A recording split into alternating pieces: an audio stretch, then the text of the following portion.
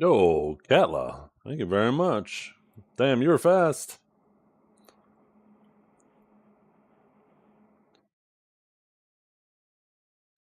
Good morning, Garnier. Thank you again. I don't know if you heard me yesterday. I hope your COVID's feeling a little bit better today. But thank you for the raid yesterday. I know you probably left just before I got back.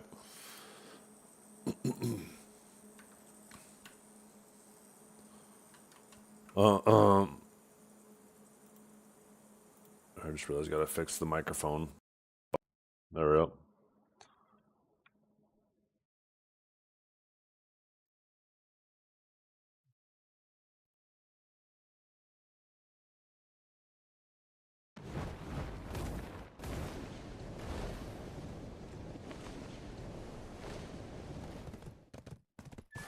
Yeah.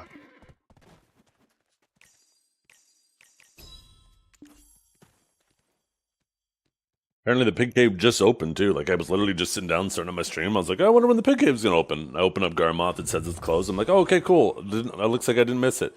And then all of a sudden, pig cave opened. I'm like, oh, are you kidding me? Oh my god, talk about perfect timing today.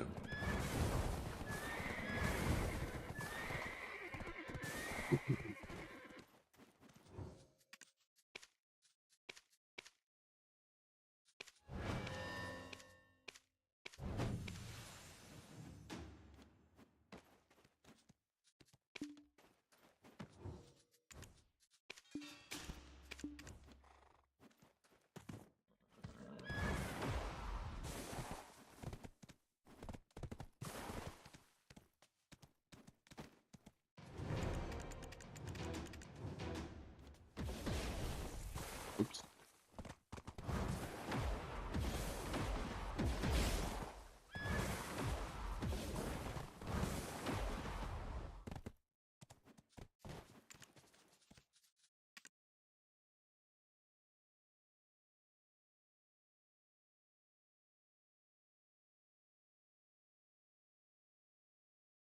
Jeez, I need a fucking haircut so bad.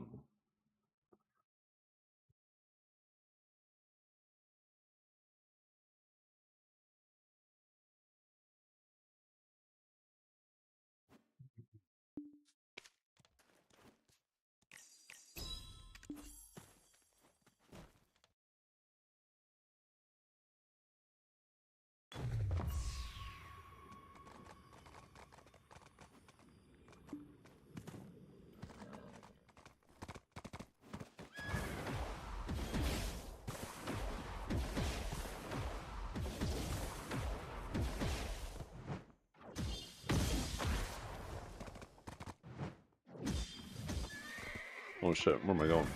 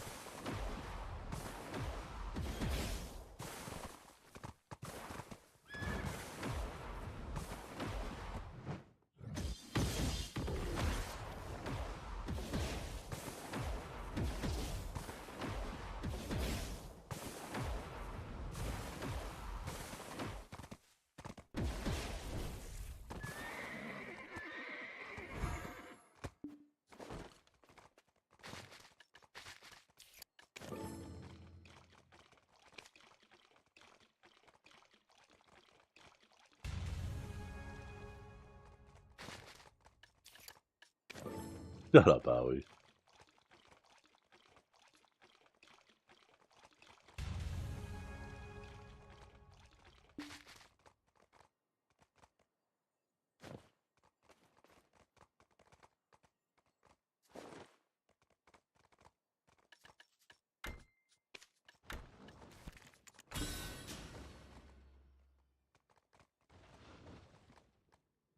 I look in the mirror, all these lines, and what's getting clearer. The past is gone.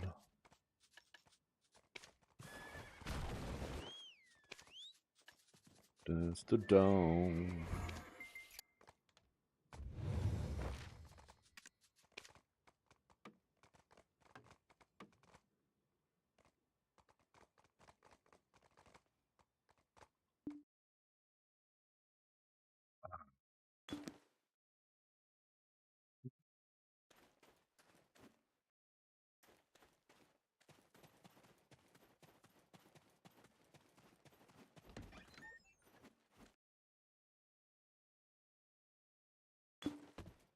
Yo, what is up, Lakota?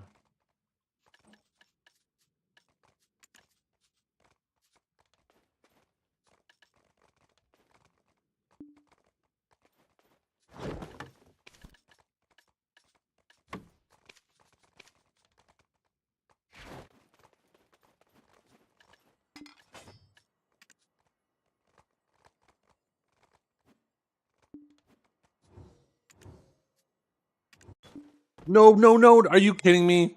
Why did I just click that?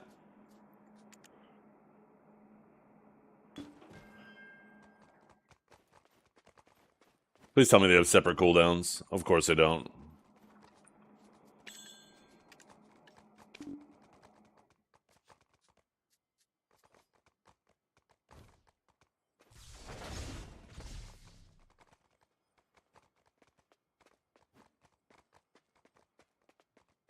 Wait, what the fuck?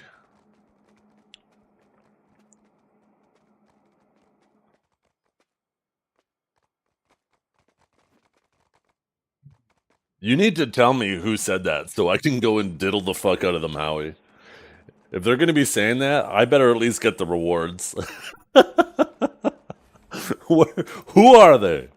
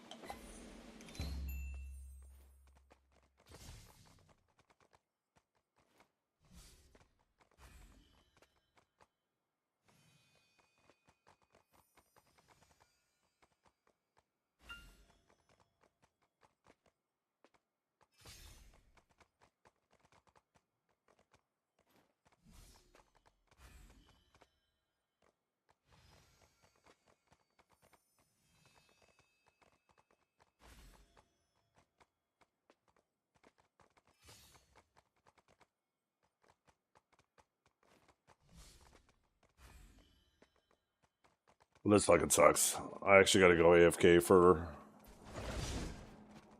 a little bit here in 10 minutes.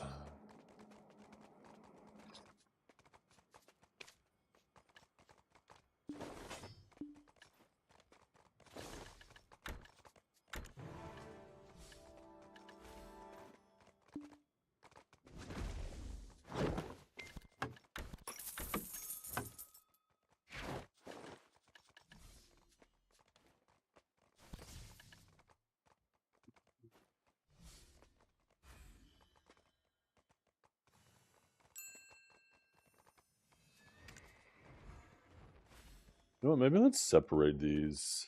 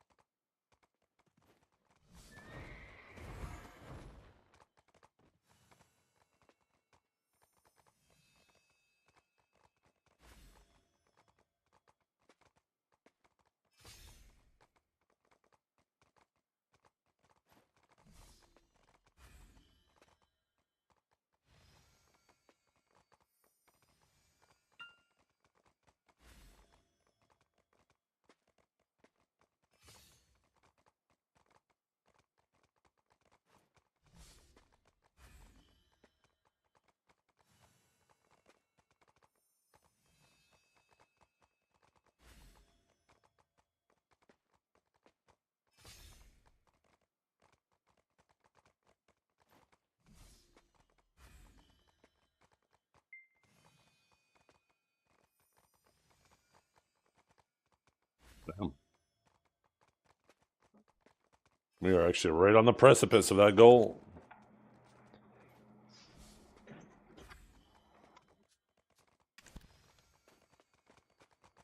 Tell the girls to be ready. I'll be up there in like 5 minutes or so, okay?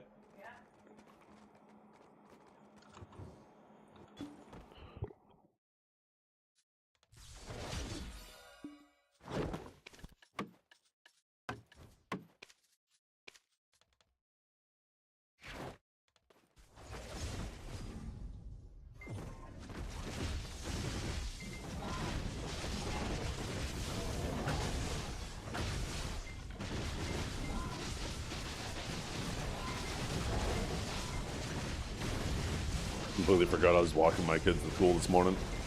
It's not too far. But we'll have to do a brief AFK. Howie's gonna get his AFK after all.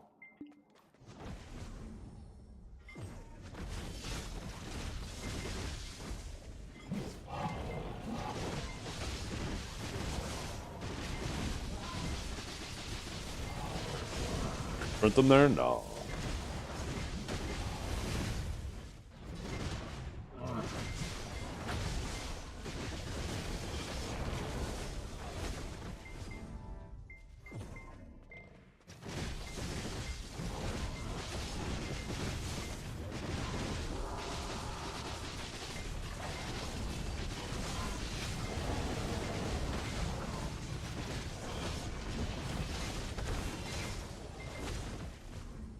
I had a cave to close.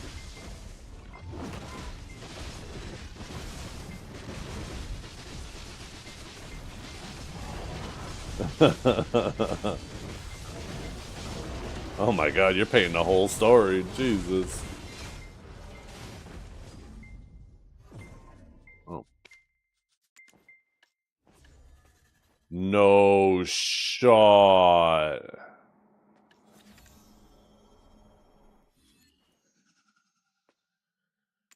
Oh my god. I think after Node War last night I left my...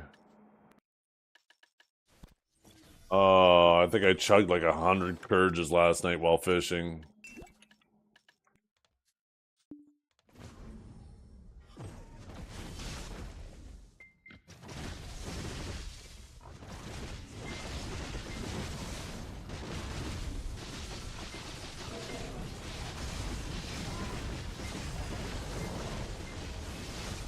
Let's see, Node War ended at 10. I was at my computer by 8. 10 hours. 3 Courages an hour. Never mind, that would have been like 30 Courages.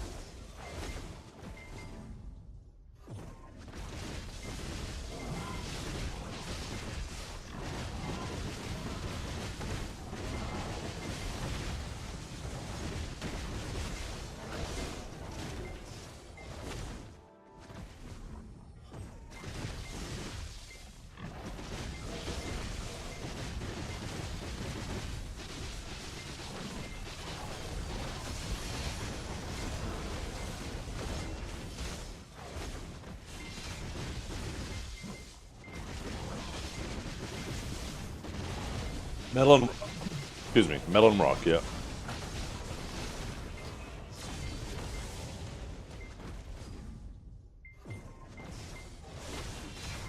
Okay, guys, after these pigs, I need to do a quick AFK.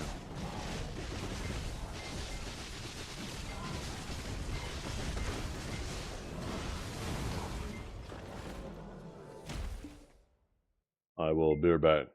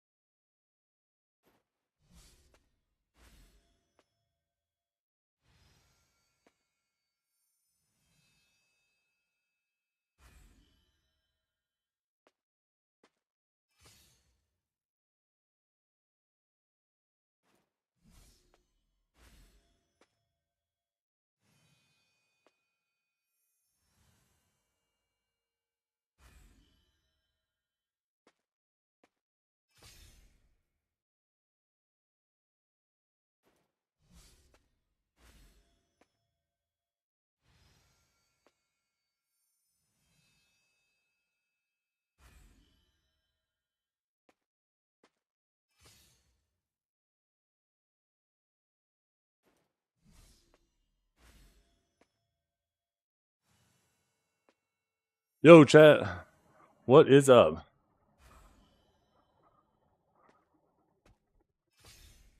Perfect. I will check my inbox right now. Oh, okay. Oh. Okay, we'll do that right now. My apologies. Yeah, let's see. Was it settings?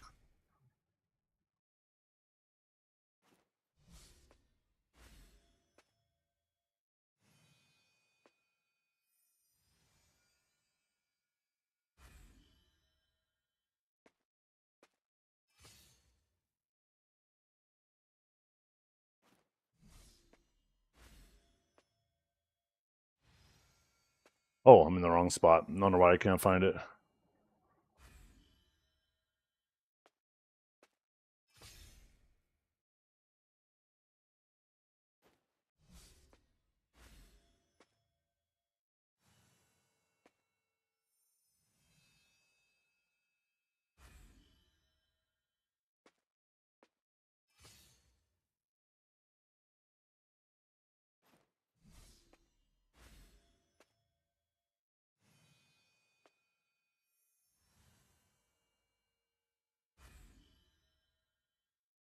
Okay, I see that.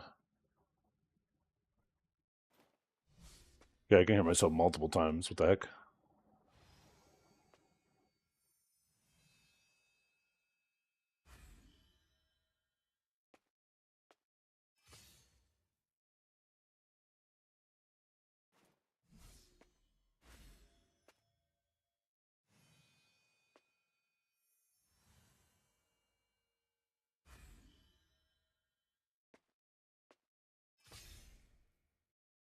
Okay.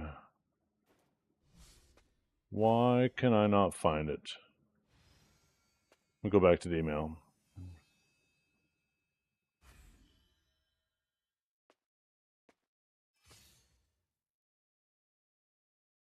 Oh, a check command. Oh, that makes things much easier.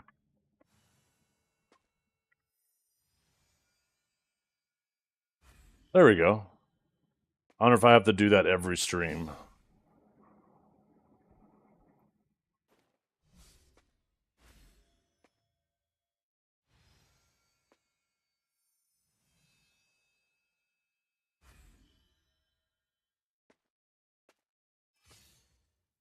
Hey, what's up, Junior? How you doing?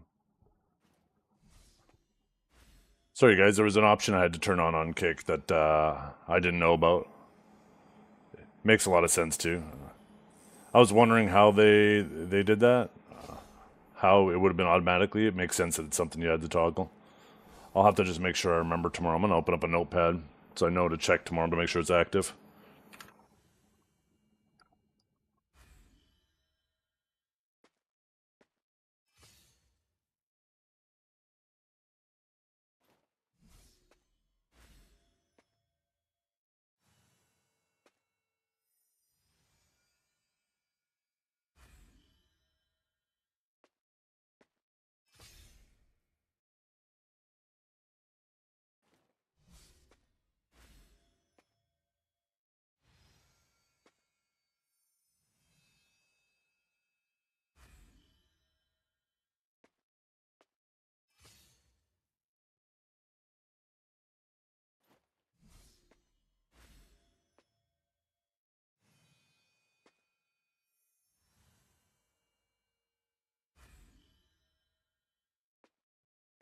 Perfect. There we go. Junior, you asked this the last time you were here. Cho retired. Shit. 2 years ago now? How long has it been? One second. Maybe there's an announcement in the Cho Discord that I can check out. Let's see. Announcements. Let's see. August 17th, 2024. Oh, no, never mind. It's coming up on a year. Damn. It felt longer.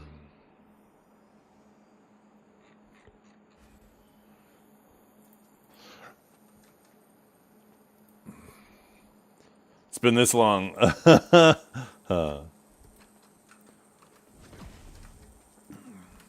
Okay, let's get Slaughter and Biggs. So Digi Black Rose is number 1. Vega Pico are number 2. Number 3 is probably Shameless and their ally. Very closely tailed by Corrupt and Epidemic and their ally. Sorry, Corrupt and Epidemic? I can't remember who's Shameless's ally.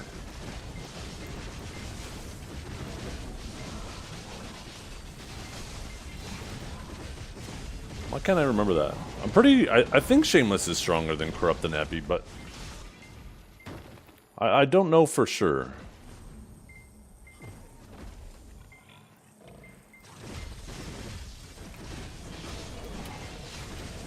By the way, you guys, today we are officially partnered on Kick. And for those of you who don't know, I am live streaming on Kick and YouTube at the same time. If you are on Kick, I highly recommend going and shooting me a follow there. It does a lot to help support me. But I'm trying to spread my wings, spread my branches, or spread my roots to multiple platforms. I think, you know, sticking with one platform is probably short-sighted. Shut up. I was live streaming on Kick before Asmon started doing that shit. And I've been multi-streaming longer than he's been talking about it too. It's just in the past it didn't make sense to multi-stream to Kick at the same time because Kick, you weren't able to monetize to Kick if you were streaming, if you were multi-streaming. Spread his legs to multiple platforms. Shut up, Howie.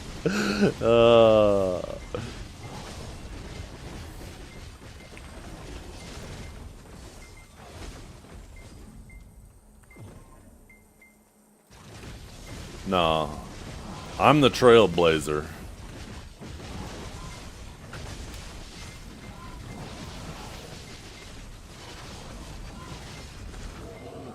Is your stream loading there? 1 second. I had to just kick it in a multi-streaming mode.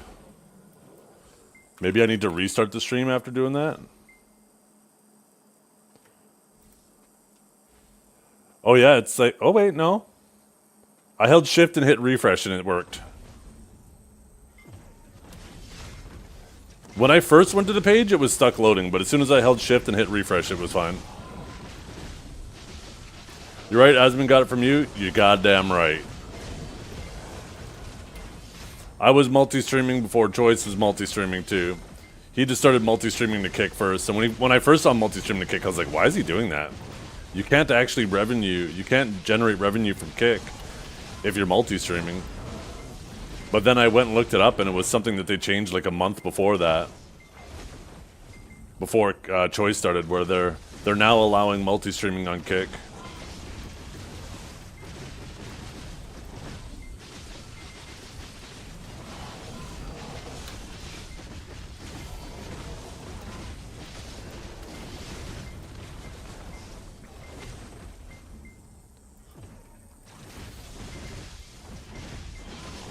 Twitch is obviously still the leader when it comes to streaming, but there's no doubt that Twitch has been on a bit of a decline. When you take a look at their numbers, and Kick has been increasing quite rapidly, so I figured probably better to get my foot in the door a bit earlier than later, you know?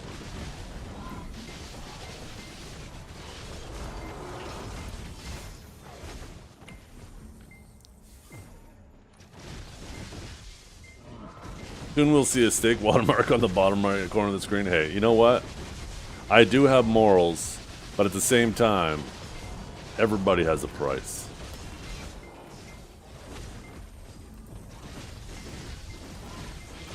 I mean, there's worse things to put in the bottom corner. Do you watch Tectone at all and seen the drama on Twitch? Not really. Like, once in a while, I watch more Asmongold, and occasionally, you know, he'll cover things going on with other creators. When's the OnlyFans stream? Nah. 481,499 is my price. Tell you what, my price is a lot lower than that.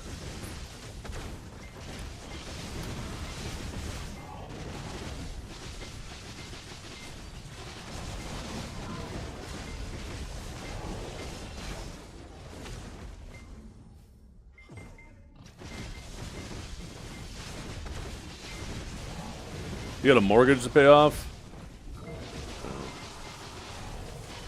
The best part about Kick is, though, revenue split. Yeah. The revenue split is way better with Kick. The revenue in general is better with Kick.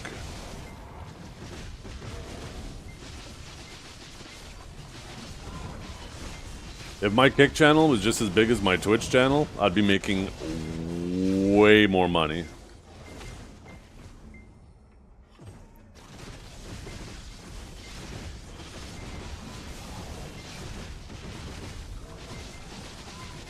Yeah, I saw the ban there.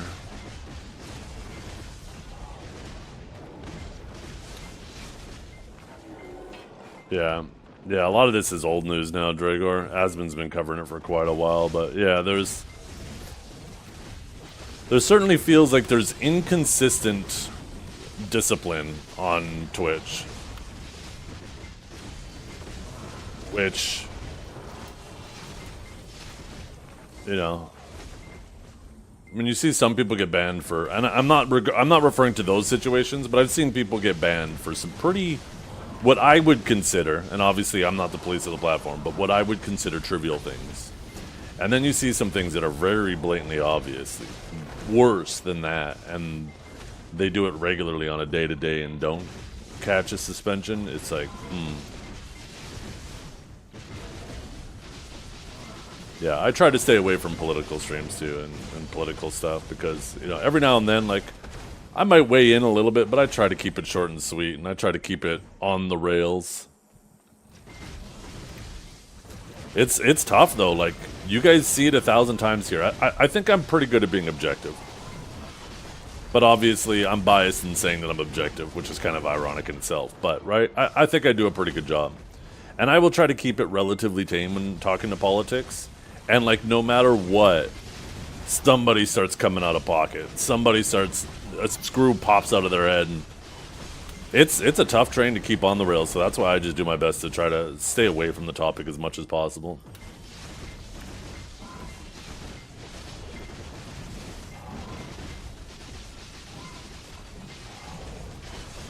Objectively biased, yeah. This fucker is objectively biased, hey!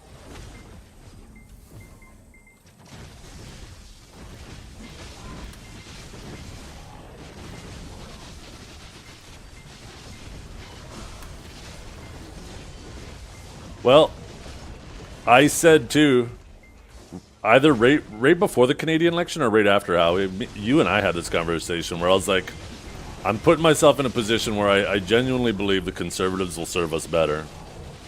But if the Liberals get elected, I hope they prove me wrong. And so far, I've been liking what Carney's been doing. So far, it's pissing me off that I don't have anything to be mad about yet, and it's making me mad. It's making me mad that he's not making me mad. But they're doing pretty good, so it makes me happy. I've been hopeful lately.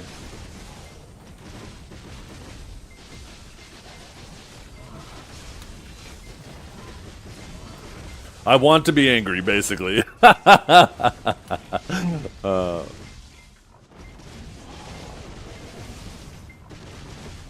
That's because the Liberals here moved a bit closer to center. They were too far off center, right? They were so far off center that, like, the Conservatives felt like they were the closest to center. But it looks like they moved back. You're obviously going to have a little bit of deviation, otherwise there would be no two parties, right? But as with everything in life, the truth usually lies somewhere in the center.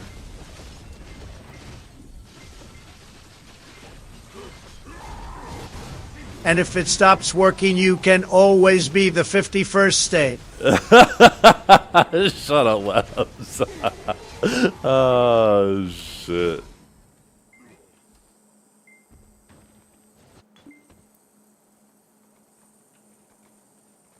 Well, it's like a pendulum, right? I mean, when you pull on a pendulum really far in one direction, it's going to overcorrect and swing back far in the other direction.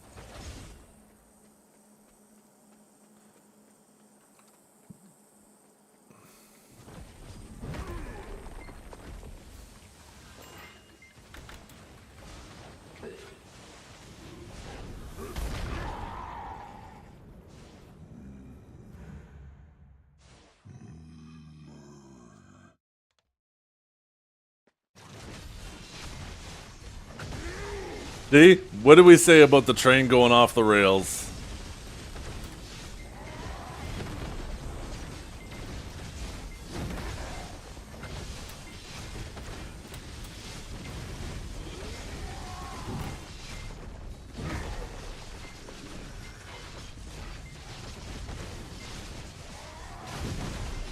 So how about that pig cave today, you guys? Who do you think is going to win it?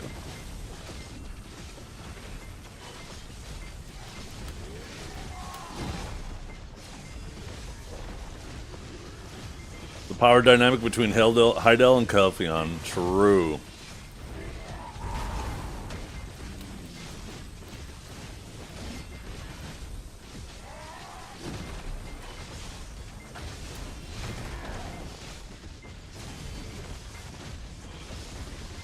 Heidel's actually the people in the middle. The real battle's between Calpheon and Valencia.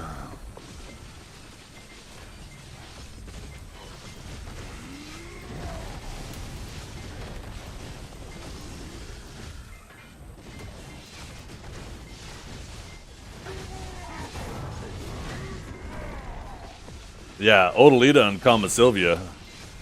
They don't even try to pretend they're not at war with each other.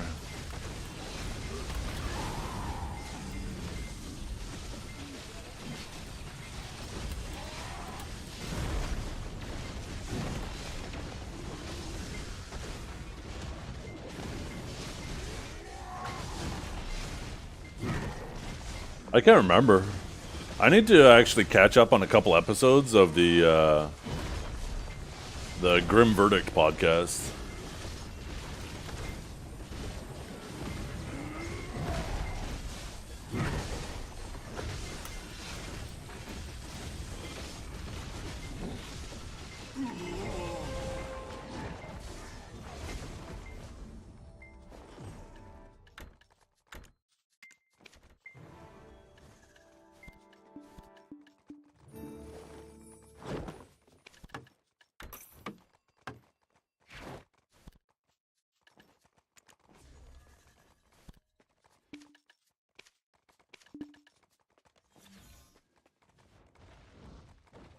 The Fatus Militia? True. They're always training out there, huh?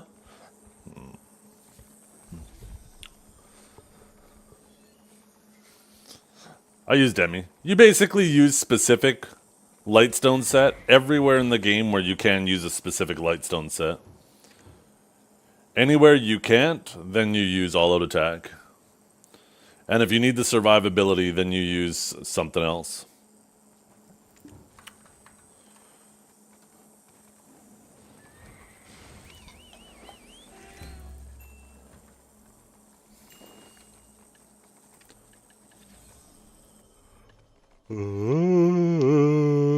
I gotta remember, maybe after this we'll do my bosses before I forget.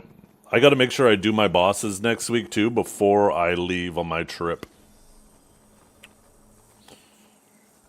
I have no problem as long as we do our group bosses earlier in the week, but I leave on Thursday, right? And I'm gone. I won't even be home in time for Siege next Saturday.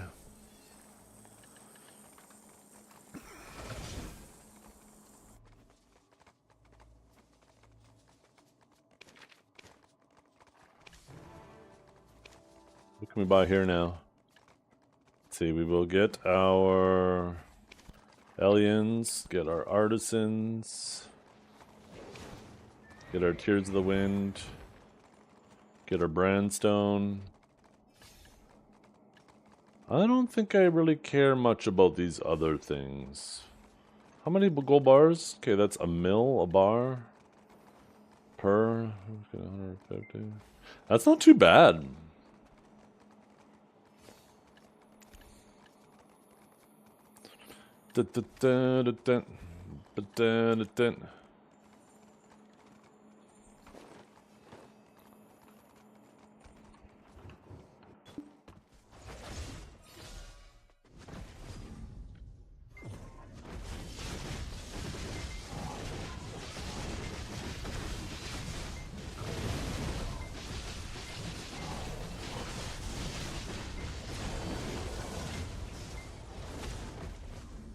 So I'm having this really weird issue with OBS that I need to fix.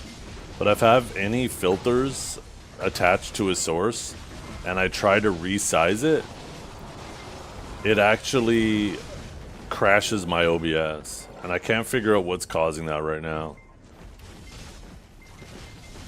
I thought maybe it was a specific plugin that was out of date. But I tried like a bunch of different plugins and it still did it. Some more than others. So I don't know. It's this really weird thing. I just haven't had the time to work on it. I'm not going to have time tonight. Once again, anywhere in the game, if it's tied to a specific monster type, always use the specific damage. Period. It's as simple as that. If you can use specific monster type, use that. I don't know if there's a single exception to that rule.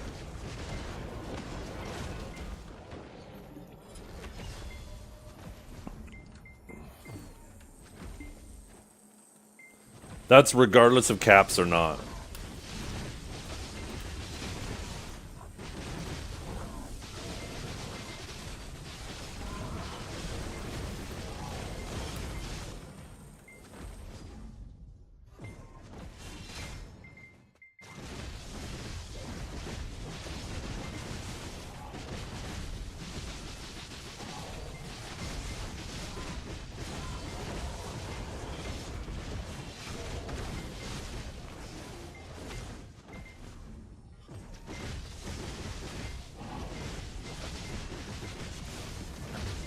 Really, Kinjar? Oh, time for you to go to the office.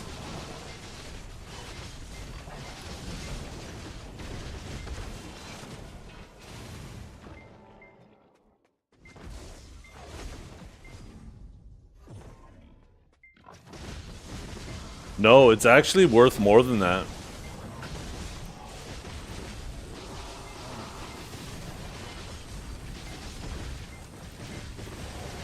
So they were really weird with how they described it. I don't know why they would have used different numbers, but I think we had the species command. Fuck. What was the command? Love isn't always on time. Oh, no, no.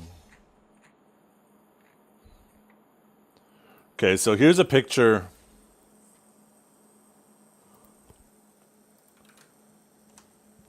There's a picture from the notes. If you don't trust me, that's from the notes. I also have the notes. So the reason why we thought it was 75 is because, like in the case of Kama Sylvia, right? They have it 80 to 100, so the average would be 90. But then for Ain, the second line there, in the case of additional damage of 80 to Ain, it is 64 to 80. So the average of that, you would think, oh, that's 72, right?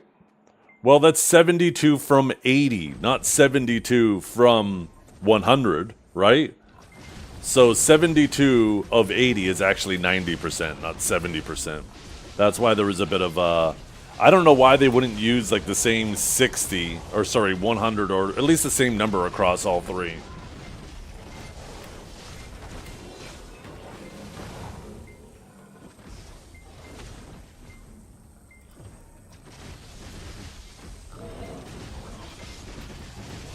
So yeah, no matter what, the demi-human damage is the equivalent of 27 AP.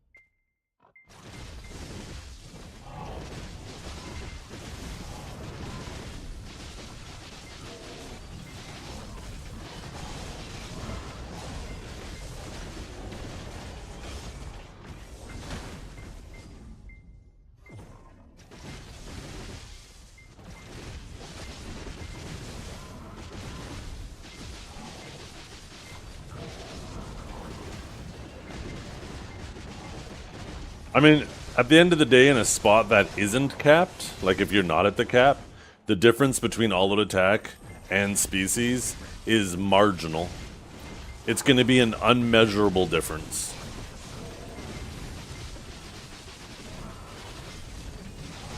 Technically, there's always going to be one slightly better, but... yeah, like all-out attack is what, 22 AP and 5% crit damage?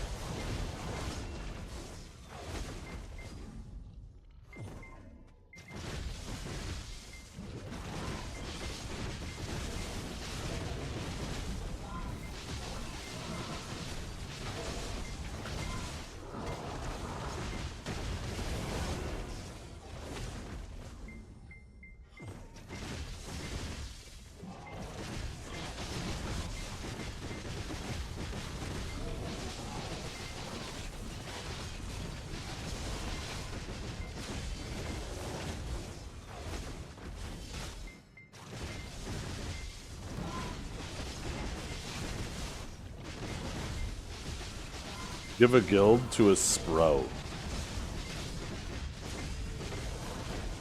Probably not. But I don't know the answer. I would assume no.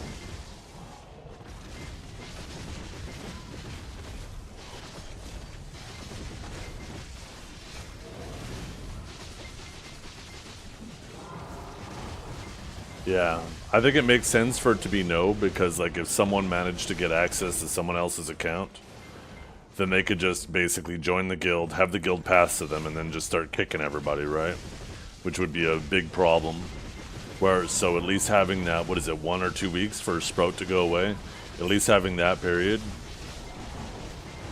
will give a little bit of a grace period for someone to realize that someone's on their account and get it back.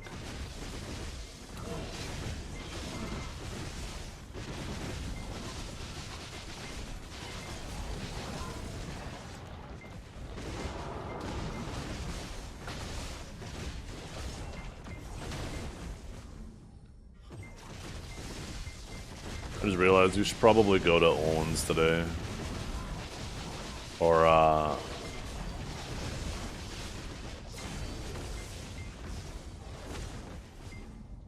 Darkseekers and burn our Agris.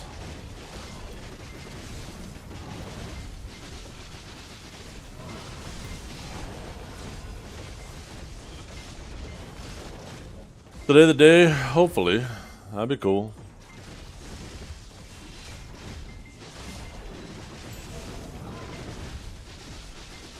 I would have had an extra run-in if I was not an idiot. I completely forgot that I had to walk my kids to school.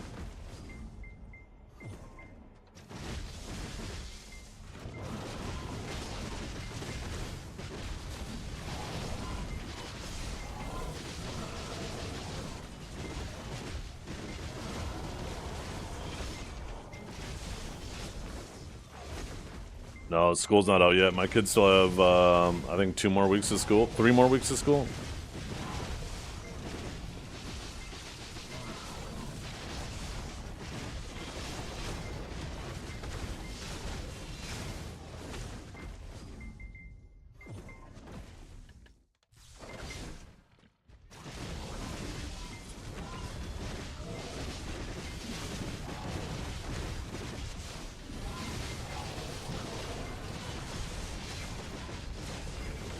The walk is refreshing, yeah, I enjoy the walk a lot. Especially in the morning. The afternoon walk coming home depends on how hot it is. If it's really hot, the walk home is uphill. So, when it's hot, it's kind of shitty.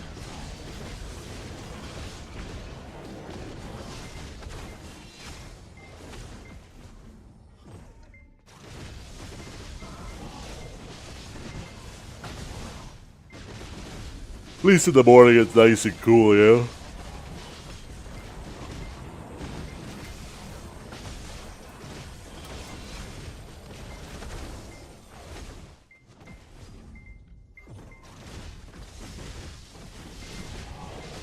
that seriously not get pulled? Fuck, man. Like, why doesn't PA link packs together? Where you pull one, it pulls them all.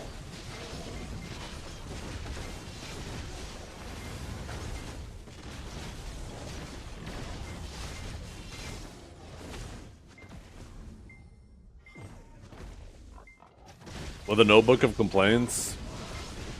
From my understanding, that's not what I'm going there for. I can't talk about what I'm going there for, but from my understanding, I don't know, they might end up asking me, right? They might end up, you know, I don't know if it'll be formally or casually, but there might be a conversation being like, hey, what are you enjoying about the game these days, and what, you know, what's kind of ticking you off? I wouldn't be surprised if they ended up asking something like that at some point, but as far as I know, nothing like that is going to be part of the trip. It's related to something else. I won't know how much I'll be able to talk about it too until after I'm there, and they'll probably tell me what I can talk about and what I can't before I leave. To us middle-aged white men.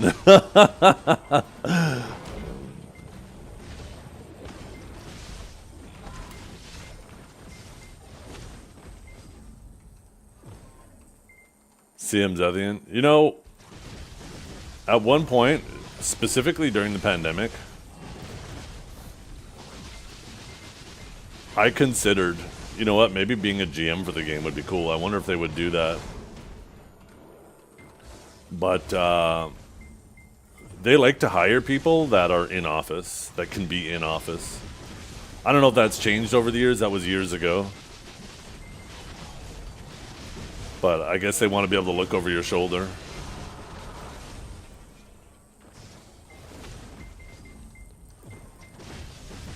From what I understand, they actually don't outsource their team. They handpick it in office. The CM Steam review comment? I did not know.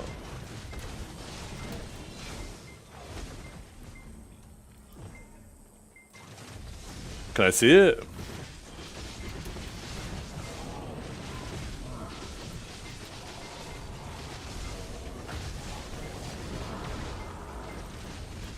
Worse, but still having more players. Oh, you guys can't see me. Worse, but still having more players. Oh, CM Kadri, I love it. I fucking love it.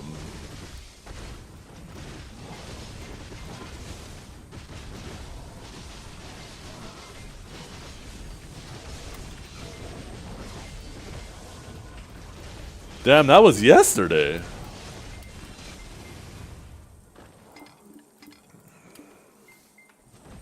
I like when companies do little jabs like that. I think Wendy's is the GOAT.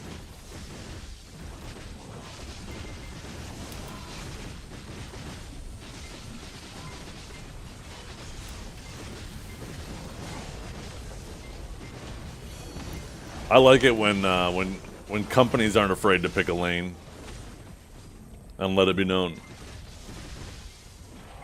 Being a CM also means you can't stream or play. Yeah. Well, you can play. But yeah.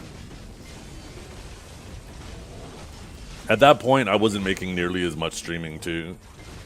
Twitch hadn't changed their ad revenue the way they did it, and I was making freaking pennies.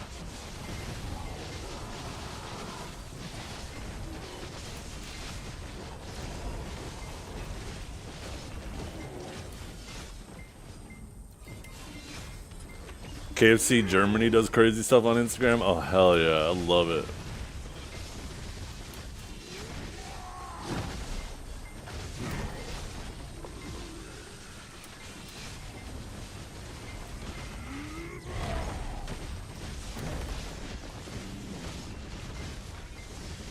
But yeah, you're still allowed to play the game. It's just you have to do it anonymously, right? Players aren't supposed to know who you are.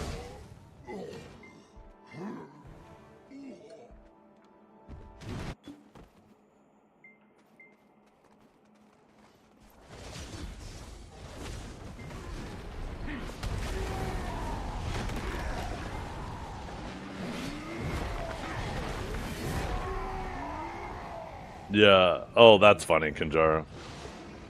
See, like, that person being, like, worse than New World, even Zeus likes him more than something, at least that man only played for 13 hours. I think, for one, I would actually now make the argument that I don't think he's played the game long enough to truly understand it. But you know what? I think it's fair if the game doesn't capture you in 13 hours. I would say he gave it a fair shake. It just wasn't a game for him. I don't know if that's enough information to say it's worse than another game, but it's certainly enough for, like, if he doesn't like it, he doesn't like it. Right? But yeah, some people putting in 1,000, 2,000, 10,000, 30,000 hours into a game and being like, this game's shit. It's like, okay. Is it really? That person probably hasn't even put 30,000 hours into anything else in their life.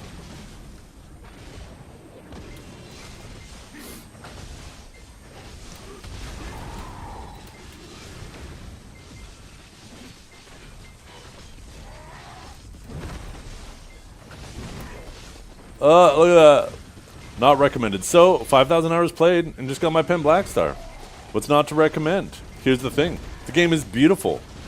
Exercise in game design. Virtually everything from the economy through the relative silver rates for crafting, grinding, and everything except hunting is mathematically balanced to a genius level degree. The world, quests, classes. Sorry, I don't want to die here. Have an amazing degree of depth. The reason I don't recommend, the exploitation of your psychology is also perfectly designed. From the first time you get ganked and swear to yourself, I'll get my revenge once I gear up, through the constant shower of micro rewards, need to log in 24/7, gambling-based enhancement, and exponential sunken cost.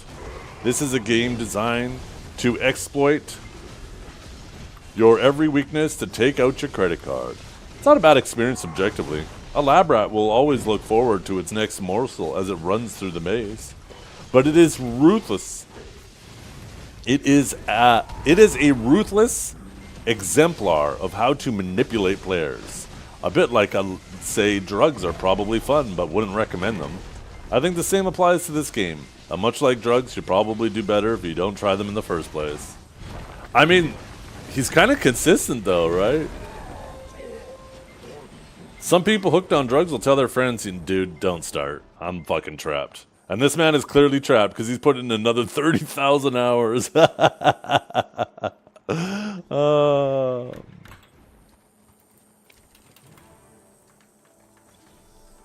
What's this one, Howie?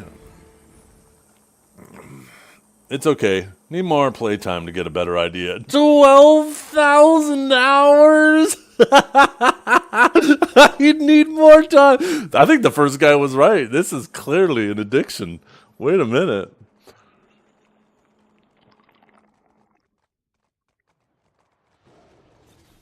That is funny as hell. Let's see how many sages are in the top 100. Probably a really small amount. Was there no Solaire last night? 1684. 16. Oh, still only 15.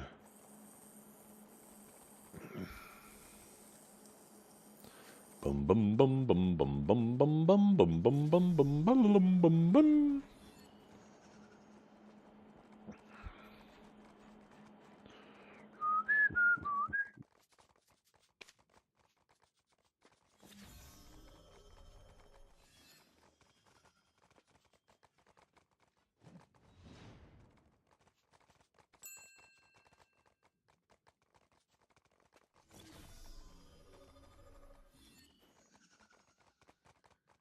Yeah, the nice thing for me, Cavell, is I stream. So I just check when I check my end of my stream.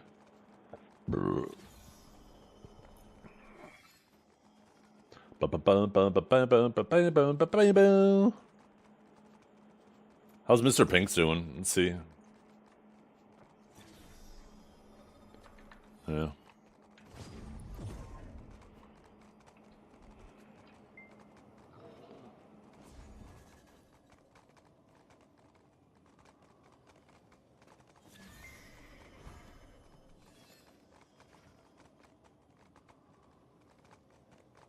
Attention, Fruit of Nature and Trace of Nature are crashing.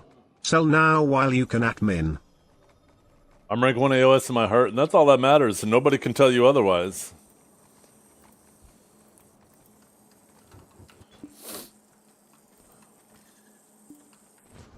So I'm walking, after I drop my daughters off, right?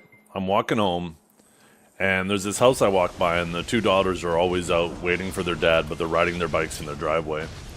And I notice one of the little girls has a brand new bike, so I say to her, "Oh, nice bike," because I see them every morning. She goes, "Thanks. I got it just today for my birthday."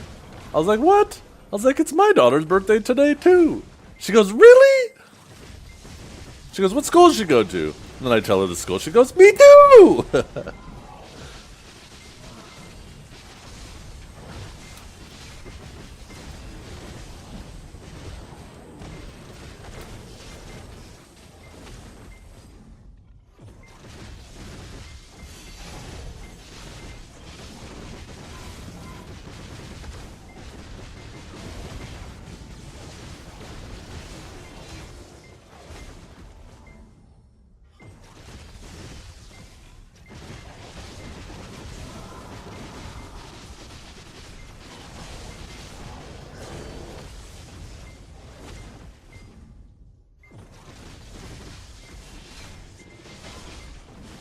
You stole her bike and shut up, Howie. What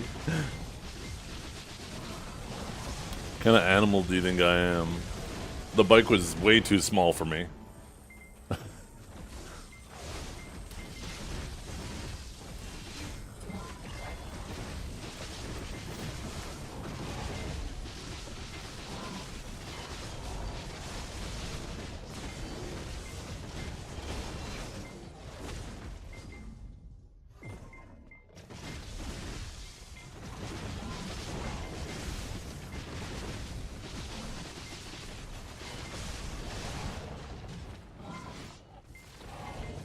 You have a lot of those there? Don't you have like a population of 6? You sure you're not just looking in the mirror?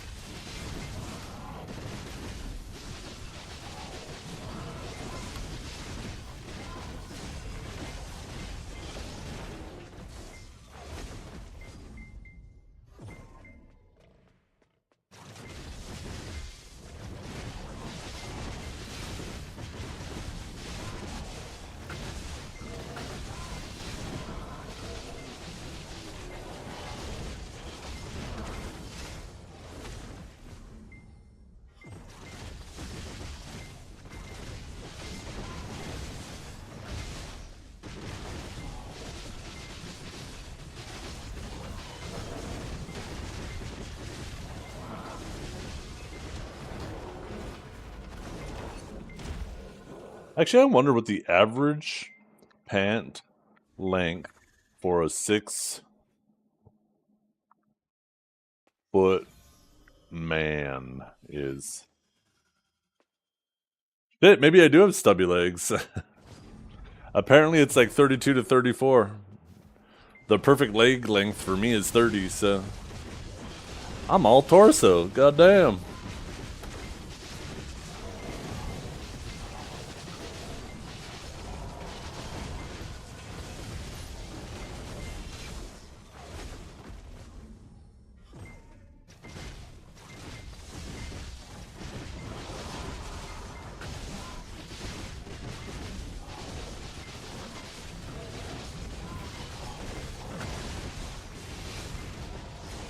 I'm a triangle. I don't get it.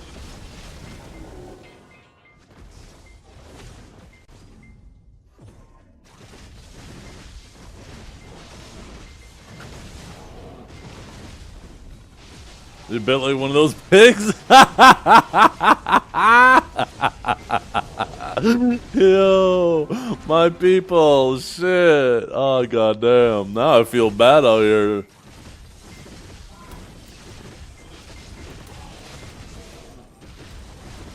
You better have terrible balance? I feel like that would help you have better balance. It's okay, I'm 6'3" and mine are 32. Yeah, that's not too bad then. That's probably about proportionally the same as mine, right? I mean, at least I'm not like a 28. That'd be ridiculous.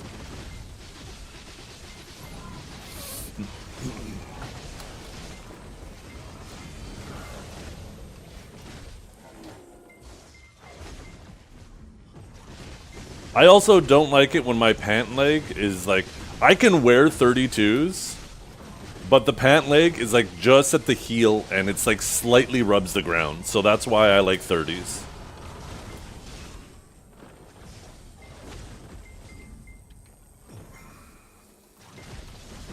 So in reality, I'm probably a 31, but obviously they don't sell them in 31s.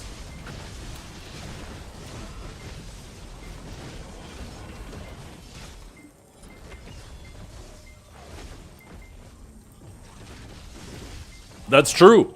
With boots on, my 32s are perfect. So, but I mostly wear shoes.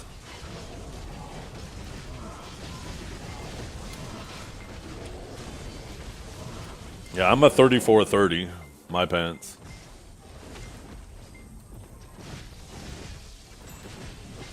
Or maybe it's a 32-30.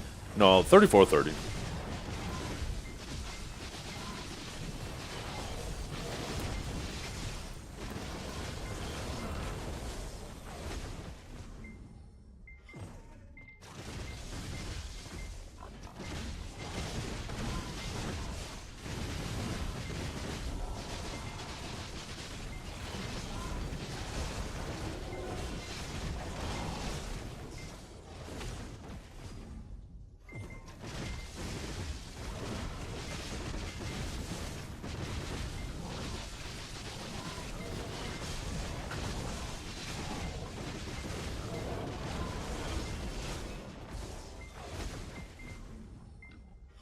Start cracking, get a girly bike. Why do I feel like you guys aren't advocating what's best for my health? If it makes you feel any better, I'm 6 foot and wear a shoe size 8. Now that's somebody who might struggle with balance. I wear a 10.5 shoe, sometimes 11. Depends on the thickness of my sock. If I'm wearing nice thin socks in the summer, then a 10.5 is perfect. If I'm wearing nice thick socks and it's like cold, then 11 is more comfortable.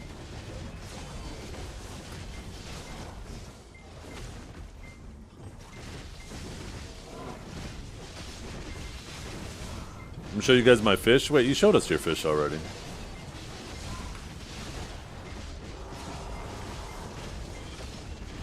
Oh my goodness. This fucking man's a giant. Size 17 shoe? Okay, Shaq. Never mind, you're short next to Shaq. But still, a size 17 shoe. Holy shit.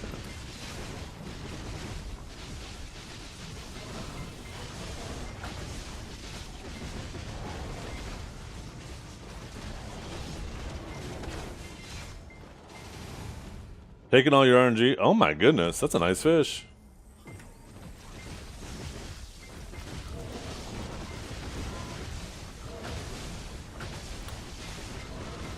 Look at the mouth position on that fish too. You just finished using it, didn't you? That poor fish. This man out here looking at every fish the same way Steve does.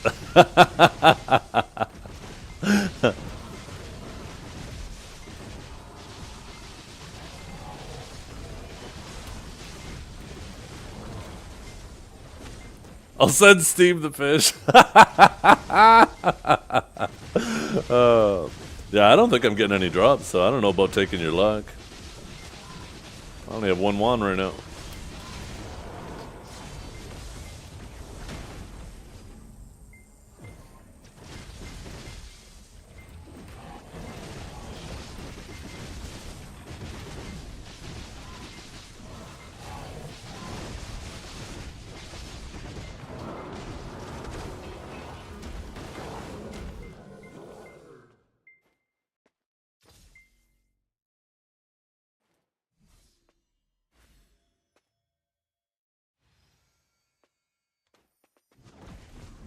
By the way, for any of you other guys that use Twitch Enhancer extension, is it broken for you guys? Hasn't been working for me all week. I need to see if there's a new one.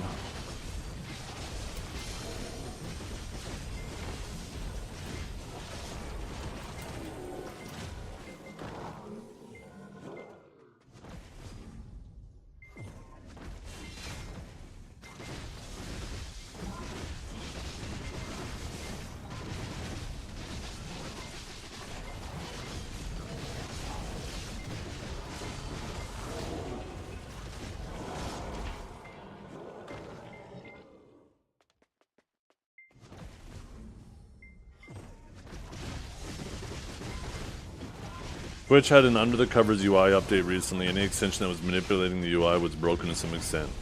Gotcha.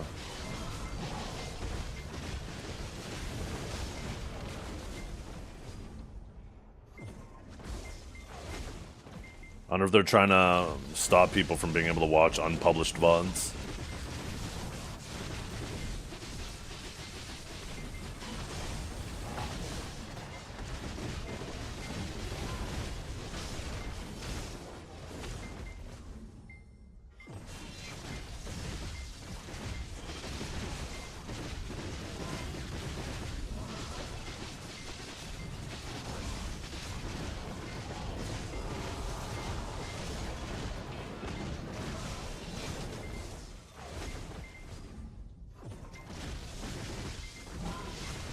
No, that's what I'm holding on to. It would be kind of meaningless to have it if I just have that there if I just sold it. Because at that point, like, there's people out there who sold more than $1 trillion worth of trash, right? Actually holding on to it and not selling it is what's challenging.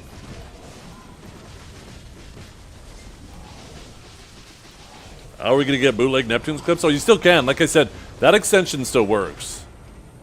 You can still watch people's hidden VODs. I haven't had any issues with that.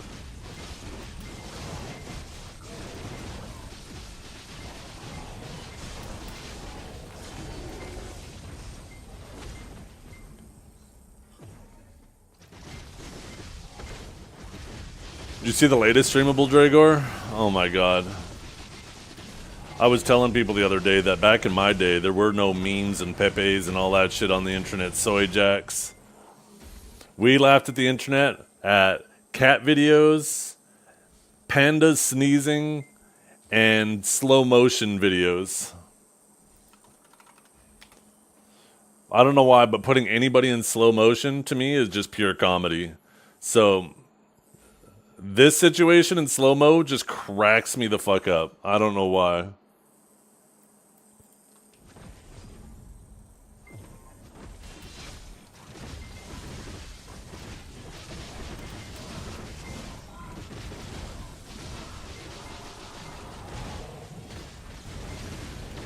Badger, badger, badger, badger, badger, badger, badger, badger, badger, badger, mushroom, mushroom. I remember that fucking video.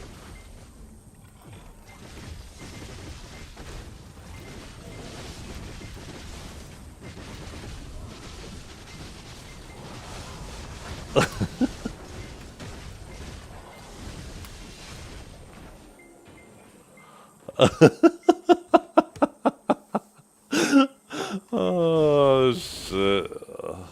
I am such a child. That slow-mo Neptune's clip, I just find it so funny. For no fucking reason other than me being a child, for sure.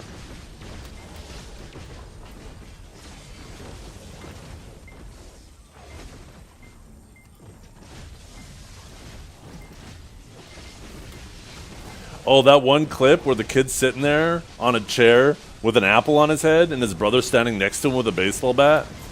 And you expect a kid, like, his goal is to swing the bat and, like he's teeing off on the apple.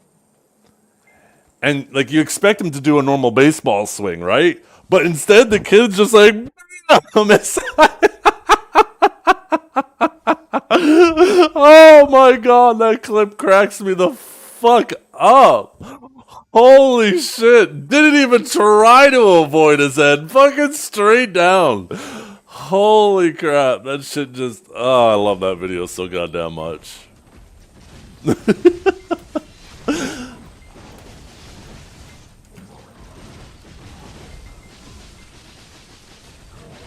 I think that's a good lesson for any brother. Never trust your siblings.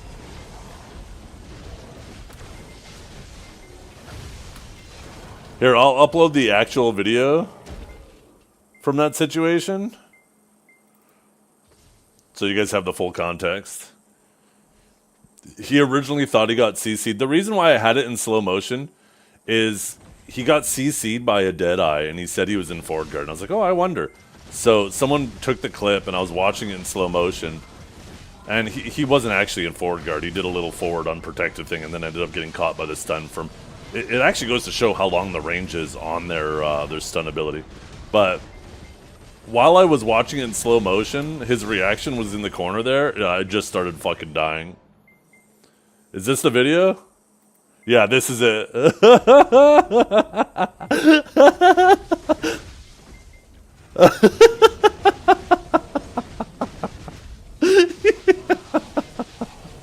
Oh my god, it's too fucking good.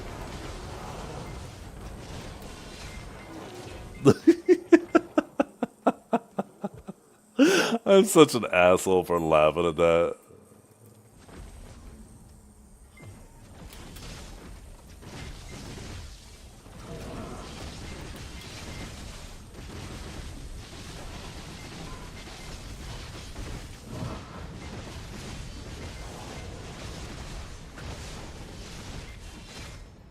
So, yeah, this was the actual clip from Neptune's stream. Although I think that's recorded in slow-mo too. You could probably use Streamable to watch it in a faster speed. Oh, maybe not.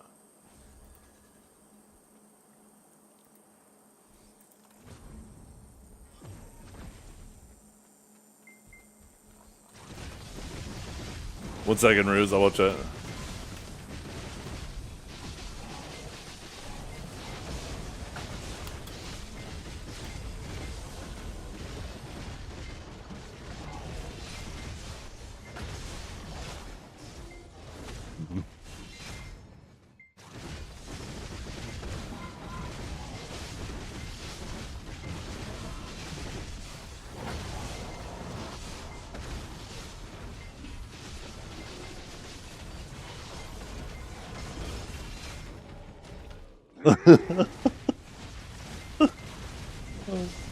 Right?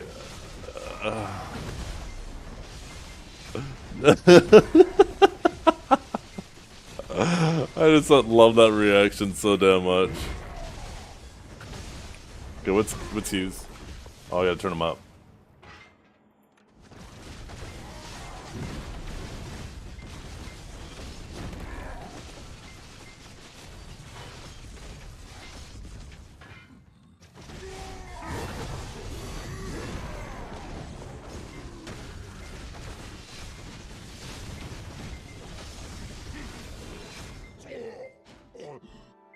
Unemployed cave.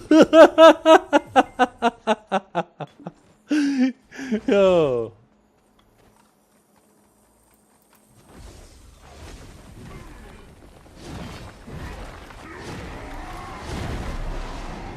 I'm dying watching. What was this? Oh, it's gonna make me download it, you rat. Oh my god.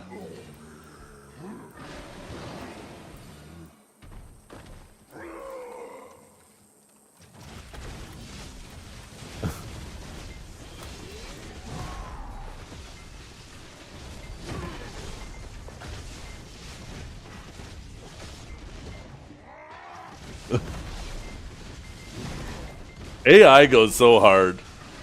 Did you guys see the AI of like if like Bigfoot and the Yeti were influencers and shit? Like AI makes such funny videos.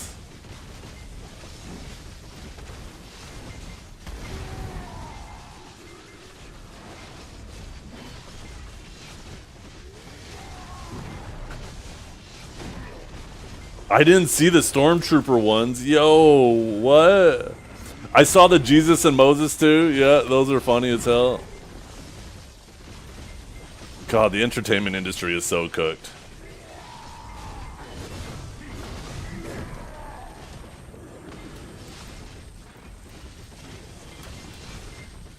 When you think about how much effort it used to take in the past to make a little video like that and like the team of people you'd need to do it, and now you just have one fucking nerd in a basement typing a prompt. That's crazy. That's so fucking crazy.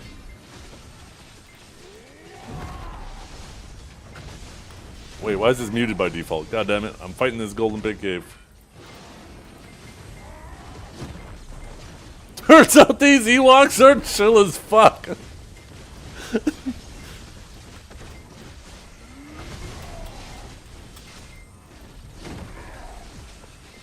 They hooked me up with the good stuff. He's laying in the bush.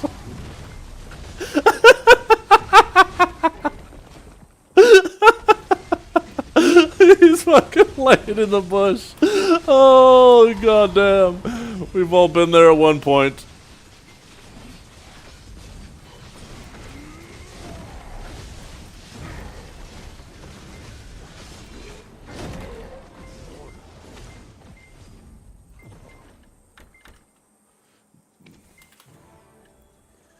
What's this, Kadar?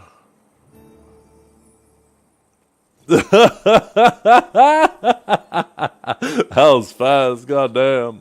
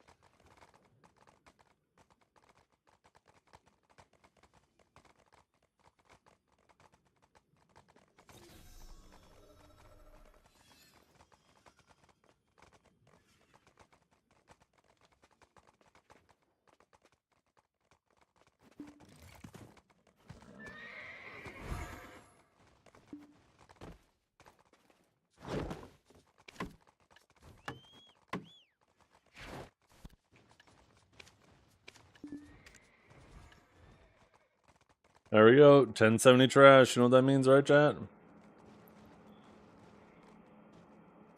We hit our 5 trillion goal.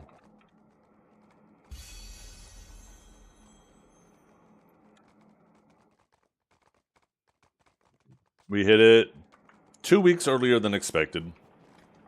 2.5 weeks earlier than expected.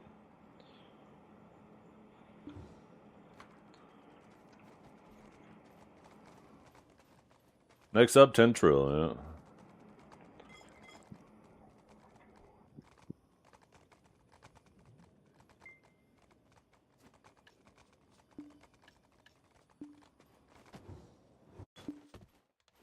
Watch that one. Let's see.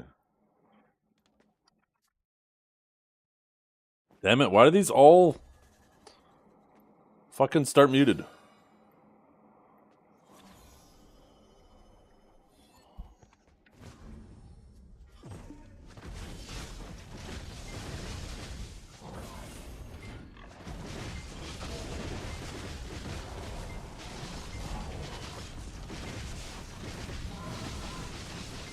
I guess they were real. Hanging from a tree.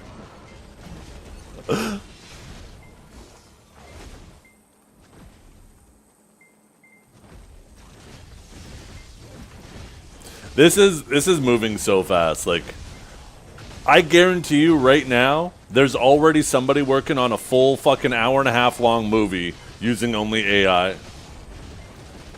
That shit's gonna be out within, I bet you within a month if there isn't one out already. Somebody's already piecing together a bunch of prompts to make a whole goddamn ass movie.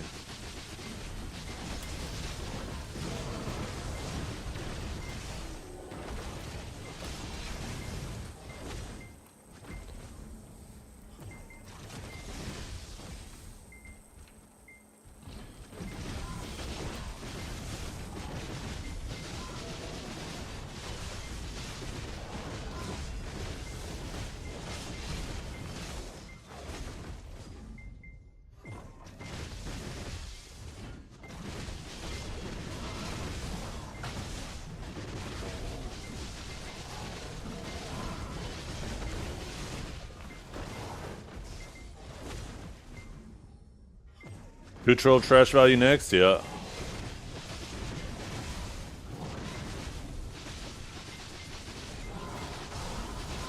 Like I said, I have no reason to sell my trash until I have a reason to sell my trash. I will let it continue to accumulate until I need it.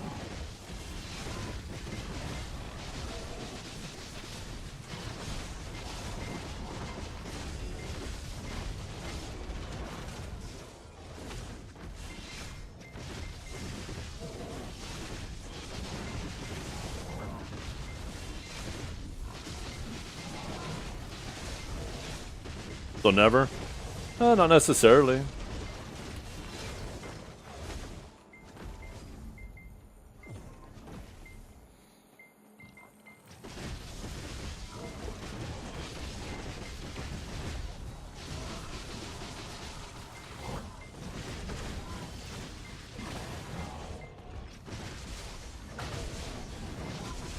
Yo, thanks, Were Pigeon.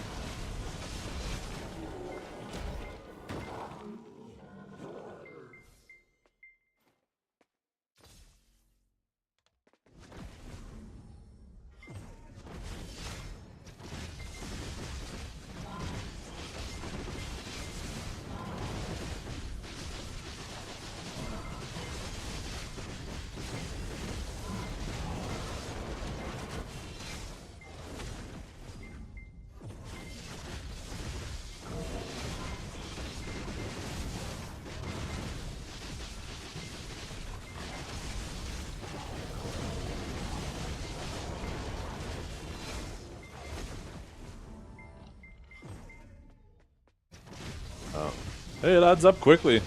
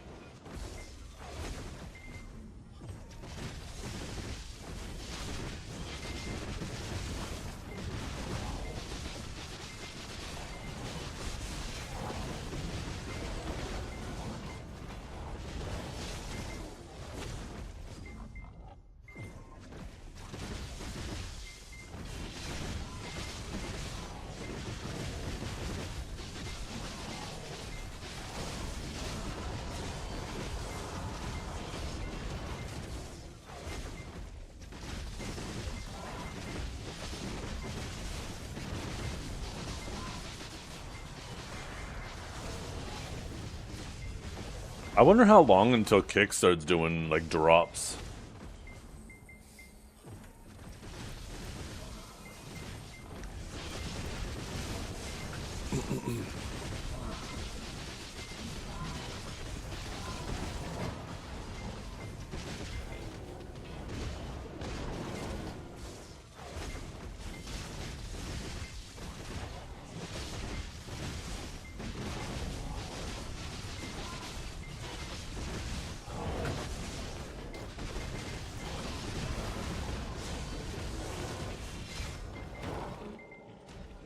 It would have to outpay Twitch partnerships? What do you mean by that?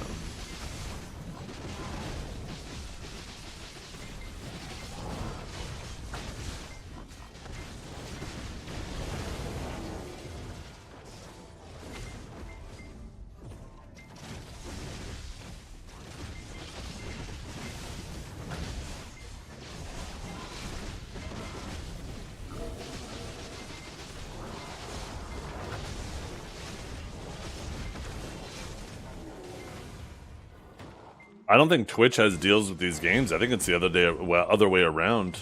I think these other games pay Twitch to have drops in their category to help drive advertisement to their game.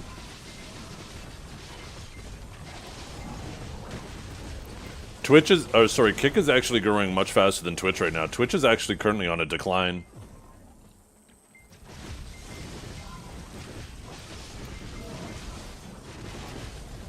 But yeah, Twitch is obviously still way more popular than Kick, but It might balance out in the long run.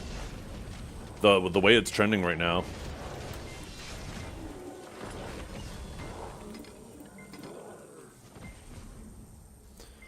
Real question then, when are you switching to Kick? Well, I'm streaming on both right now.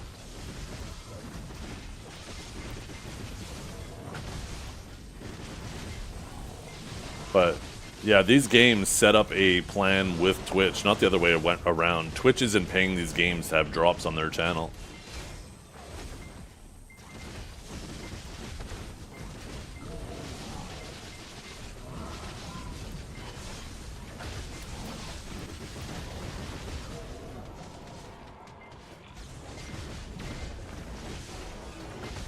Yeah, but that's the thing is right now Twitch isn't growing, it's actually declining. That's the thing that's kind of like, huh?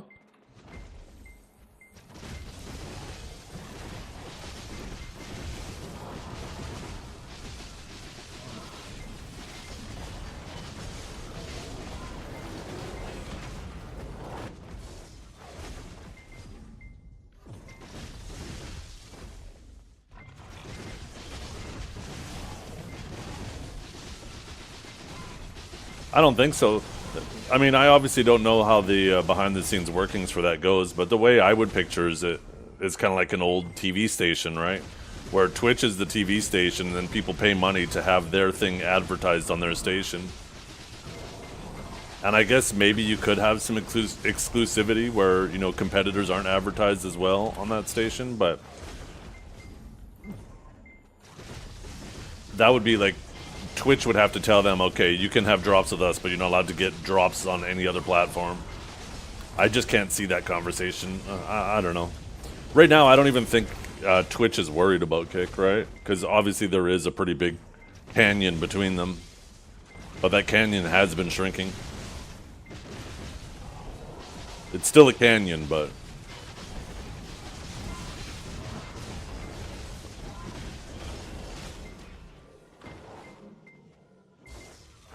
But once again, Twitch isn't the one paying.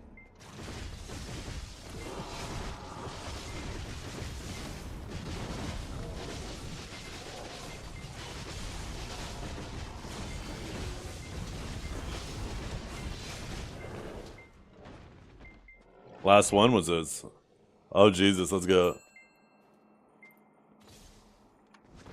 Oh, Moses, never mind.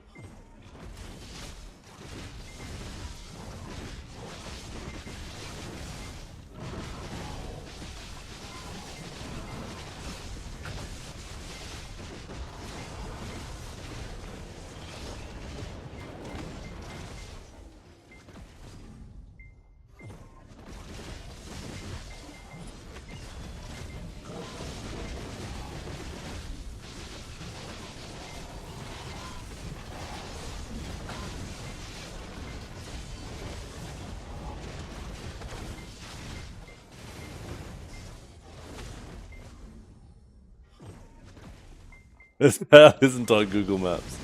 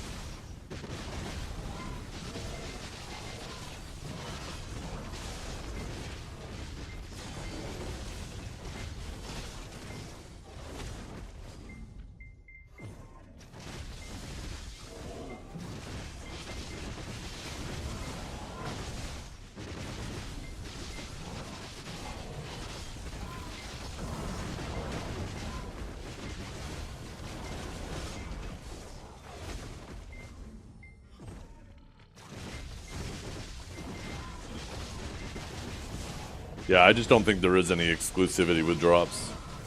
I think right now, because Kick is such a smaller platform, there's not really incentive for companies to reach out and get like drops, pay to have like a drops campaign on their category on Kick, because there's just not enough people, right? But that kind of goes back to my original question, is like, I wonder what that threshold is where Kick will start doing that, or companies will start doing it. So I'm sure if companies start reaching out to Kick and saying, hey, you know, we want to have a drops campaign on your platform for our game, we're willing to pay you to do it, I'm sure Kick will do it, right?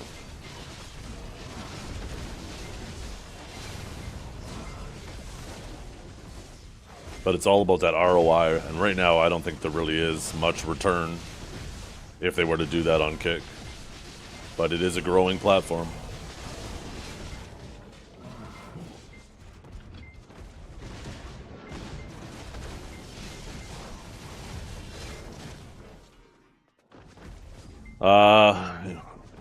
When the Lucky Cave is open, it's completely RNG. Every time somebody does a run, it has a chance of closing and they get the jackpot. And as soon as somebody gets a jackpot, then it's closed for like 12 and a half hours to 16 hours. Your flight got delayed and had to swap to a new plane in Houston. RIP. I hope there's no fuck-ups with my planes when I'm on my way to LA. I'm gonna be pissed.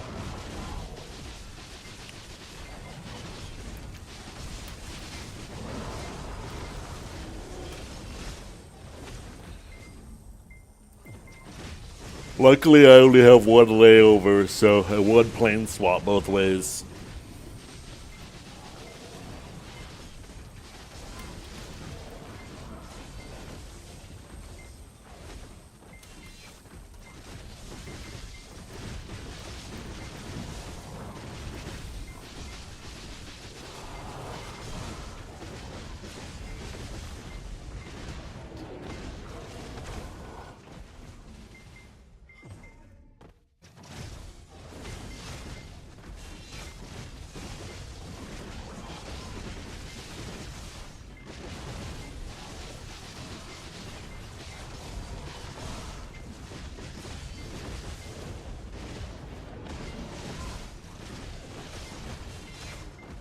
I wish it was a shorter travel time.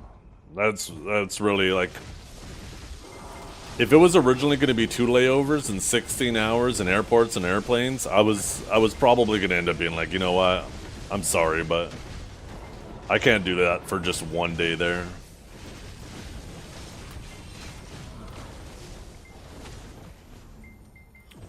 I could have had a bit of a shorter trip there, but I would have had to leave at like 3 in the morning. LA as in Los Angeles, yeah, I'm going to Cali.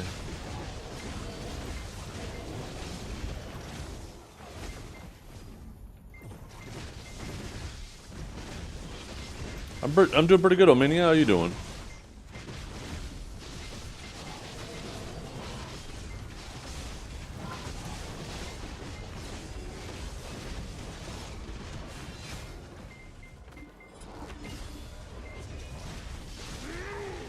Maybe I'll create a channel in my Discord called LA Trip, and then as I take like pictures and stuff, I'll post them in there.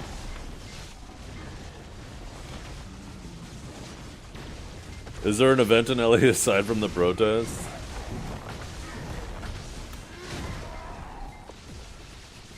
I'm sure there is. I mean, LA's a pretty big city.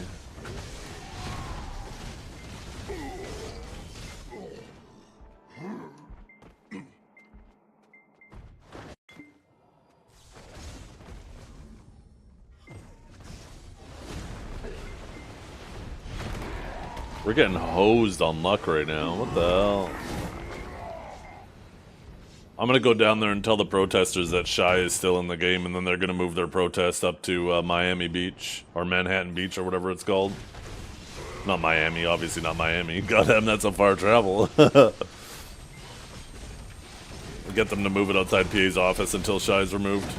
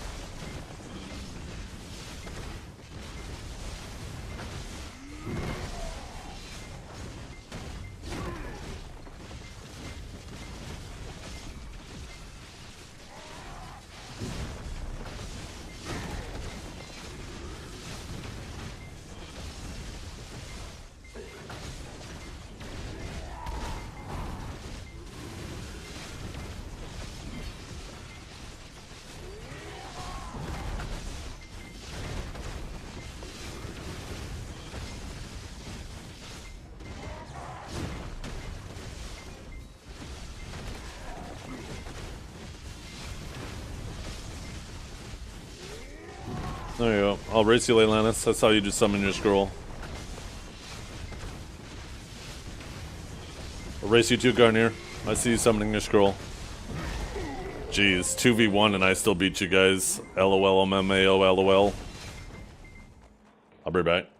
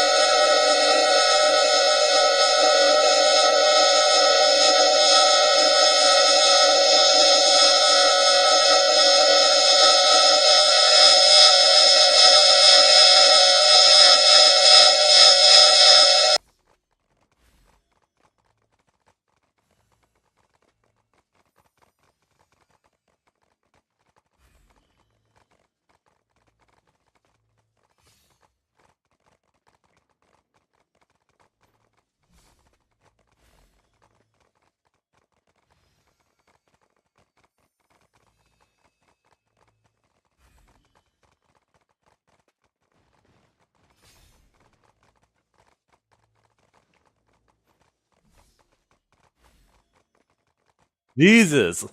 I heard that from the other room. I was like, what is that sound? What the hell? And then I was like, probably somebody using text to speech. Fucking guys.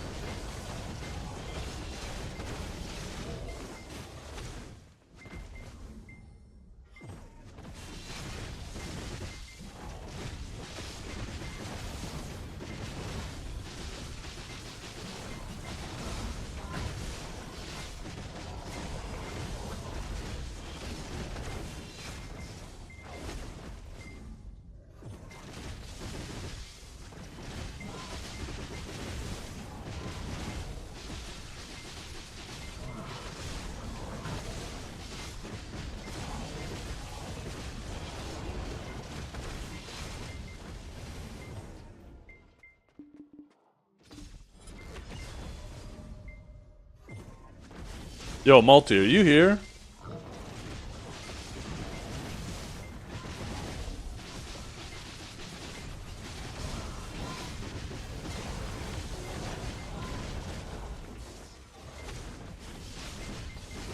Guess not.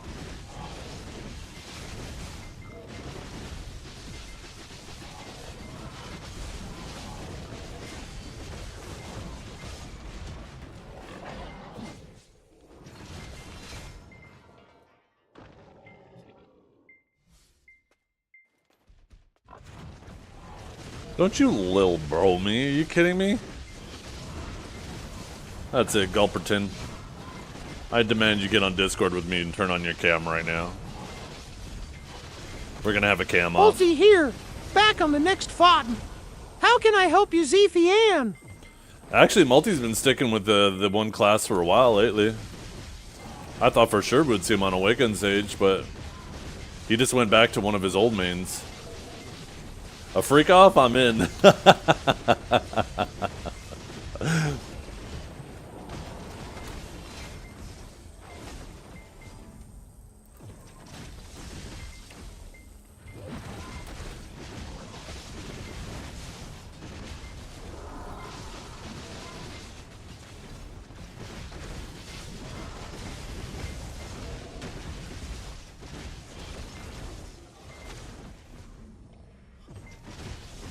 Yo, what's up, John? Weren't you here earlier this morning? Maybe not.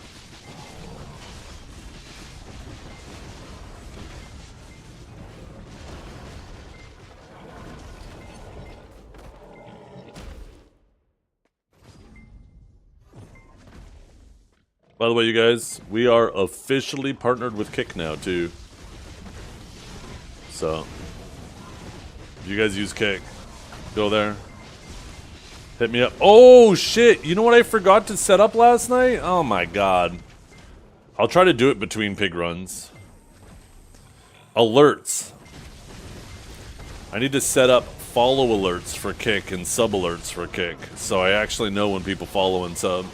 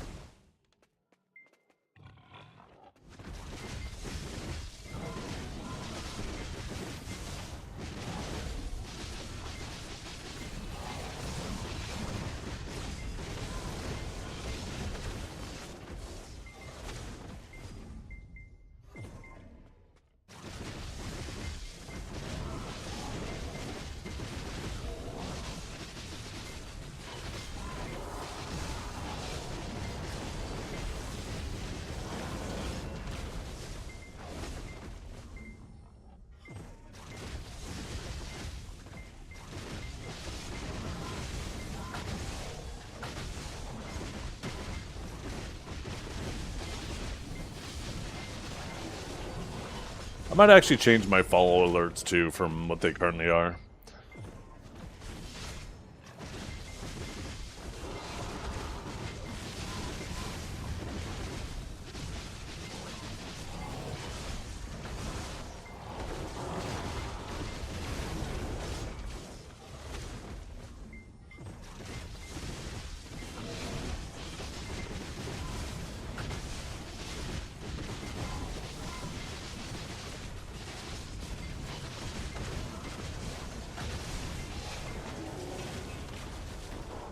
Actually, I wonder if Valkyria's around.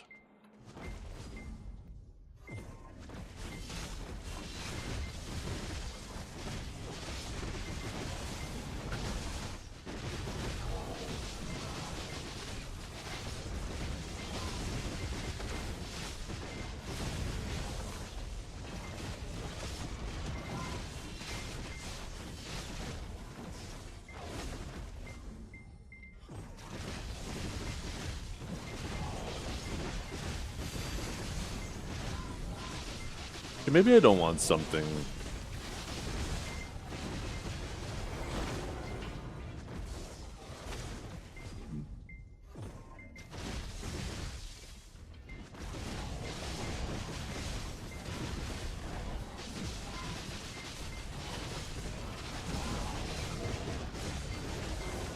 Personally, even if you're ahead of the cap, you should probably just use all species. 5% crit damage is very inconsequential when you consider how much crit damage you already have.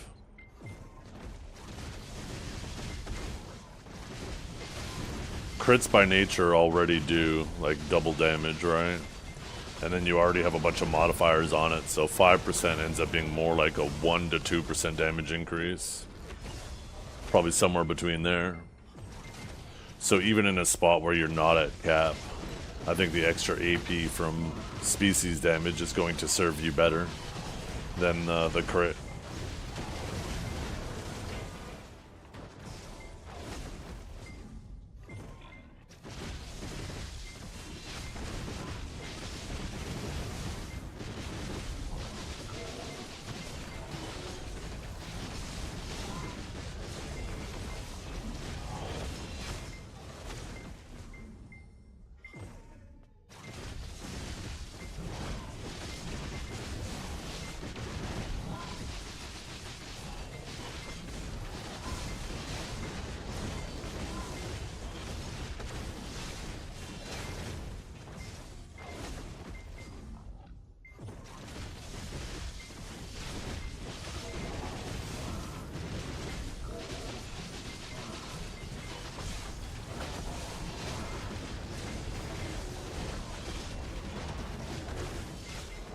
Yeah, I personally think if you're at a spot that can use species damage, then you should always use species damage no matter what.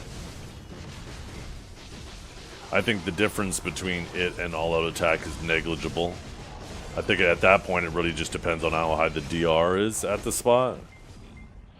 But either way, it's going to be marginal, whether it favors one direction or the other. Probably an unmeasurable difference.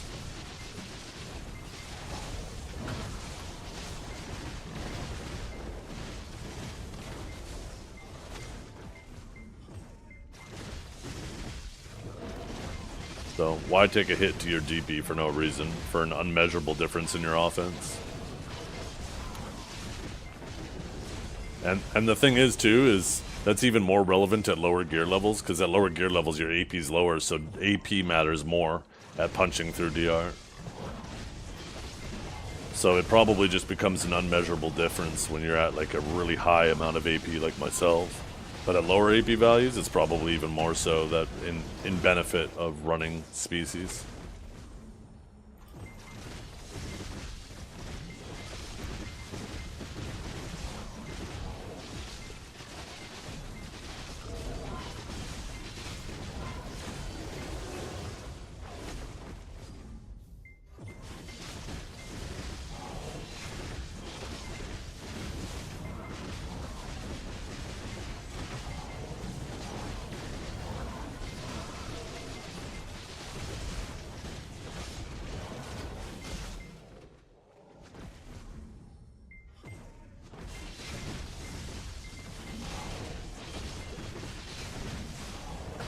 Do I at least eat them? Nope.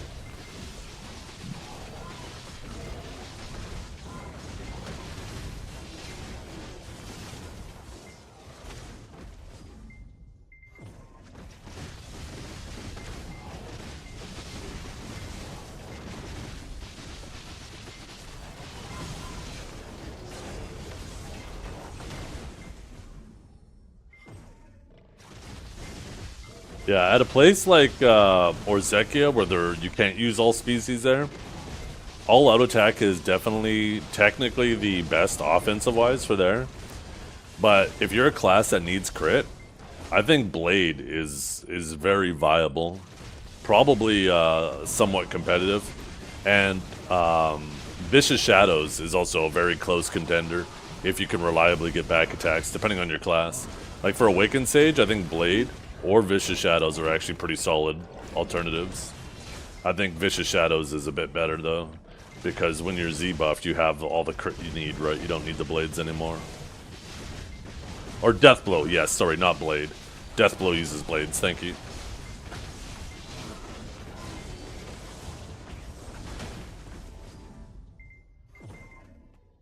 Yeah.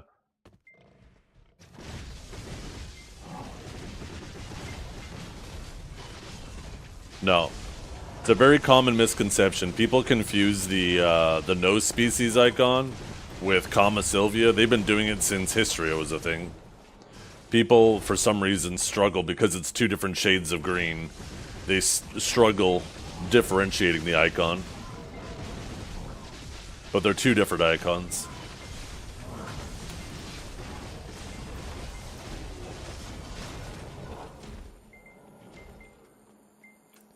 The Kama Sylvia one looks like... Oh, of course, I'm way up here. Looks like this icon, right? Where the all species doesn't. It's just an animal head.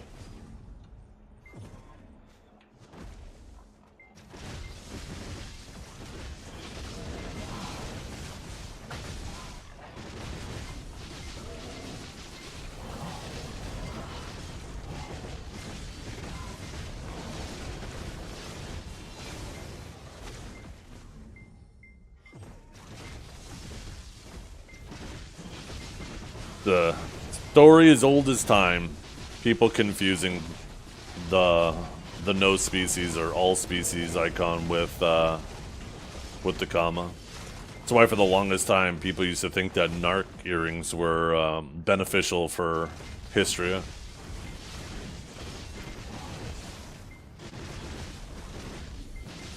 You got 7 last night and 2 just now? That doesn't make any sense. What the hell? Is there something going on with the YouTube stream? Let me see.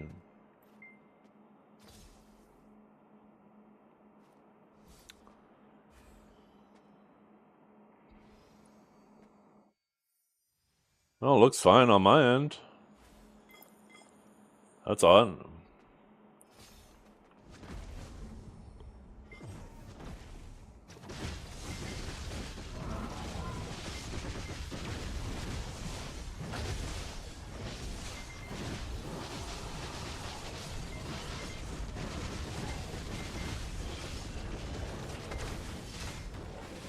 Yeah, no, I believe you.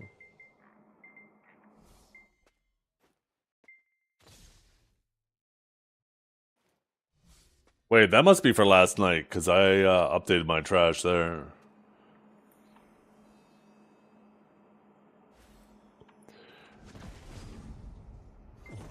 That image for that is late.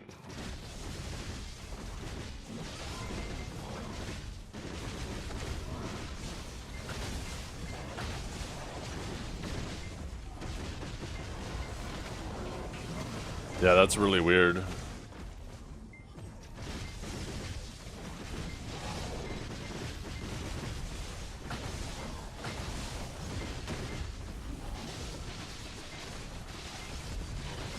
YouTube streaming is so janky.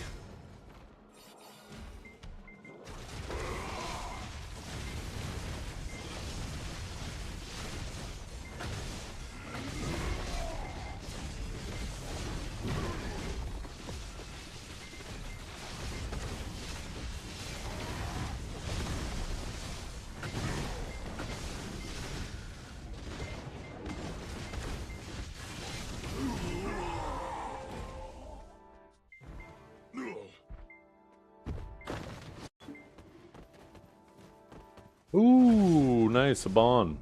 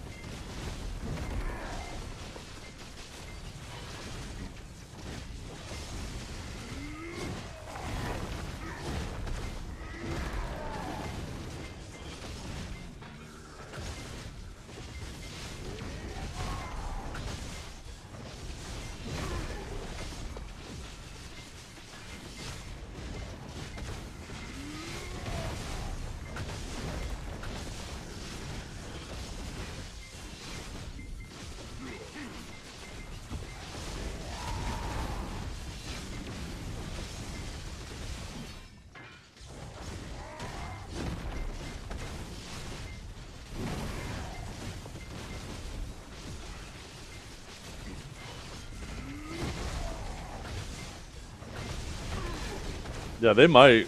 There's certainly a possibility they'll let us use the Primordial Flame. I really should make my way to more of those bosses, though.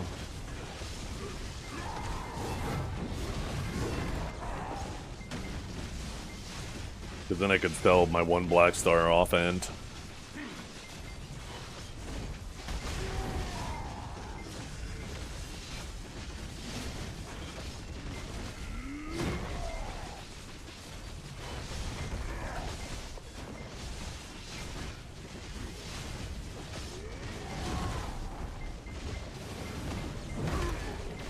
I have 53 of them, so I'm halfway. That's slowly accumulated it. Ew, it's fucking multi-melter. God, this guy stinks. Wait, wasn't he in Digi? What happened with him in Digi? Probably just not enough Node Warden siege attendants. I mean, he is from across the sea. The ocean. I guess I shouldn't call it a sea.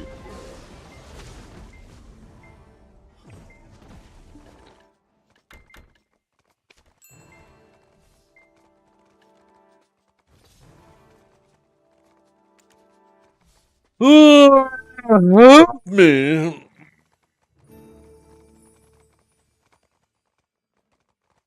Yeah, I already did, Crowley. I have it open. That message was from earlier. I'm actually, thanks, by the way, Crowley, for letting me know about that thing. But I'm, yeah, I got the fast track to partner with Kick. And today was my first time going live as a Kick partner, and I didn't know that there was a multi-stream setting. So that's basically what they were contacting me about. I just had to turn that shit on.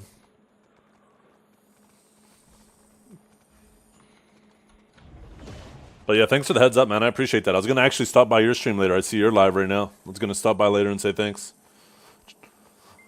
But I guess I'll do it here.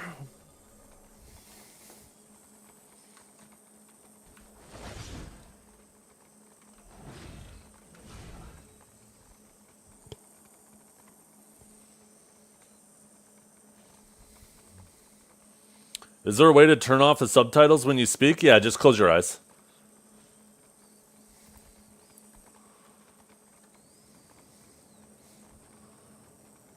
Or you can press the CC button. That works too.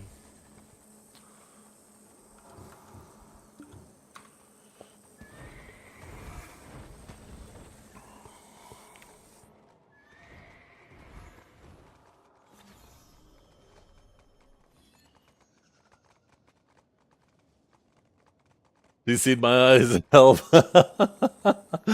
Freeze tag. Oh, goddamn.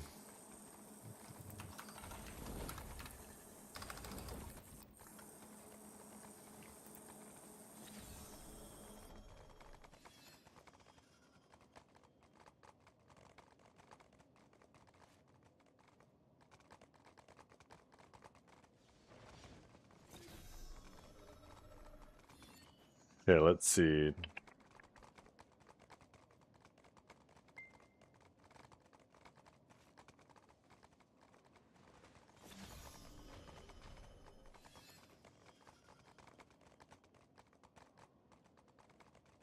Oh shoot, did I accidentally fuck that up? Okay, 1 second.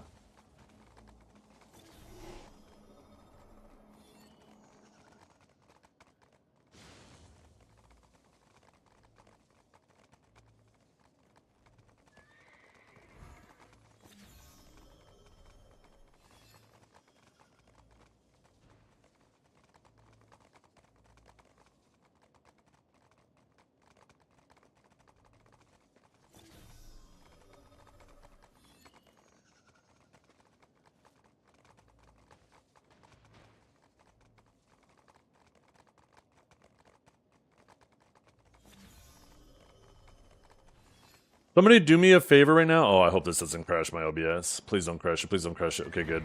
Somebody do me a favor. Oh, why is that up there too? Shoot me a follow on Kick, if you don't mind.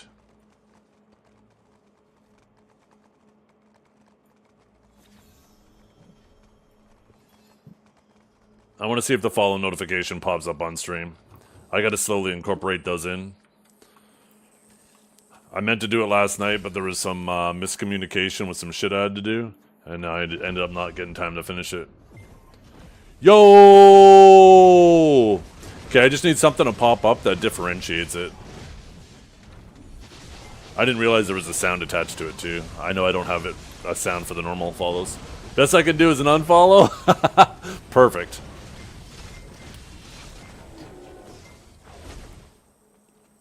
Actually, I just realized that's going to pop up over the on-screen chat. Yo, another one.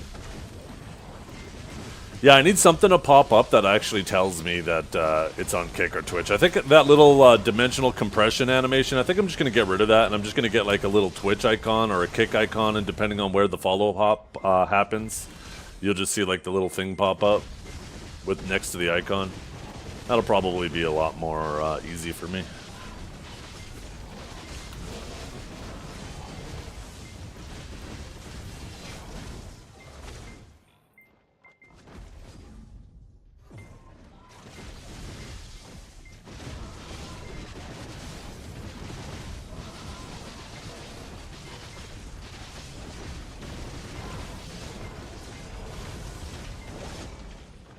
Where's the best grind spot for you? Maybe Honglim? John unfollowed me and refollowed me on Twitch. At least I have the sound effect that helps me tell the difference right now.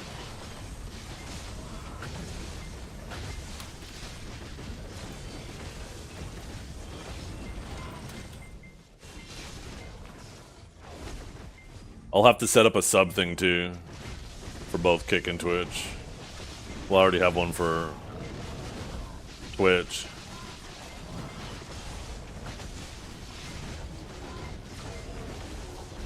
Well, that's what I was just saying, is just adding a logo for either Kick or Twitch will be the easiest thing. The thing that makes the most sense.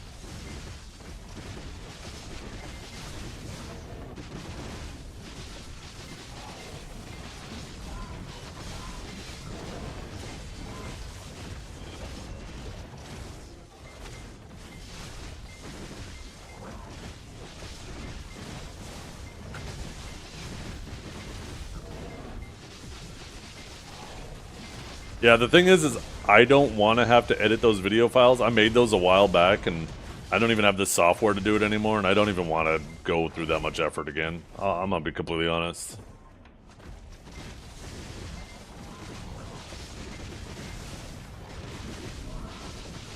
I think having something like that too that's less video orientated when it comes to follows and subs is probably the better plan. There might come a day where I'm not playing BDO anymore.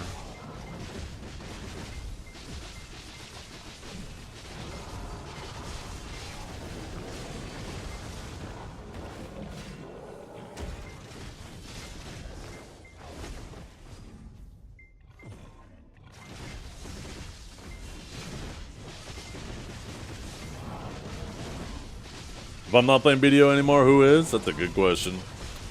Probably still Choice. That's the day you're being laid to rest? Yeah. Maybe.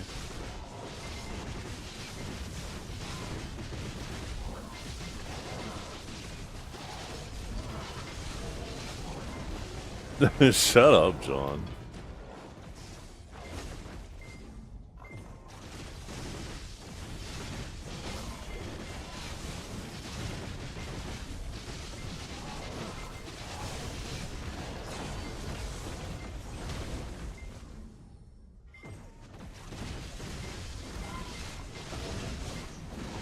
I'll be honest, if Kakao wasn't the publisher for Chrono Odyssey, I would be a lot more excited about it. But considering their track record with publishing other games, has put a huge red flag on that game for me.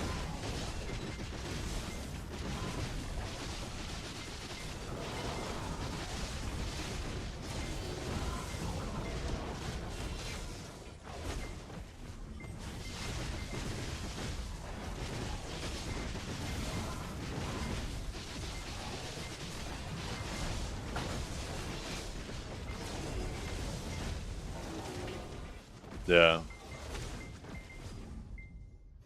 I mean, it might not, right? I think that's an area where PA fucks up. I think PA could monetize the game significantly better through cosmetics, and it's weird that they don't. I think a game like Chrono Odyssey, if they do focus on monetization through cosmetics and like mounts and skins and effects and basically all the things we've been asking for in BDO, I think a game can very easily sustain itself on that type of monetization.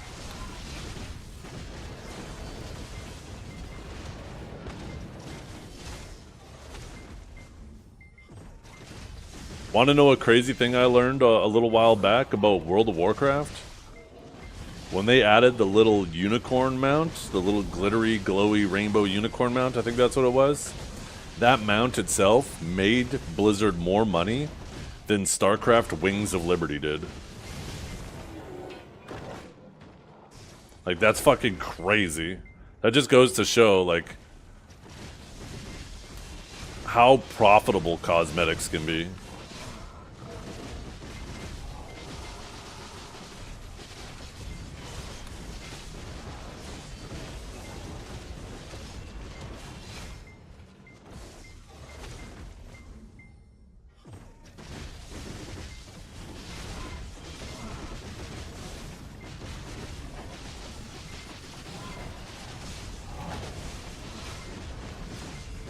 But I think people don't mind that type of monetization, right? The problem is when you can start getting, when you start buying stats and buying an advantage. That's the biggest line where people are like, no, fuck that. But even like what I would consider pay for convenience, which is basically converting real time to silver, I don't consider that pay to win myself, but I understand why other people do. And I don't even think games need to do that.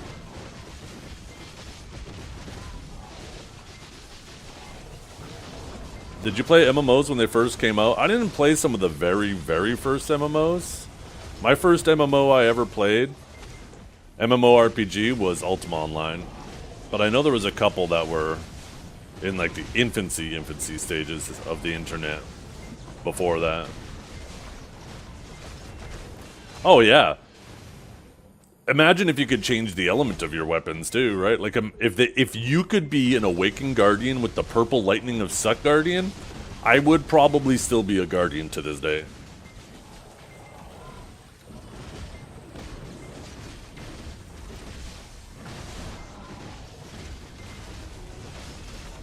Or if you could change the skin of your weapon like you could in Terra, I would probably be an Awakened Velk. I hate the lance. I think it's such a stupid weapon.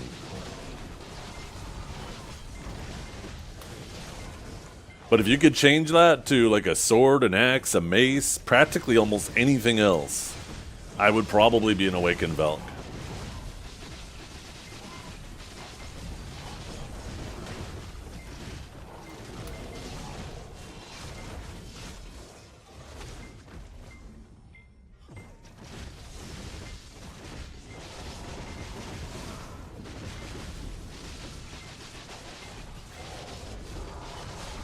Hey, Ammo, thank you for the follow. We're up to 52 follows on Kick now. That's kind of sick. I like Spears way more. Exactly. Like I really like Sage's Spear because it's like this combination of a weapon that he uses in a melee style, but also in a magical style. I think that's a cool like hybrid type weapon. You're Shinji from Twitch going back, yo. I appreciate you taking the time and the effort to swap over to Kick and shoot me a follow there. The Bugatti skin? Yeah, I got that. Oh, that reminds me. There was a skin the other day I saw advertised in the bottom corner, and I was like, what the hell is that? Was it this one? No. Oh, we still don't have the Ethereum Marine hat. It makes me so angry every time I see this. Okay, we have that one. Oh, what the fuck? That little bitch?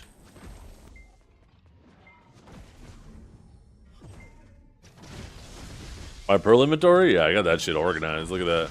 Actually, never mind. There's some shit out there that's not organized.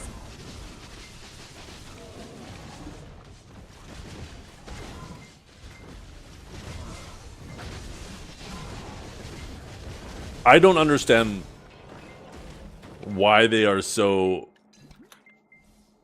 hell-bent on not monetizing those things either.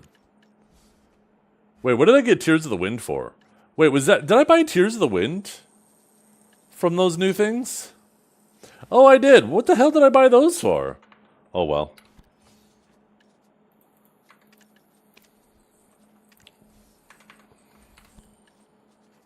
Do I not have Tears of the Wind anywhere else? Oh, it's on my... Oh, my boat person. We'll just move those all to one spot. We'll just dump them in Olvia.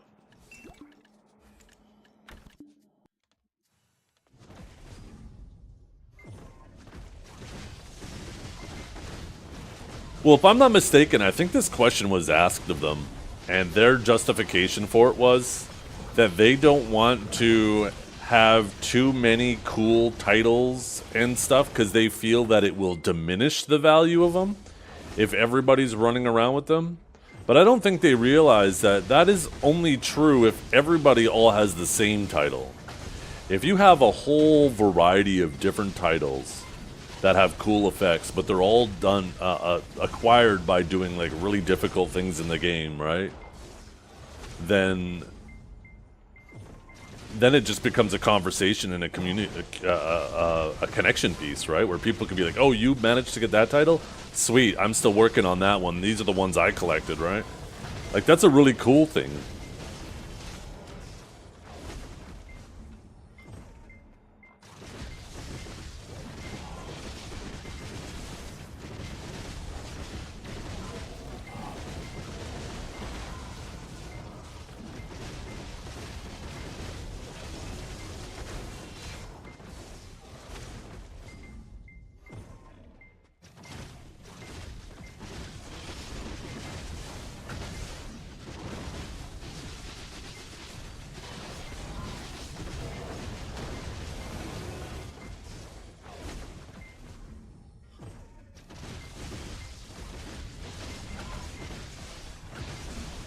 Well, they're not even trying to strike a balance. I personally don't even think you need to strike that balance.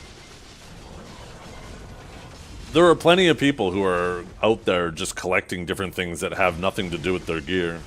But there's so few of those things for them to do.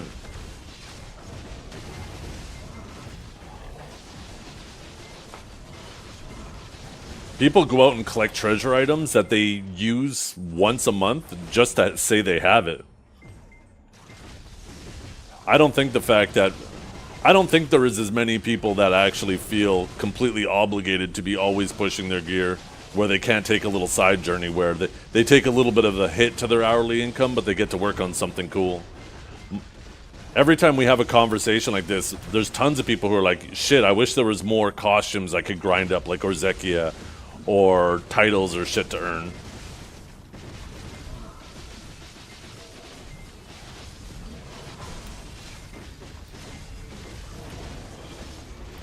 Well, I definitely wouldn't call PA lazy. That is not a word I would put in the vocabulary of them. When you take a look at them compared to almost every single other MMO on the market, the amount of updates they do relative to other games is staggering. Lazy isn't a word I'd use.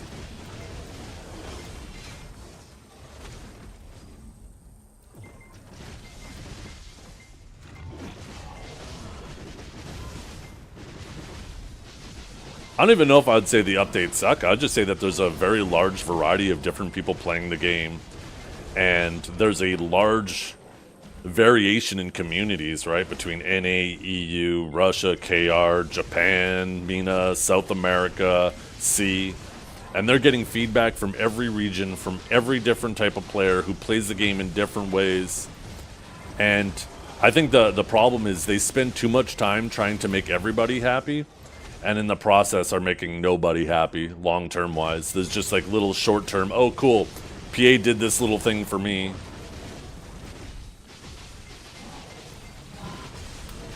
but the novelty of that wears off quick, and then people are just kind of waiting for them to kind of go around the table and finally get back to them again.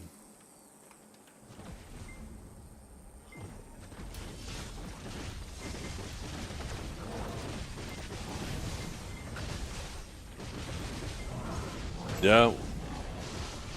I don't know. I disagree with that.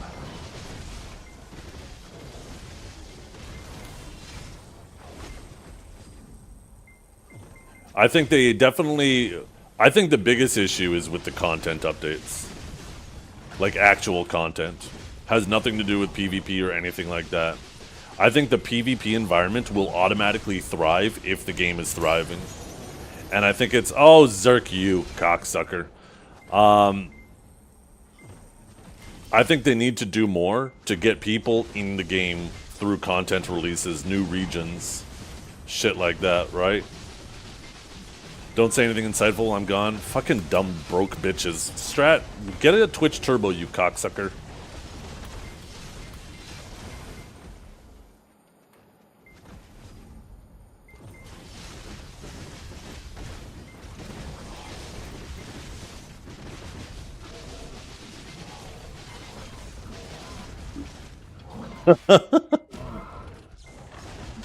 I would never say that, chat. How could you?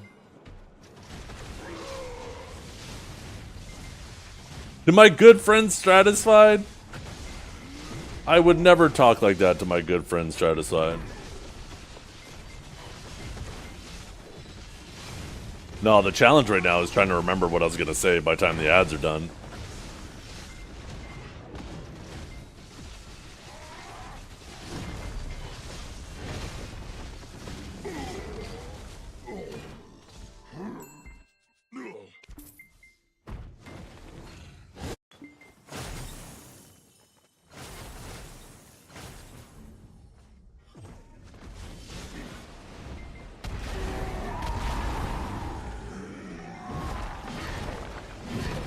My drops have been so awful today, holy crap.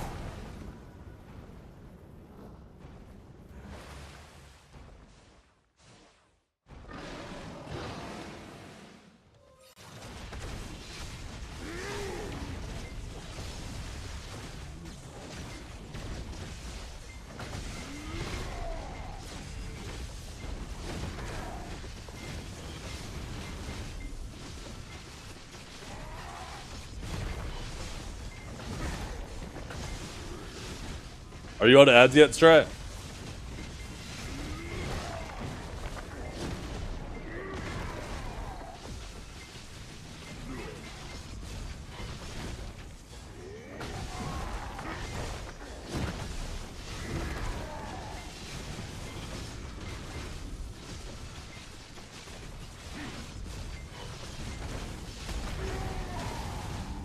Holy crap, this man is watching every advertisement on the internet right now.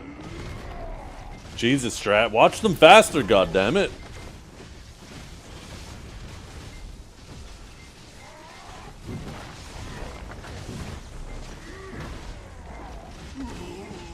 Okay, you done? Just gave me 40 bucks. Hell yeah, I'm rich.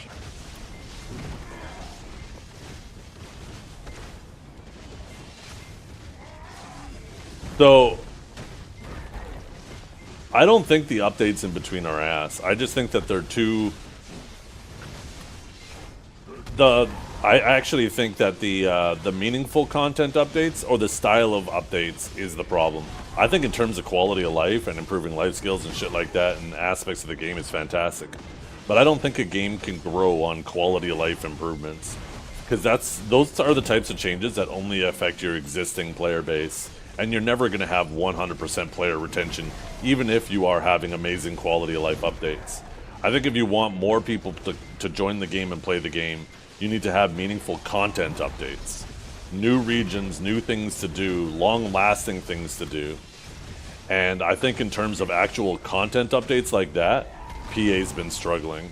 Because, like, what is the last thing we got? Land of the Morning Light? Like, how much time do we all spend out there? Aside from the Pig Cave as of recently, like, we spent no time out here aside from just TP2ing it for bosses, right? in the middle of that, there was Ulukita. I mean, that wasn't really, like, it was a content update, but it was kind of not a content update. It was kind of weird how they shipped it. I guess they weren't as gung-ho about advertising it to attract newer players because it wasn't really a newer player grind spot, right? If you were new to the game, you wouldn't get to touch Ulukita for a while. So I think where they fuck up the most is the actual content updates are they feel very short-lived, and what makes that 1,000 times worse is not only are they so short-lived, but KR gets them 1 to 2 months ahead of us, so we don't even get the magic of discovering it. By time we get it, we've already watched KR do everything. We just have a checklist in front of us that takes a couple days, maybe a week to knock out, and then we're waiting another 5 months until the next ball. So I think, for one, they need to make sure that these content updates, when they add new regions, they're more long-lasting, and they need to actually ship that shit out to everybody. And if they want to do, like, English voice acting and stuff for it, just add that later. We don't care. Well, it doesn't matter. I don't think that's to be fair. I don't think that's like, you give them a pass on that, because even if that were true, that just ruins the experience for every other region knowing what's coming.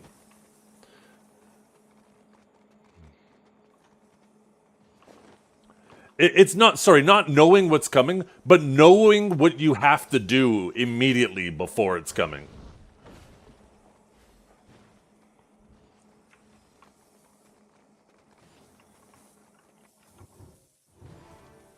Almost every game, you know what's coming with that region. There might be a couple surprises, but you're like, okay, cool, we got this coming. Let's get excited. And figure out how to get it. But for us, like, KR has it for like a month before us, and we know everything we need to do. We know where to go, the most efficient way to do it. People just hop on the meta class to do it as fast as possible. And then it just makes that already very little content for us to do with a new region even shorter for us.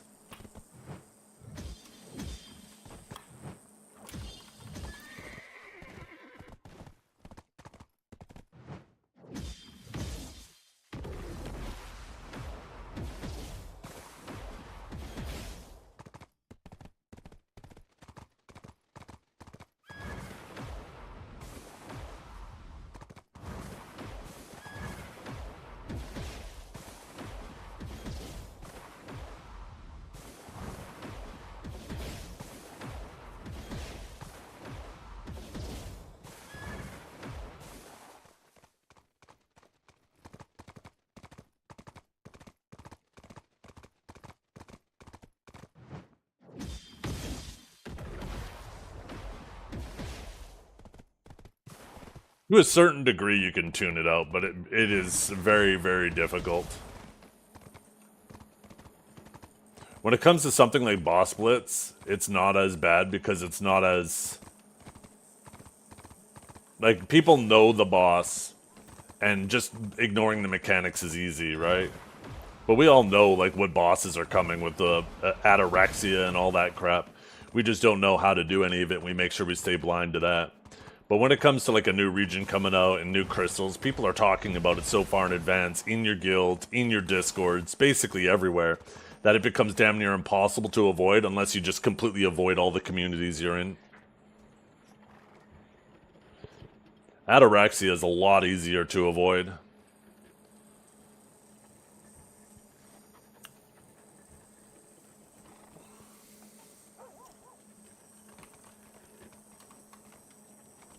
Wait, I did grab my tokens, right? Okay, good, I did.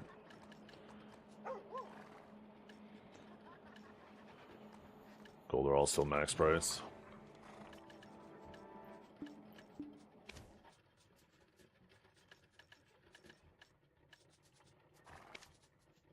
Okay, let's go do our bosses.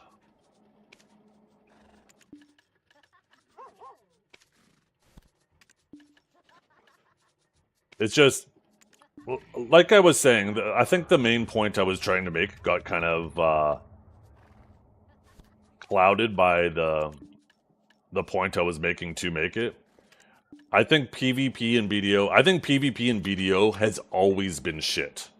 In fact, I think it's better today than it was before, but people look at it through rose-tinted glasses. I think PvP in the past felt better because there was more people involved in it. And it makes it more exciting and feel more dynamic. I think now it's starting to feel so stale because we just have such a small PvP community. And I think the best way to make PvP feel better is to grow the community. And the best way to grow the PvP community is to actually grow the game.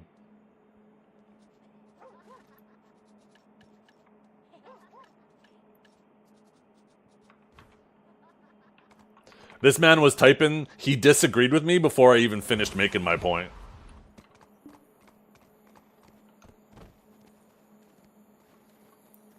People always complained about those interactions, though, Strat. Always. Always and forever.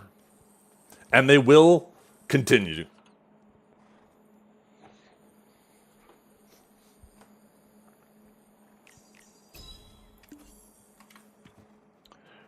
Well, we have way more forms of PvP than we did back then. Back then, all we had was No War, Siege, and Open World. Now we actually have Guild League, Solaire.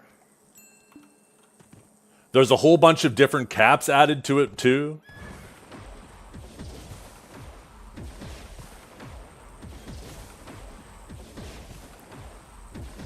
When it comes to certain classes complaining about how they interact with other classes, that's always been a thing.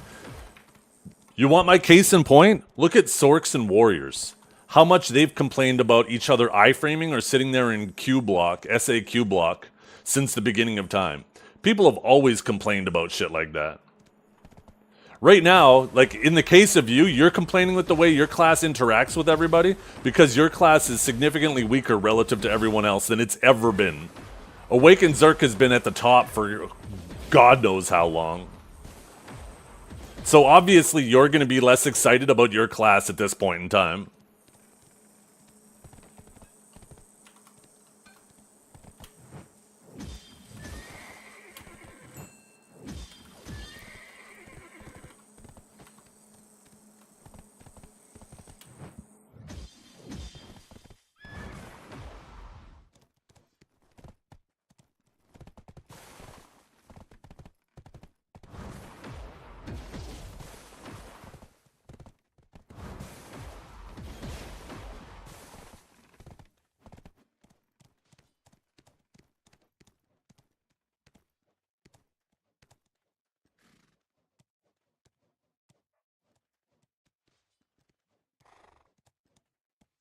What is going on? Oh, I thought there was something going on with my monitor, but it's just the training dummies that are kind of flickering.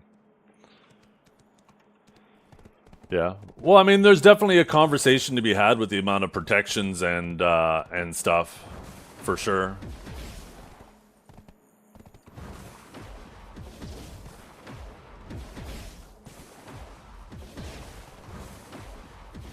But once again, I think that's relative. That's relative to the players.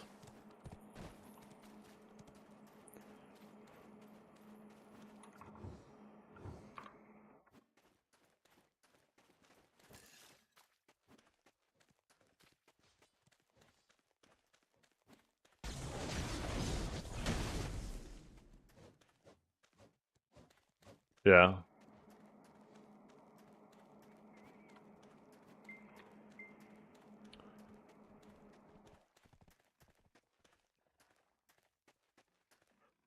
I think it was inevitable to head down this path, unfortunately. Because every time they release a new class, it has to be cool. And the best way to make it cool, there's no such thing as a cool, weak class to 99% of the people who play new classes all the time. It's got to be a strong class to be cool. Otherwise, it's not cool. And if you want people to play it. So, as a byproduct of that reality, PA has to make sure that whatever new class they add is strong. Stronger, right? To separate it. And that's just kind of like, now that we're so many classes in the game, it's just slowly crept the power to the point where every time they have to go back and modernize older classes, they just have to add protection, speed, cancels, and it's just slowly crept us in this direction.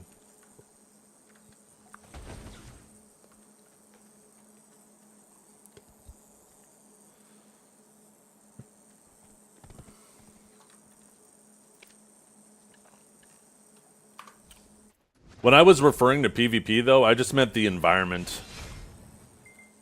Like, everybody goes back and they talk about, oh, look at the good old days right after server merge when we'd have, you know, X amount of guilds on every region, and there was GVGs every day, right? Like, a lot of that was because of player population, right? There was just a lot more people involved in PvP at that time. I just think getting the population up is far more important.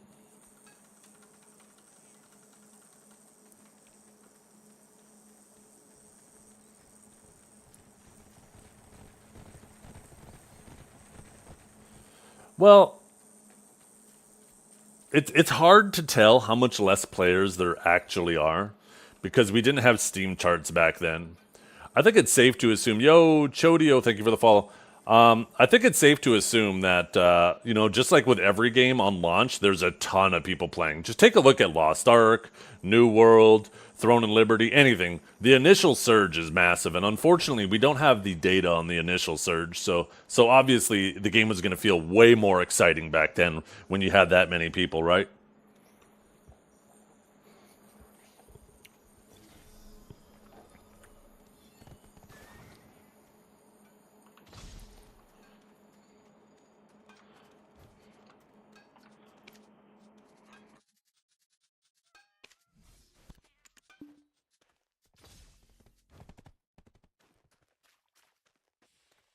Okay, let's do my boss rushes.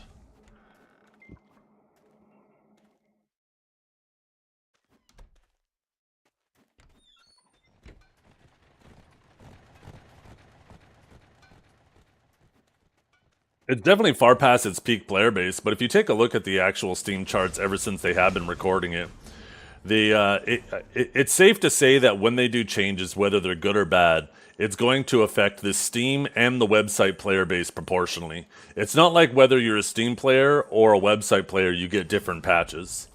So it's very obvious that like if 10% of the Steam player base leaves, then 10% of the website player base is going to leave too, right? It'll be within reason of each other because they're not getting different updates. So you don't look at the specific numbers, but more the proportionality. But you even can, to some degree, look at the specific numbers. And it's been I haven't updated this sheet in like 6 months now. I should actually do it. Let me pull it up. Why did this pop up?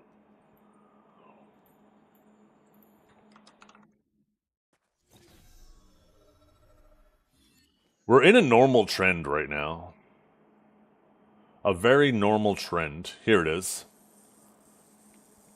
I haven't updated this since, well, at all this year.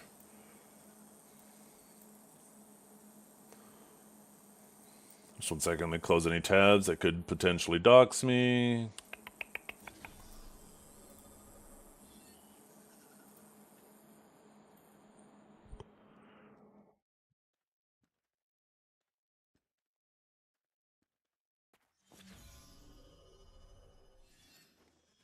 So right here, right?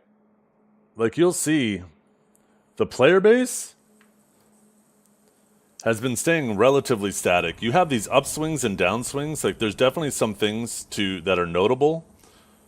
Like Elvia's Realm, oh, you can't see my mouse. Elvia's Realm was tremendously successful.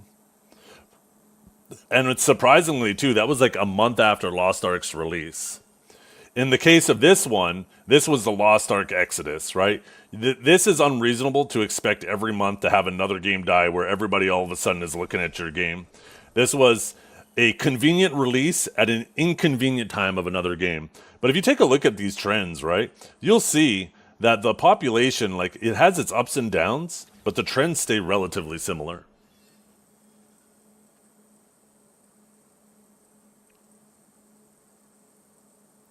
Like 2017. I can't even find the blue dot. Where is it? There it is. 18,000, right? And then 2024. Look at that. 18,000.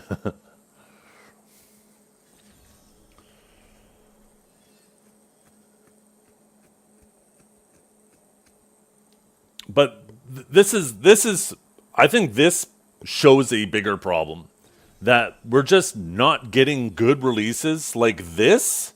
This was a meaningful release that obviously got people into the game, but it fell flat pretty quickly. Seasons being added, this definitely had some success here too. I have some of these notable things marked. Seasons being added in 2020, March of 2020, obviously a good release. But things stagnate, right? You have the ball, a couple months, things get released, people get excited and they play the game and they start playing it, and then they wait, and then there's nothing anymore. And then there's the hideout ball, and then things drop again. You notice this trend over and over, right? Over and over, same fucking thing. We need some good content releases that continue to build. That, like, you're always going to have a decline right after a content release where people come and check it out and then it's going to drop. But you don't want it to drop back to where you were. You want at least to maintain a bit of a retention. So each time you have a content release, you're building a bit more. You're building a bit more. You're building a bit more. But it's clear, like, you take a look at things PvP-wise, like, how many years, for those of you who have been playing the game since 2016, how many years did we hear people swear left, right, and center, they need to add arenas to BDO, arenas will make BDO the best game ever, blah, blah, blah, blah, blah, blah, all the nonsense they said. Look at the AOS release. Look how unexcited people were about it. And, like, you can make an argument about how bad AOS is, but that doesn't change the fact we didn't know anything about it before it was released. It clearly had no impact on the game at all in terms of actually getting players into it.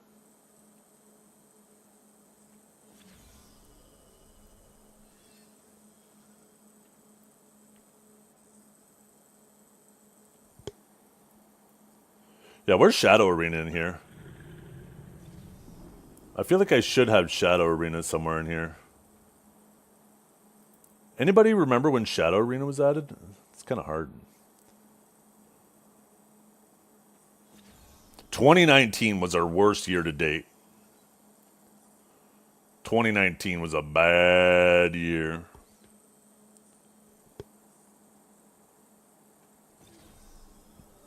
Yeah, this was COVID right here. We saw a pretty big jump from 10 to 17,000 from December to COVID. It's because everybody was staying at home and able to play the game more. Then Lost Ark released. We saw a bit of a drop. But then Elvia and Sage was released.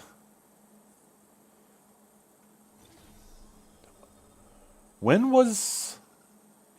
I feel like I should have that here. We have the Throne and Liberty release. Here.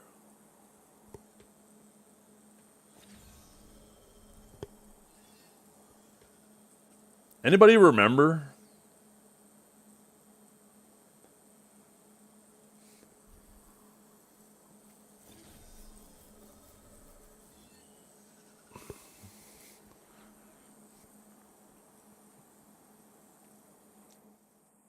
I'm trying to think when Shadow Arena was released.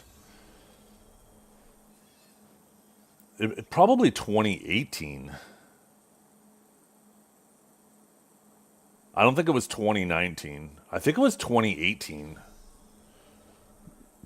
I wouldn't be surprised if it was around here, because I'm not seeing any markers for around here. Unless maybe this was it in 2017? Like, I don't have this. We got the Steam launch. I don't think it came out right after, though, right? 2019? 2019... Maybe it was right here, because there is a bit of a jump there that I don't have marked. No real reason for it. So maybe that was it.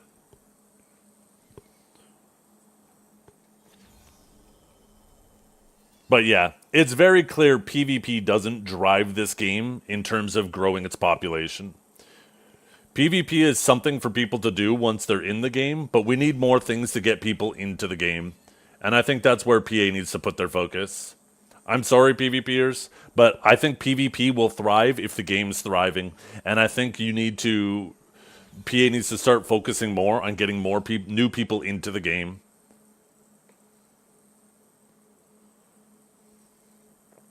I'm not saying PvP isn't important. I think it's a great thing to motivate people to grind, to get stronger to PvP, but I think it's important to get people in the game. PvP is one of those side things you do. Most people, if they only want to focus on PvP and that's it, they're going to go play a game that, like Call of Duty or some type of MOBA or Marvel Rivals or anything like that. They're not going to play a game where they need to invest a bunch of time to compete in some of the forms of PvP. They're just going to play a game that's exclusively PvP. League, yeah, there's tons of examples of games.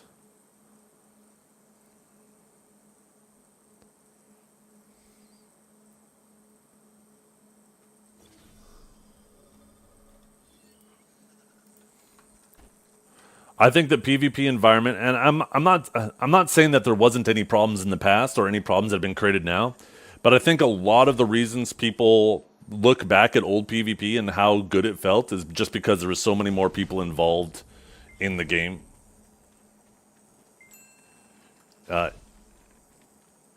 I do agree that removing the one-sided decks was objectively a bad decision too.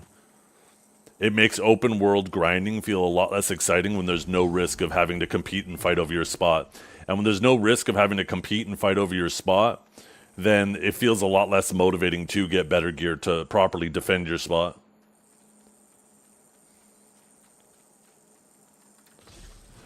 But I think that's definitely a subjective take for me because of how I played the game and the guilds I've been involved with. I could definitely see how a more casual gamer that works their 9 to 5 and maybe has a family and they only get to log in for 1 hour in the evenings, they're not going to want to log in for 1 to 2 hours to play and then just have some fucking gear lord come and kick them out of the spot. For them, that type of interaction is going to feel real shitty for them. But then I would also make the argument, and maybe this is a little pretentious of me to say so, but I would argue that maybe this game isn't for you then. Maybe you know, you should have done a little better research on the type of game you're getting yourself involved with instead of trying to change the game to cater to you. But they did do a lot of things to solve that, for sure. All at the same time, too, and they overcorrected, right, as they usually do. Marnie Realm is a really good way to defend yourself from people fucking with you. There's also so many more grind spots in the game than there used to be, right? Back in the day, you would have, like, everybody was fighting over orcs, and that's it. It was, like, the only spot, or pirates, or Sausans, right? So back then, like, and in a lot of those cases, there was only, like, 1 or 2 rotations per channel. These days, you have grind spots that'll have, like, a dozen rotations per channel, but they're not even, like, it's not even the only spot you can grind. There's, like, 7 other spots where you're like, oh, okay, well, this person isn't letting me grind this spot today. I'm going to go try another channel. Or, you know, if they insist on staying that channel, they'll be like, okay, fine, I'll just go do Orzekia or Darkseekers or Tungrad. Or, you know what, I'm going to go do Olins instead. Or I'm going to go do, you know, there's so many other options than there used to be.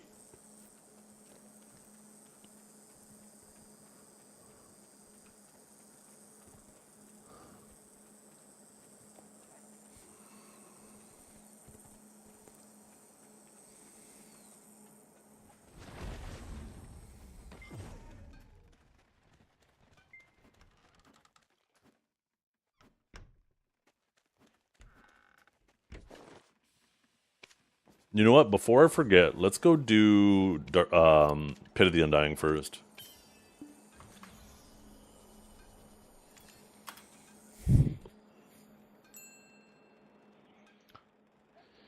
Yeah, that is the biggest mistake right now. I think there'd be a ton more people doing Dolans too if that place wasn't gate kept by Shaz.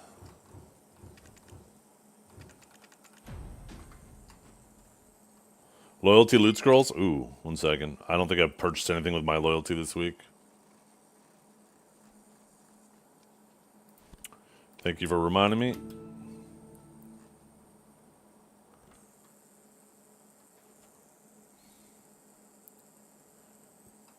Yeah.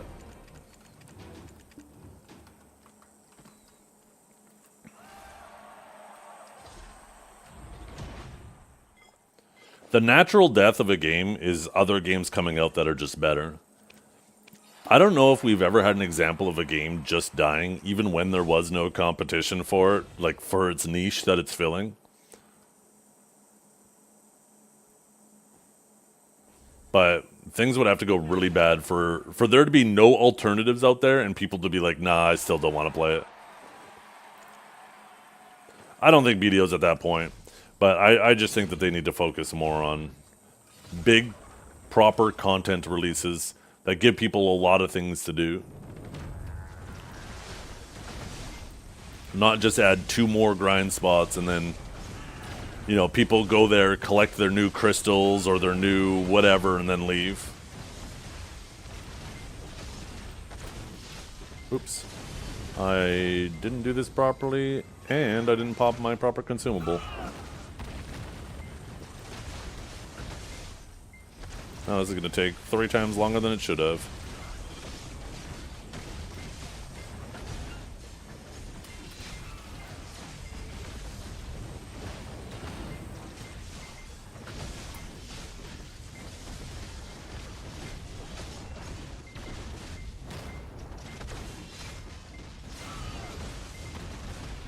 Yeah, having more difficult grind spots is a good thing too. It makes things more exciting to me. I think Orzeki is a super cool spot as well. I like Darkseekers. I think Dolan's is cool. I don't like that it's gatekept by Shies.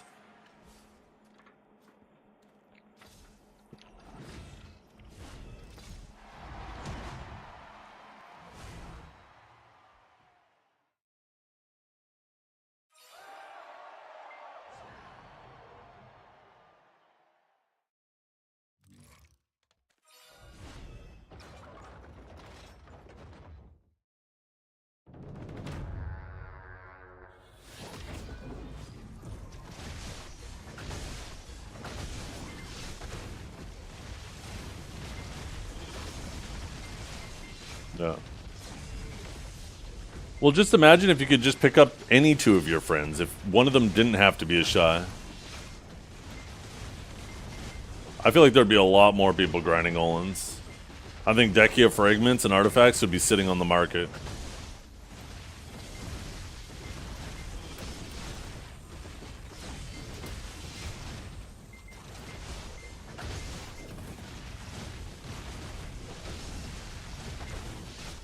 Yeah, I agree 100% with that strat.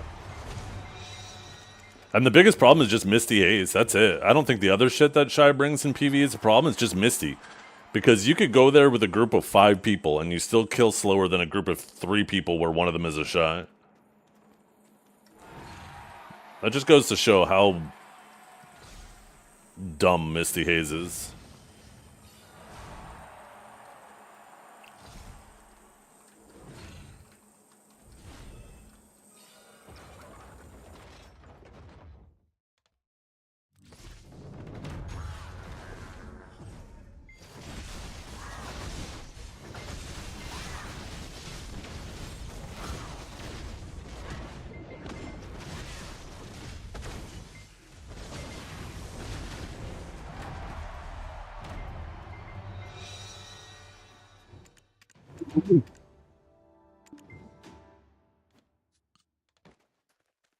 The thing is if you don't bring a Shy, everybody has to build so much more resists, right?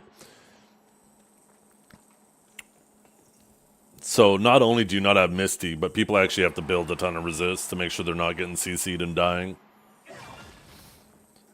Not to mention, you also now don't have that extra buffer of like 2 or 3,000 HP. You don't have the attack speed.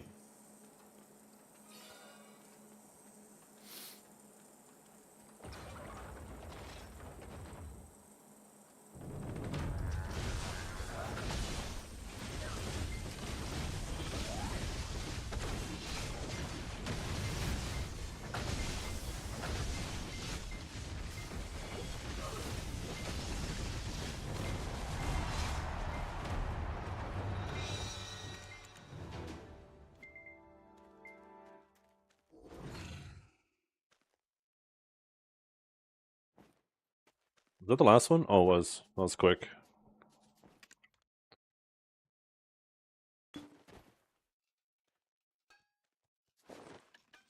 Ugh.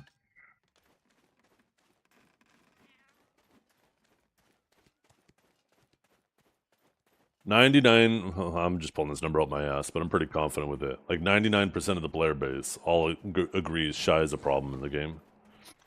Every single form of group content feels worse because shies exist.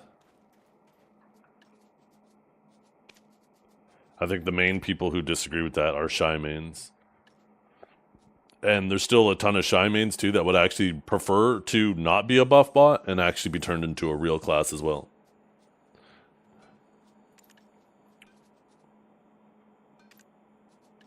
So, like, most shies want it. The rest of the community wants it. Come on, PA. Let's just do it. Let's get her done.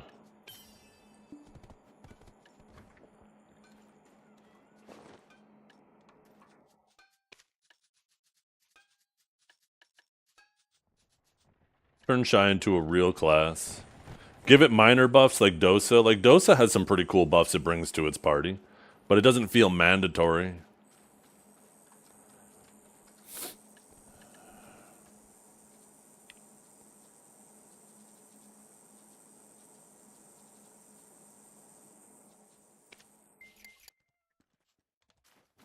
Okay, chat. My attention is going to be divided now. I'm going to be focusing on my bosses and I'm trying not to be a noob.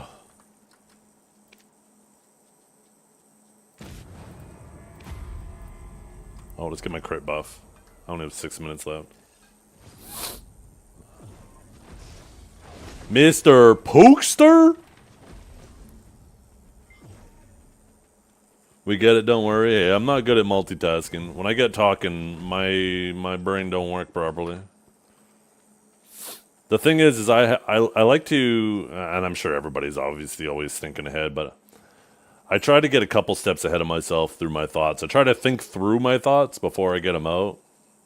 Obviously not the most successful at it, but because I do that, I feel like I just don't leave a lot of mental capacity left to be focusing on a boss, and I end up making stupid choices.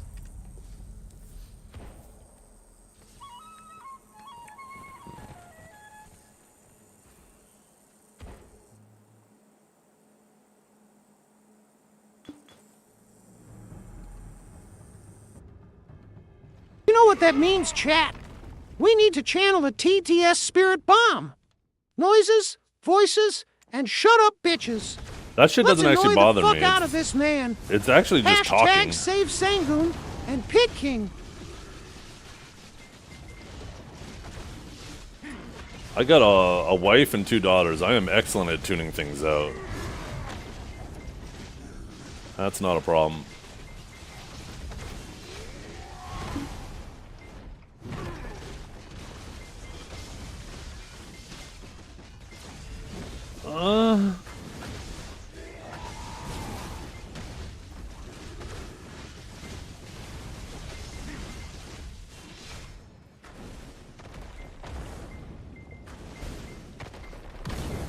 Jump too slow.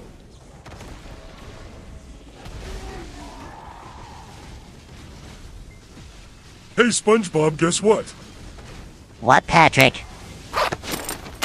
It's so big! Wait! Wait! Oh! Oh! Oh! Oh! Oh! Oh! Oh! Oh! You need Jesus in your life. Oh! Oh! Oh! Oh! Oh! Oh! Oh! Oh! Oh! Oh! Oh!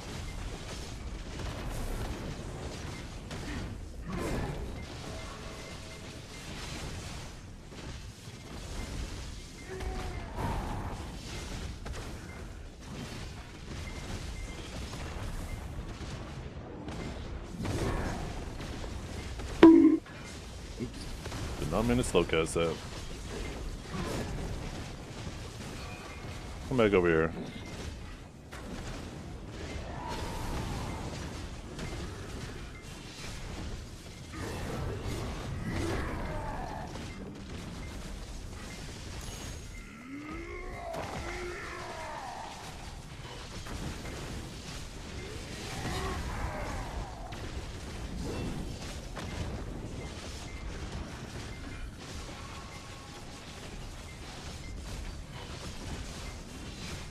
Fucking man's calling me a coward and I'm right beside him.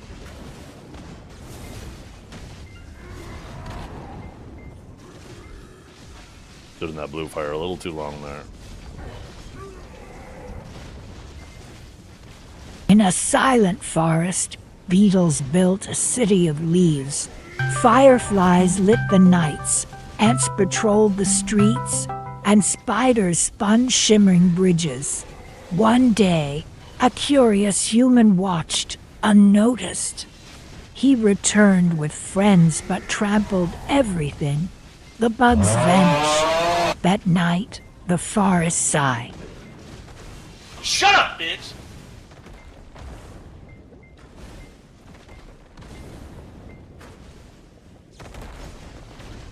Shut up, bitch!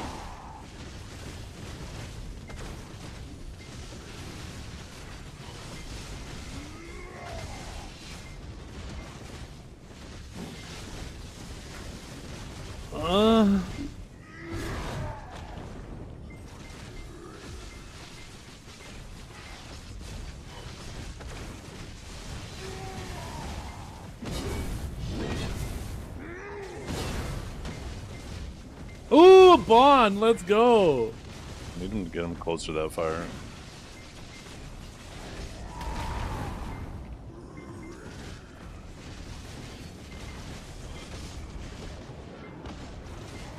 Seasons passed.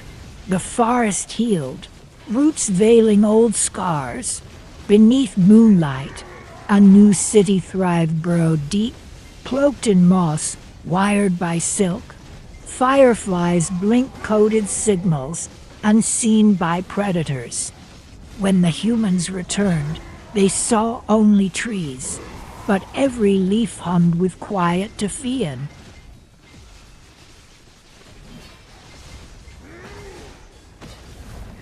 A child wandered in, chasing light. A lone firefly blinked once, then twice, hovering near her hand. She smiled, gentle still. The city watched. No alarm sounded. Slowly, fireflies danced above moss. The child giggled, then left. Footsteps soft. The bugs recorded everything.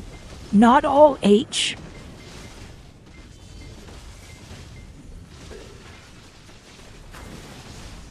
Zethion, a wise old stag beetle, emerged from his bark chamber.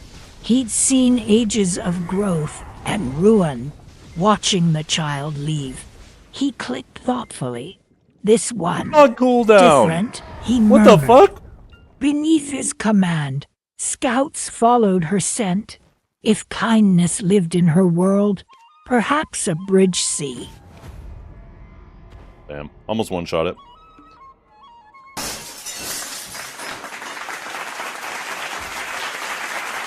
I said the venom, not my soul. Oh! No!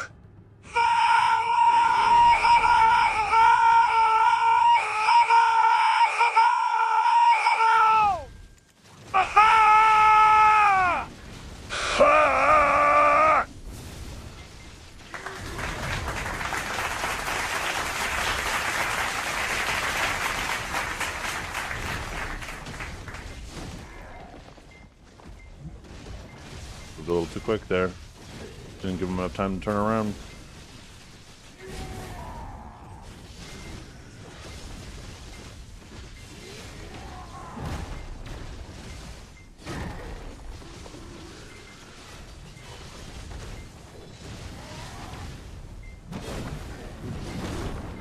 Hey there.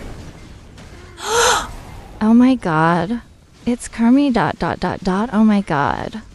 How you doing? You better be careful, there's a creeper behind you. It's fine. It's good. Oh my god, I really do love you. My Discord name is Kermit is Hot. I love you. Love you too. Got something for you.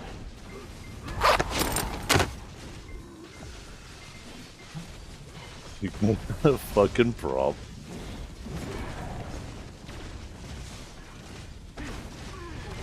Oh shit.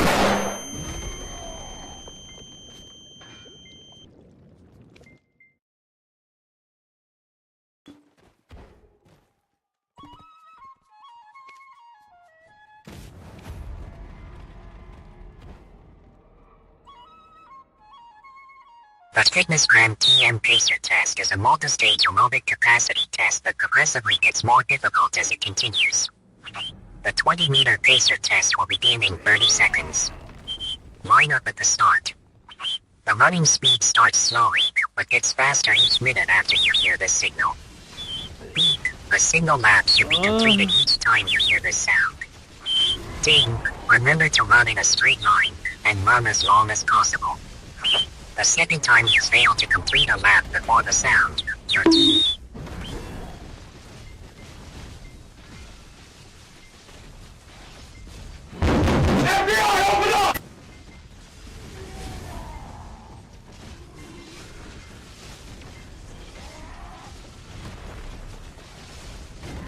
Hey, Zethian, it's me, your favorite girl.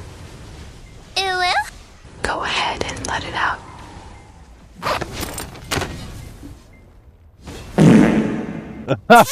I guess. That's a good boy. Oh, shit.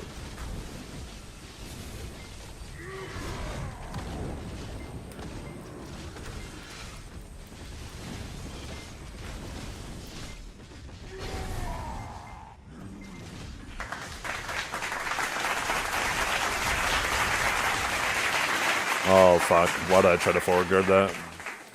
I don't know why. I had a full forward guard. I thought I could take that. That stomp is too much.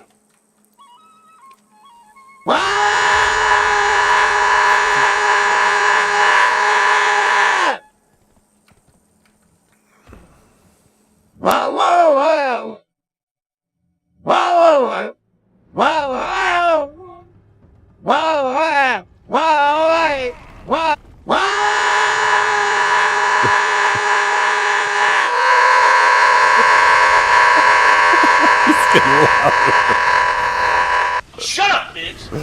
Oh, fuck.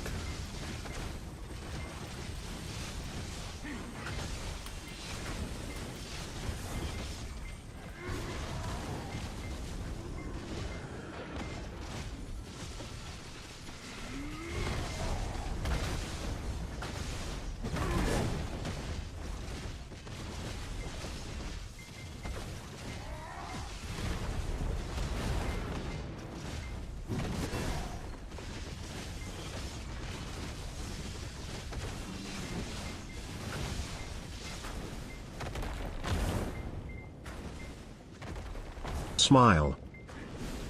No.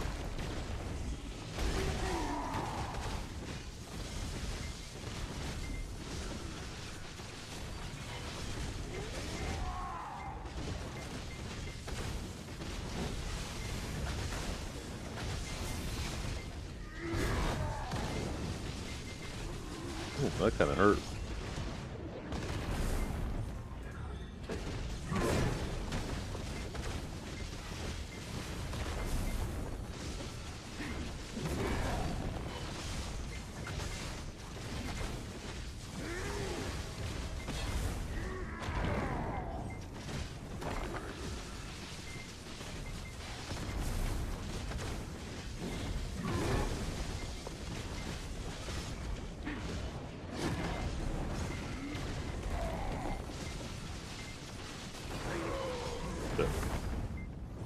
See if we can move him back by this blue fire. See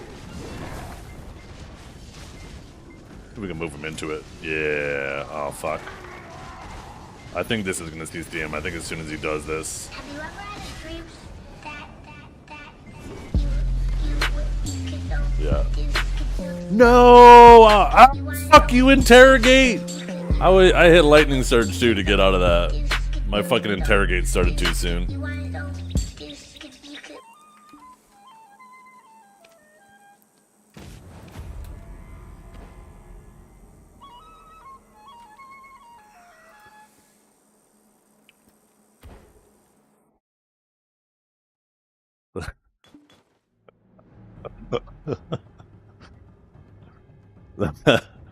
Oh shit.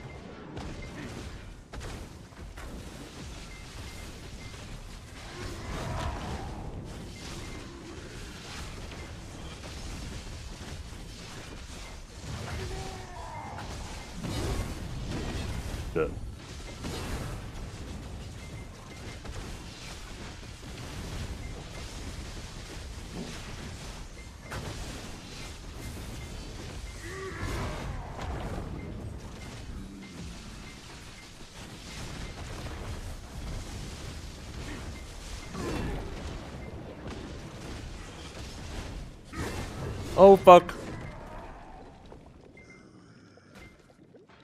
Got myself stuck in a locked animation.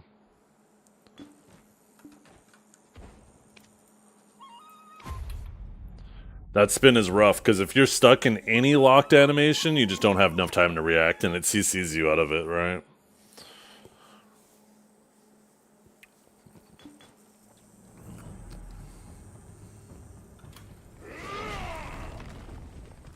Shit, did I Okay, good, I did. Do it! Just do it!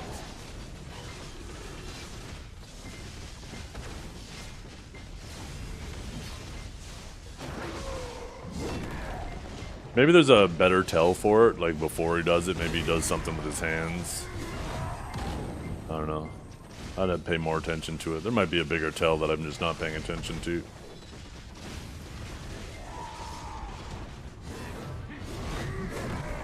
Yo, why was it so slow that time? What the fuck?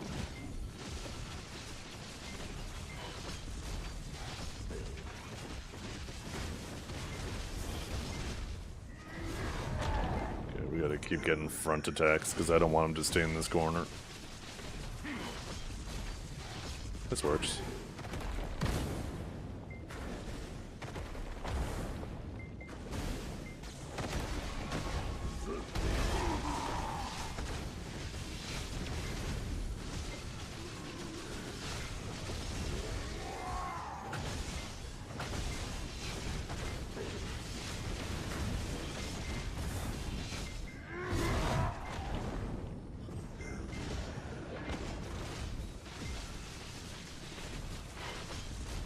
Blogger. Blogger, blogger. Blogger, blogger. Blogger. Blogger. Blom, blom, blom, blom, ding. Ding, ding, ding. Oh, shit. Spiggity. Bomb. Spiggity bomb. Spiggity bomb. Bomb, yes. Yes. Yes.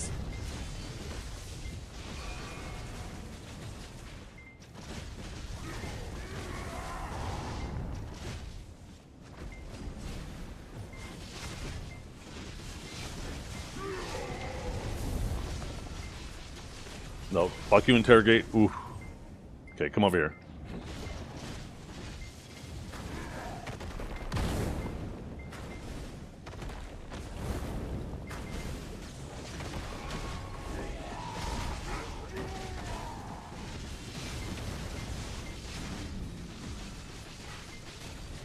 See if we can move him over to that fire. Bill Nay the science guy. Bill. Boo, boo, boo, boo, boo, boo, boo, boo. A little bit more, baby. A little bit more, baby. Oh, this works. Oh, fuck.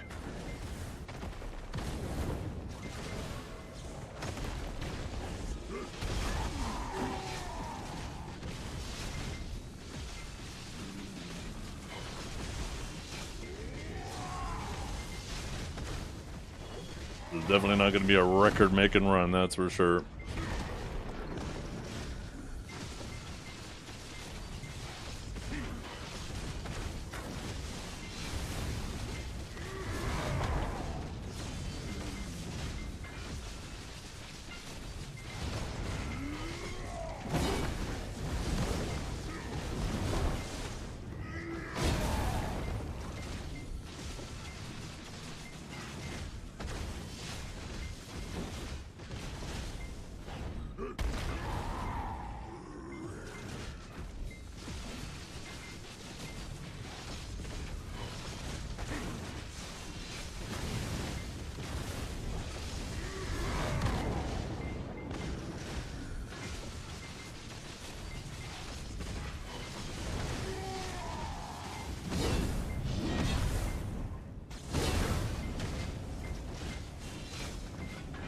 Yeah.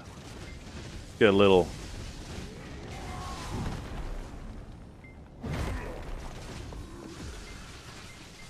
Shit, it's all despairing.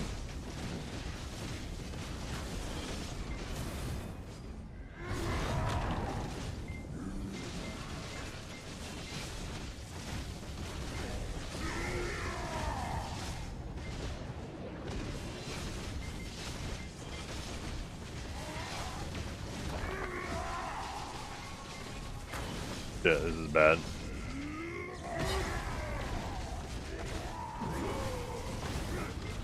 Fuck yeah. Oof.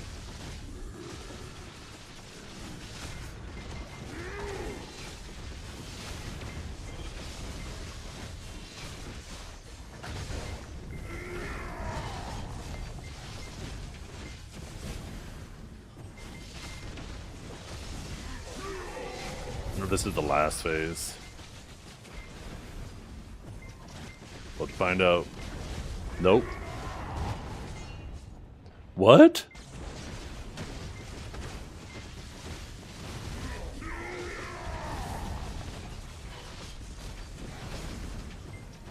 wonder if he's gonna go immediately into the final phase 1.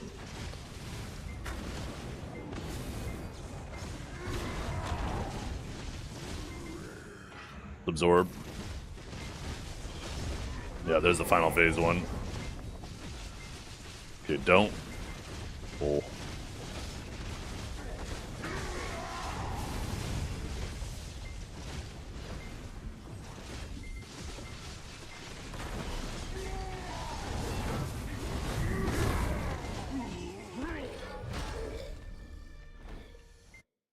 Don't get greedy, that's right. That's exactly what I was thinking.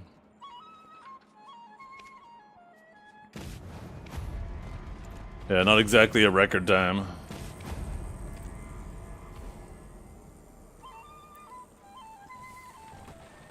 Oh, shit. Ah, fuck it, let's re-get the crit buff.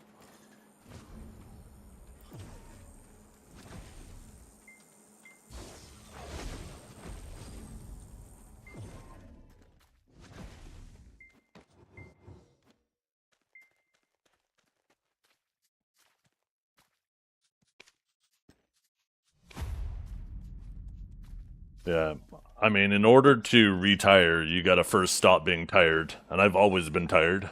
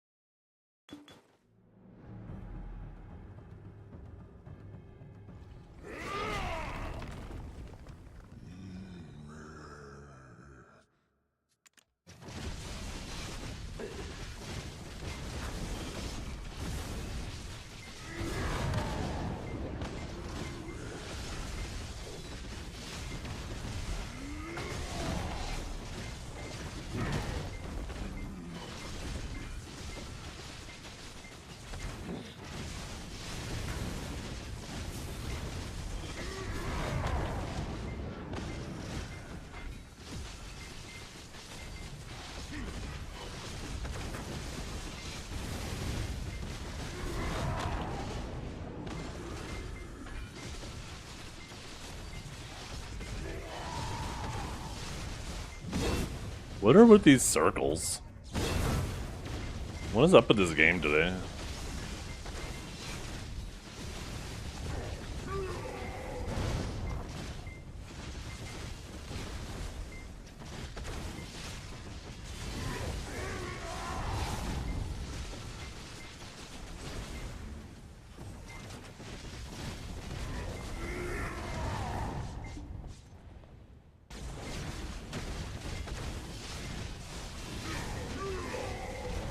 I know, right? The game heard me complaining about circles. It said, okay, fine, you want circles? How about some fucking eggs?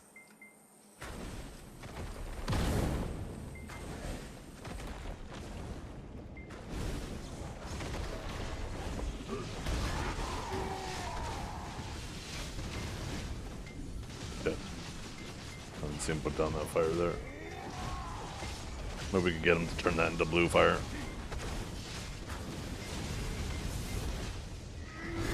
Keep going the other direction, little rat.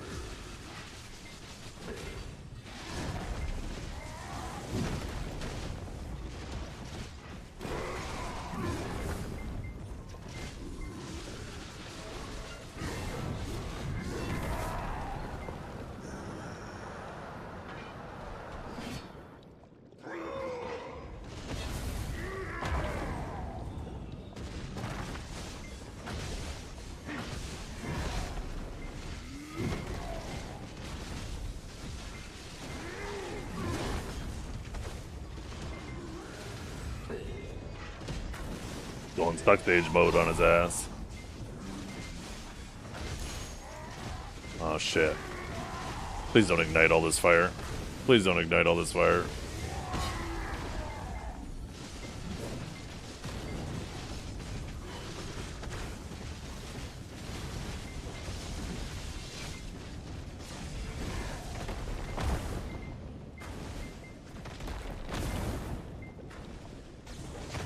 What? The man jumped! Yo, where's his jump counter? The fuck was that? Look at even mobs accidentally hit spacebar.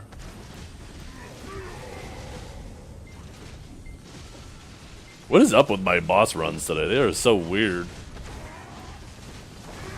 Oh, don't tell me we're gonna do this shit again. Really, we're gonna do it a second time? With all that fire right there?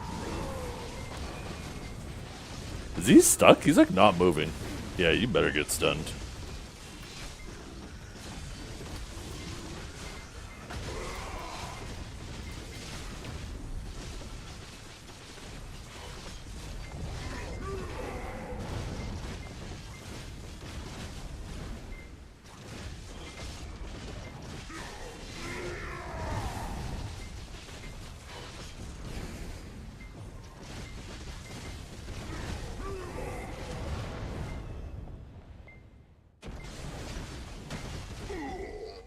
Oh, a new record? Goddamn, I was fast as fuck, boy.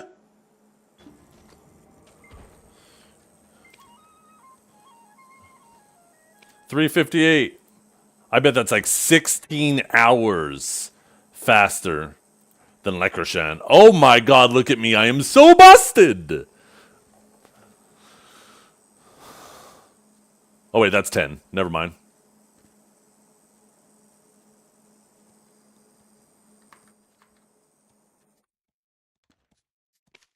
Okay, now we have some gooning to do.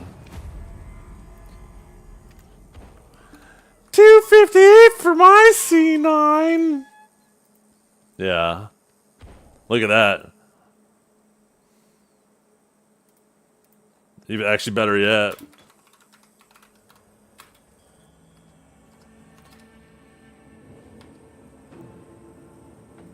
Somebody time him up for 2 minutes and 58 seconds. See how funny he thinks he is after that. I can't figure out how to do it.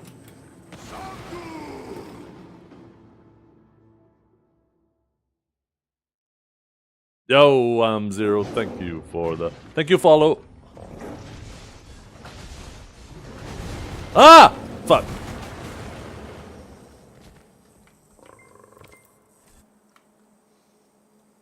It's a good start. Good start.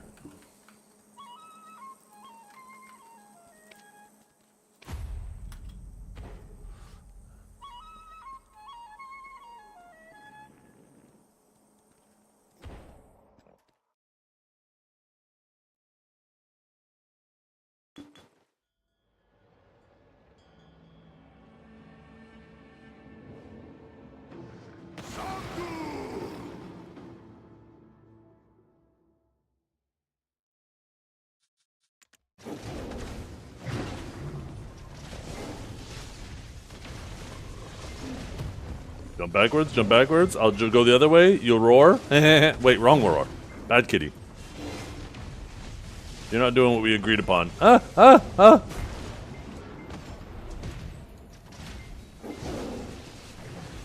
Okay, get out of the darkness, you loser. Sure. Yeah. What is with my bosses today? Why is he doing that?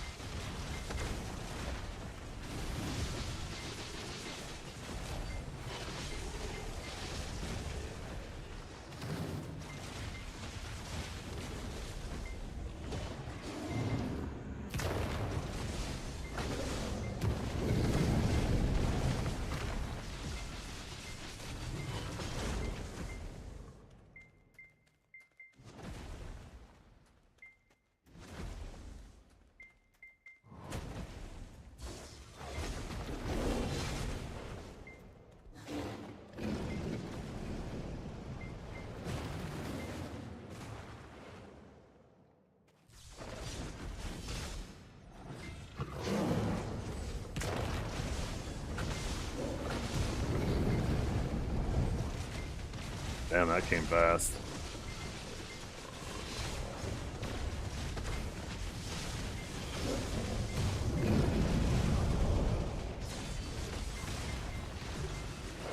Fuck, so close.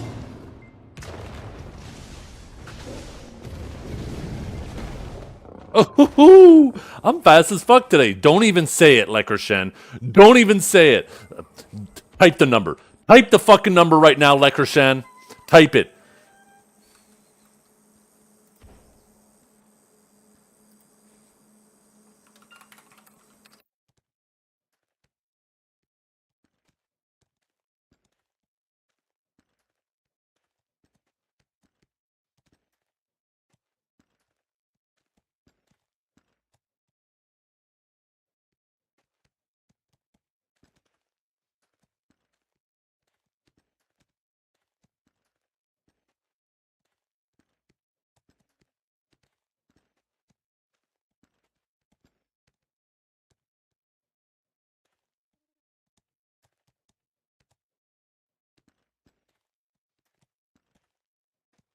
Yeah.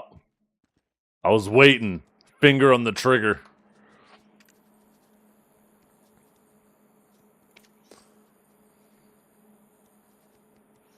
Look at that. Look how fast I am. 432. Oh my god.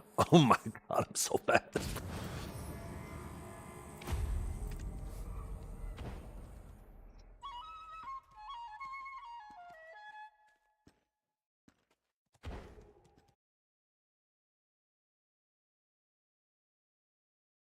Hey guys, I so fast.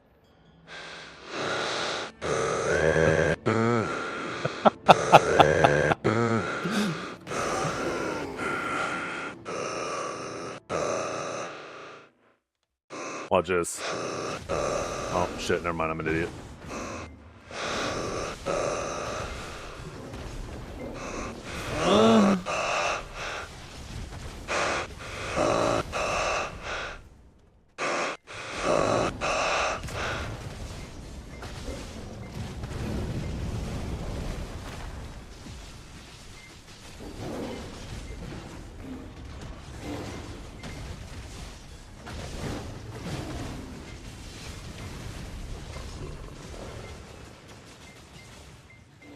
I might be coming down with a sickness. It feels like I got a frog in my throat. That because you do. That's Oh. because Oh. you do. Do? Oh my god, you guys are Oh. so depraved. Oh. Oh.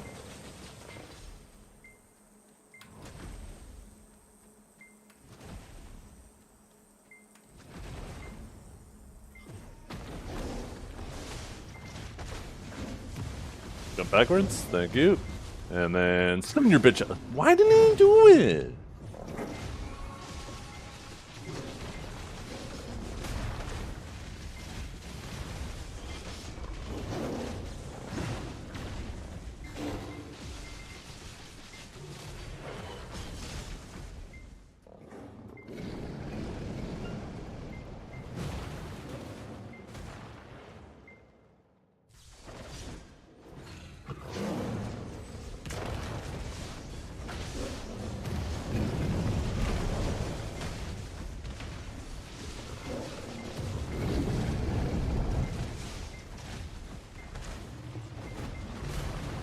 Yo, kitty, can you cut that shit out?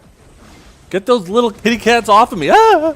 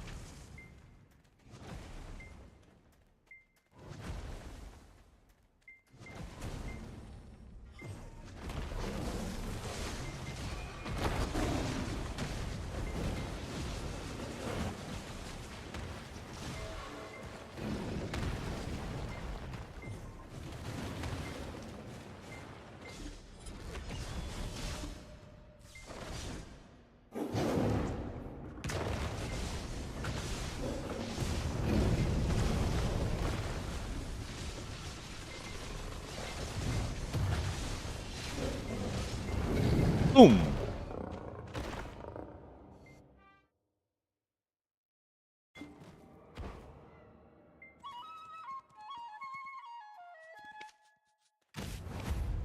One more, we are done.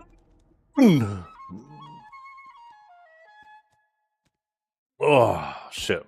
My elixir's gonna run out.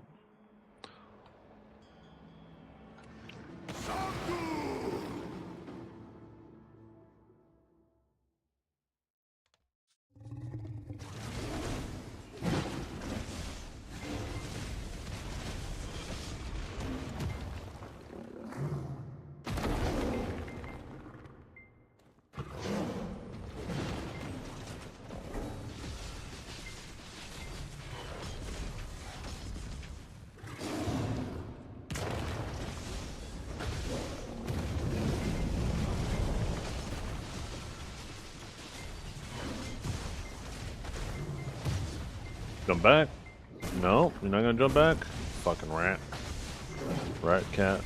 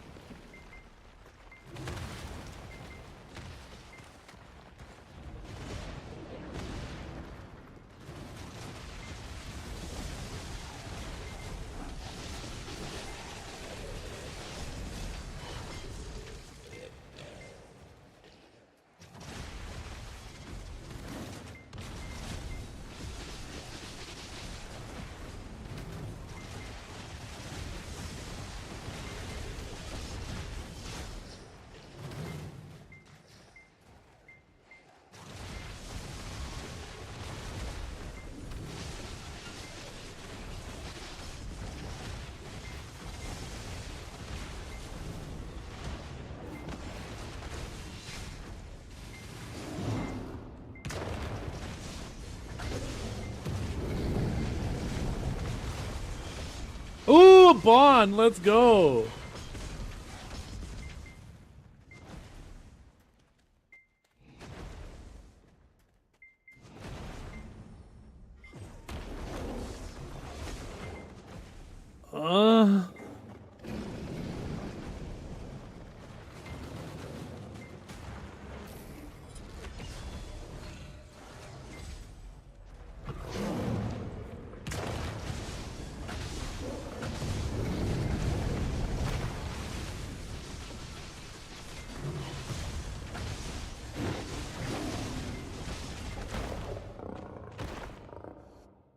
And we done.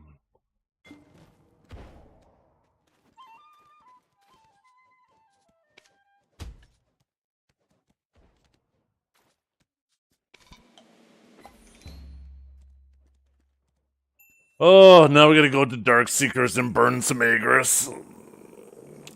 Oh, I might just go to Ash and burn it. I don't even know if I want to go to Dark Seekers to burn it. I just want to get my other set of artifacts out of the way. Maybe do some Olins? Olins? Ores burn? Isn't Ores a good spot for Agris too? I mean, I do have Castle. Maybe I should go to Ores to burn it. I haven't been to Ores in a little while.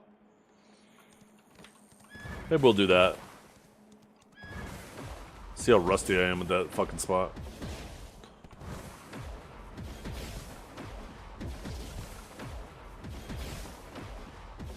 Official Heidelball prediction, they're gonna announce T10 valuation and to unveil it Zevian in full Sage cosplay riding your horses with lightning painted on will ride onto the stage. That'd be a fucking stick.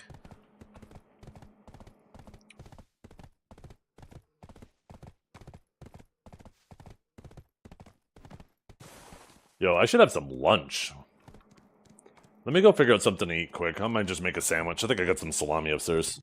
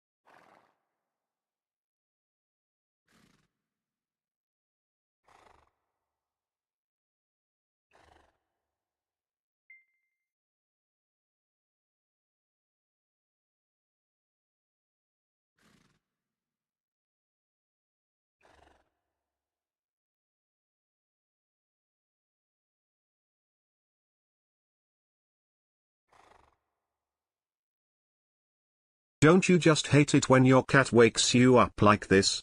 Meow. Meow. Meow. Meow. Meow. Meow. Meow. Meow. Meow. Meow. Meow. Meow. Meow. Shut up, bitch!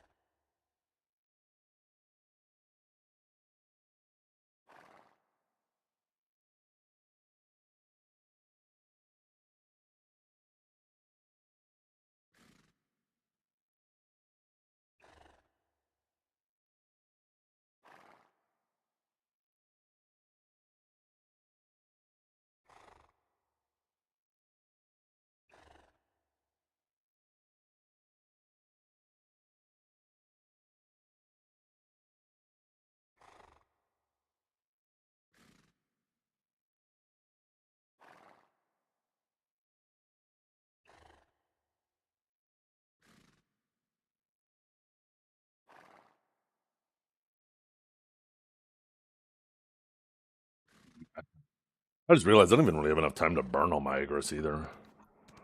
I'll burn what I can.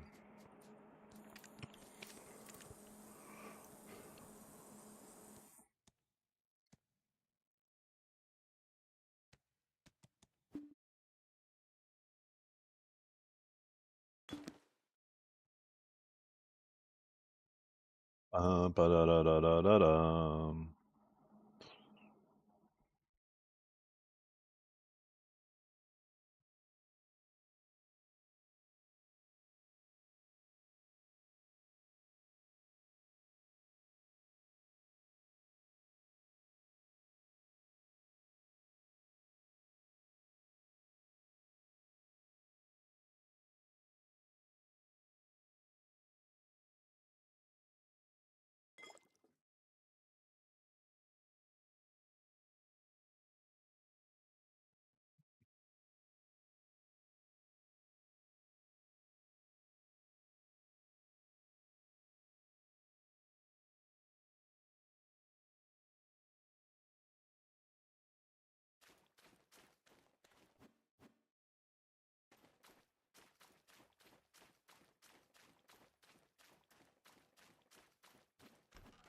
Oh, I could definitely burn it fast. Like, if I wanted to just burn it fast, I could just go to Ash. Maybe I do.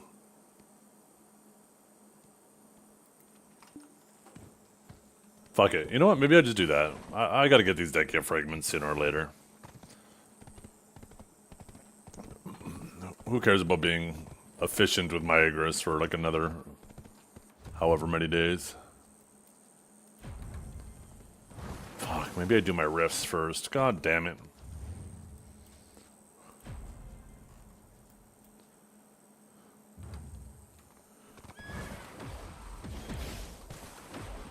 I should have did these yesterday. Okay, we're gonna do the riffs first. Because we can finish in Kama Sylvia and then we're kind of close to Ash. Why am I still doing riffs? Because they're still worth the time. They're not like good money, but you never know. They could end up repurposing the Dawn Stones here.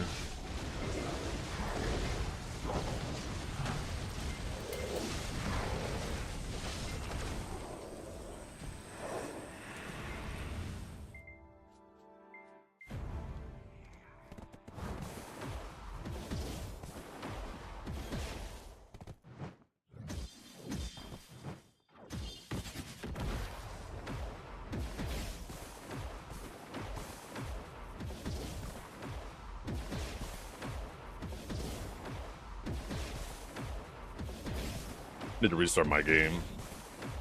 So much shit. Like, this terrain's taking so long to load.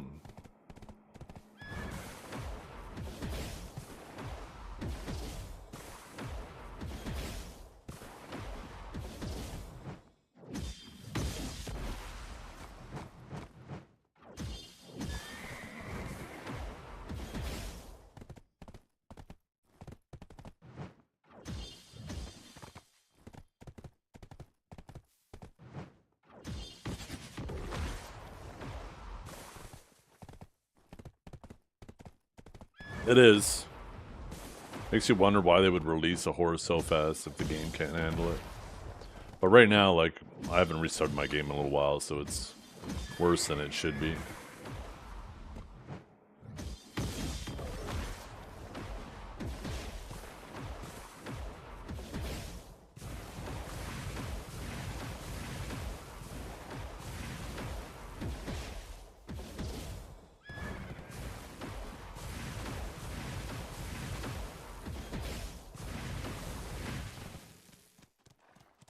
I can jump, what the hell?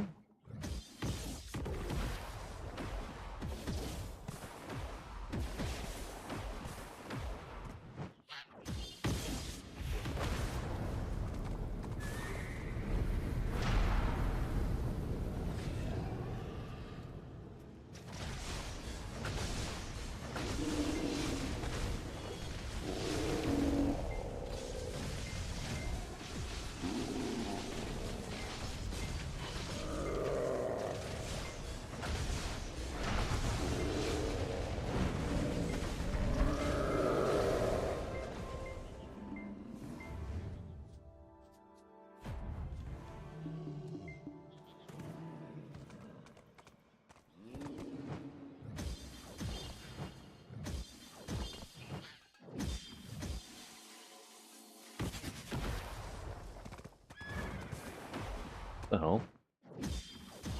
That looked runnable.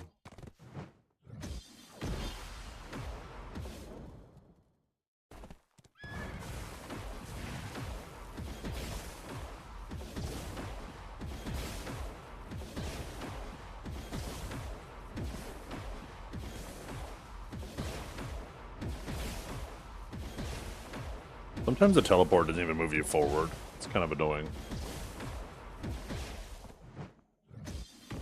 I could tell that bridge was going to be a problem.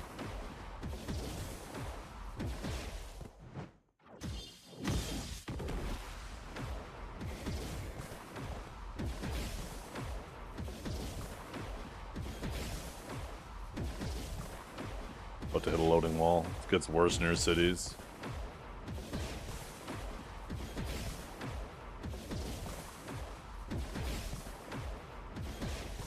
If you're doing it uphill, that makes sense.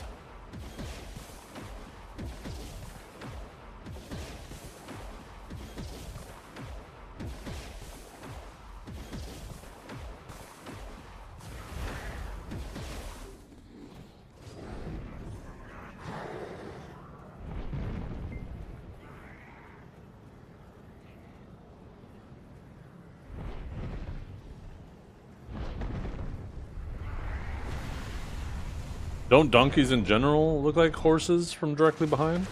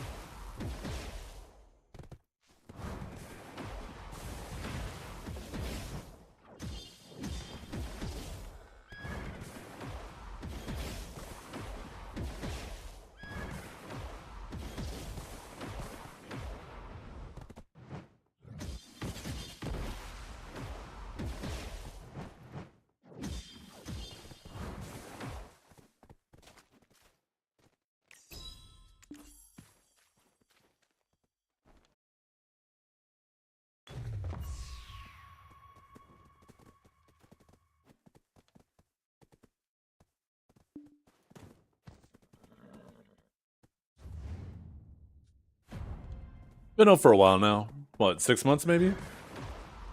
Took a while for people to get it.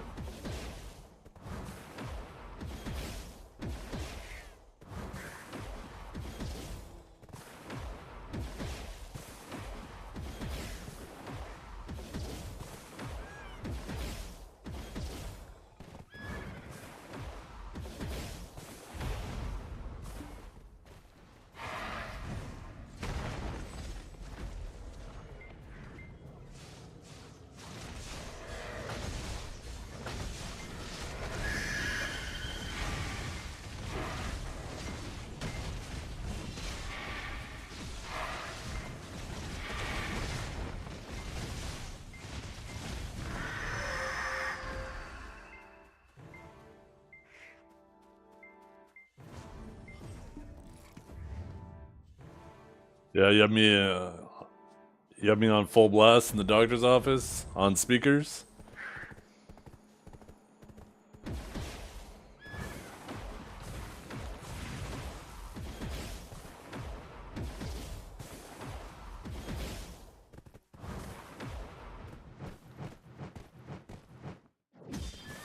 Rifts daily? No. They spawn once a week.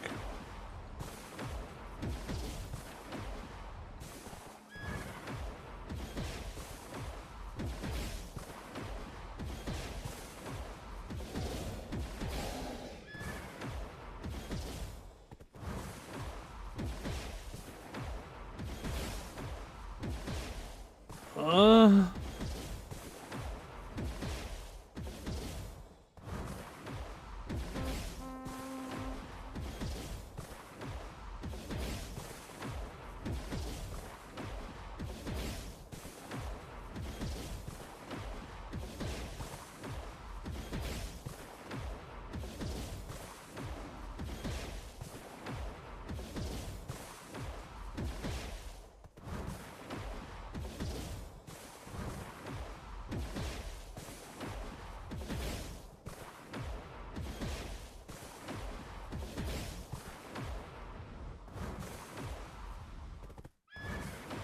Look how fast I am.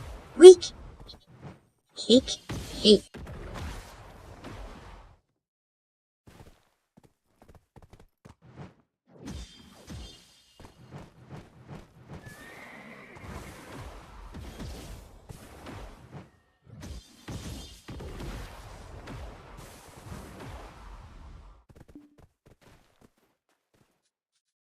Yeah.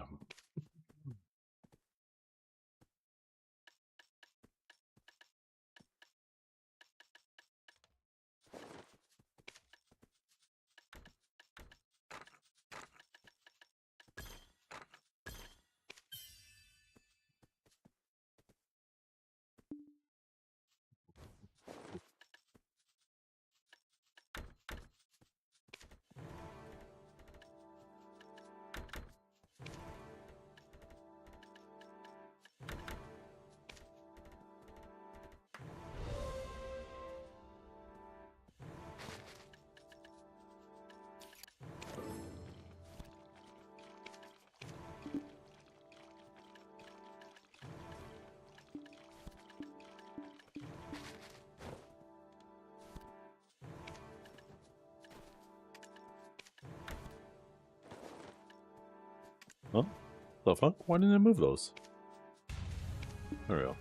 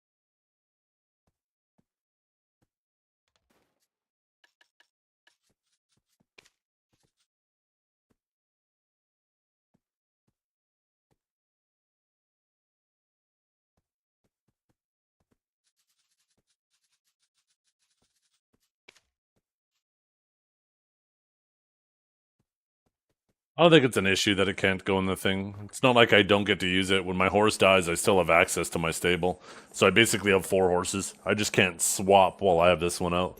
But honestly, this horse does like everything the other horses does, but better. Almost anything that you need the Pegasus to cross, you can cross with this horse. It runs faster than a Doom.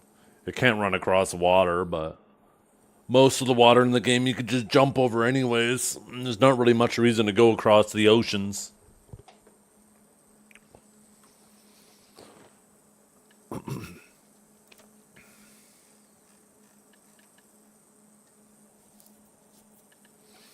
Okay, so we got that.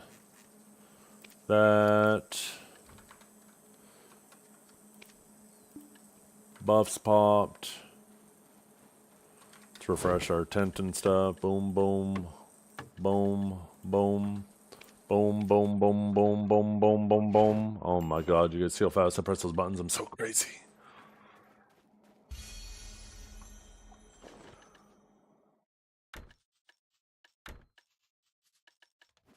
Oh, excuse me.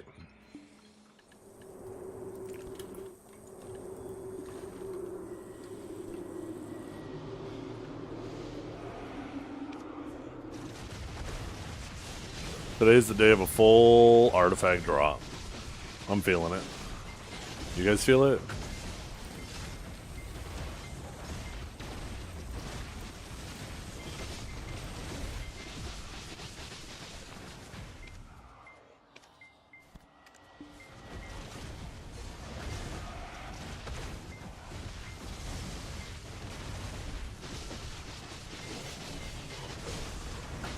Weren't I going to turn my aggro on? Yeah, I was. Thank you.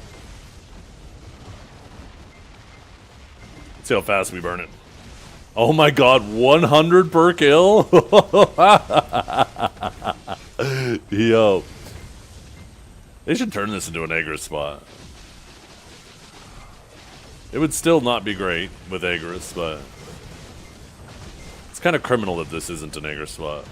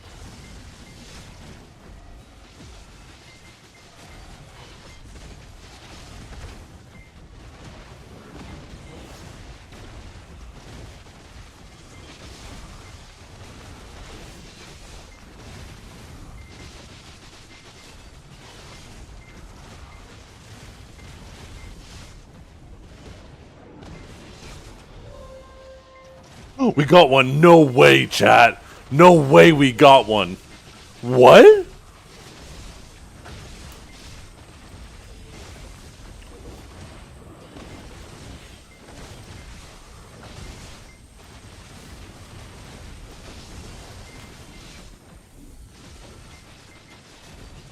Ooh, Bond, let's go.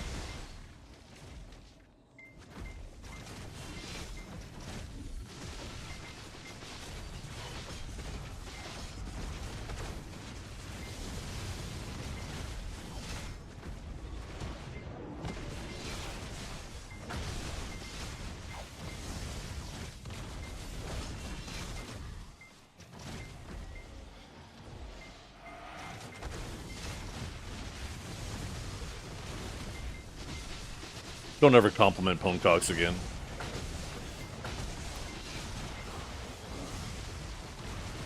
Your last warning.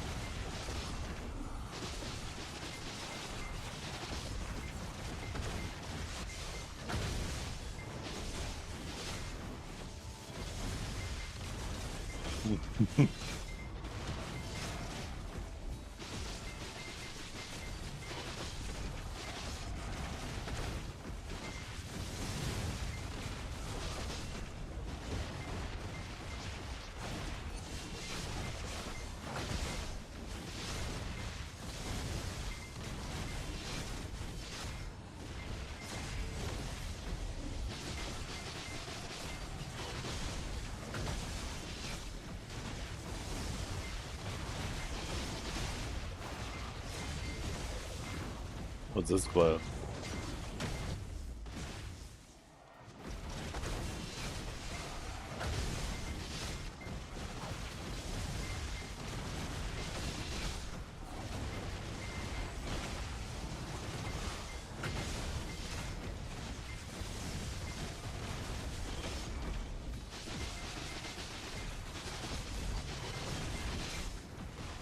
There's something wrong with you, Pone.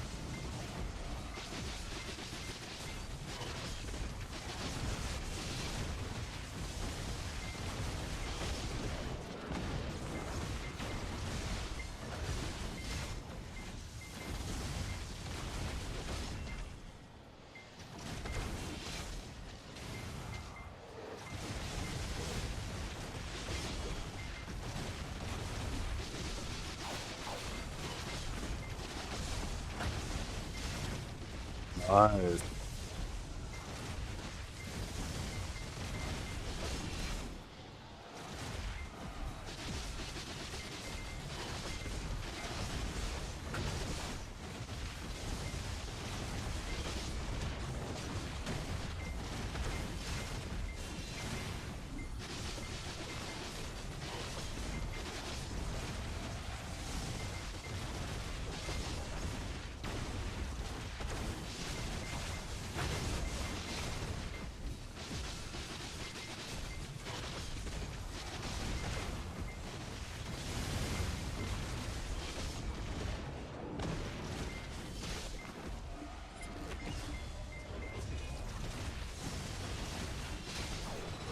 I do. Yeah, I'm just burning my Agorist. I don't want to go somewhere else to burn it right now, so.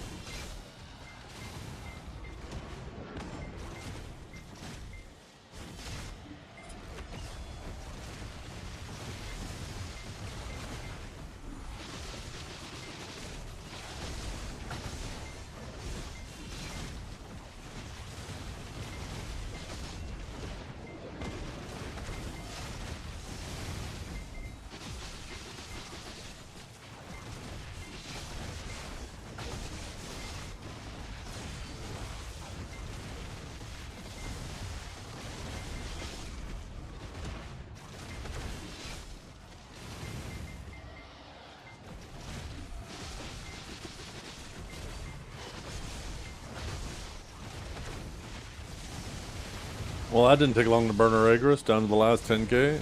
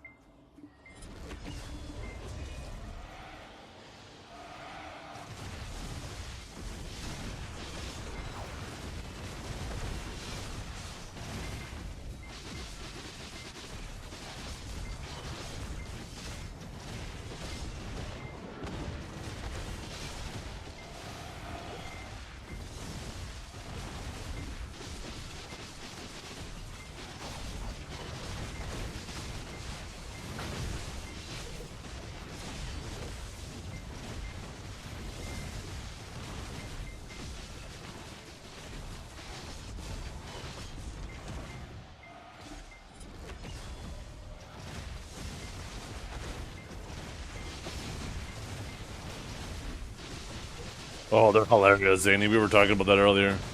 There's Stormtrooper ones, Jesus and Moses ones. They're funny as hell.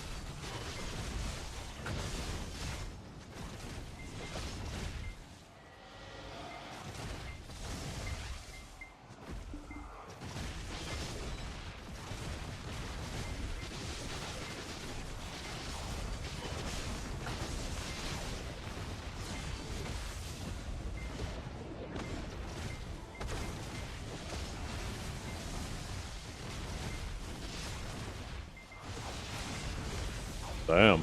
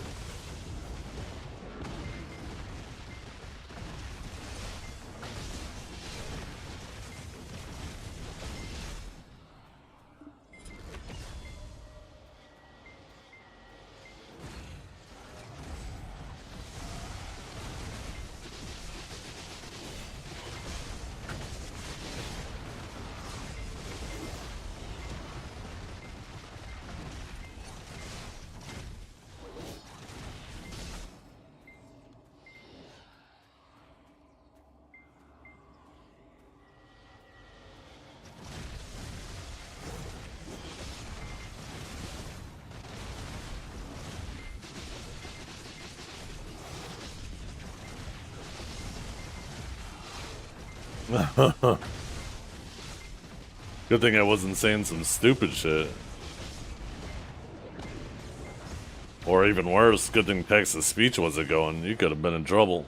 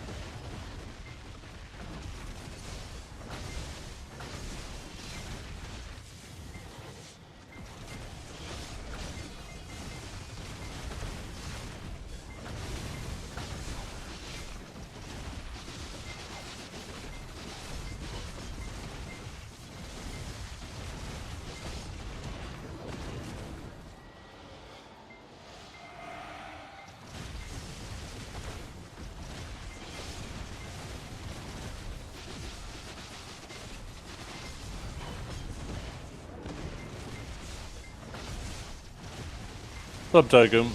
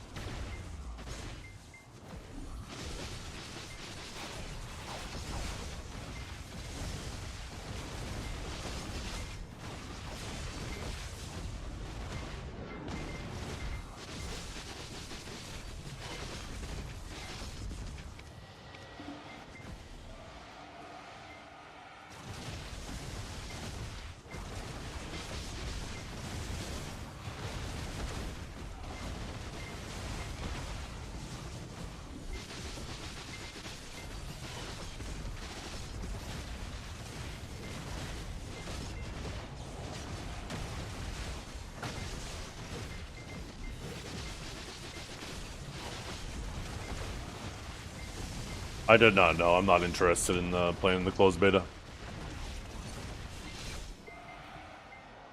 Doesn't matter the MMO release. I typically, or haven't, in the last 15 years, played a game on release. I always wait for that first month to pass. A first month is enough time for the initial honeymoon phase for most people to wear off, and then they actually get into the meat and bones of an MMO. The thing about an MMO is it's not a single-player game where you're just trying to play through a story and enjoy that. That's just basically the introduction to any MMO. And I like to give it enough time that enough time has elapsed and enough discovery has happened for people to find out what is the meat and potatoes of that MMO.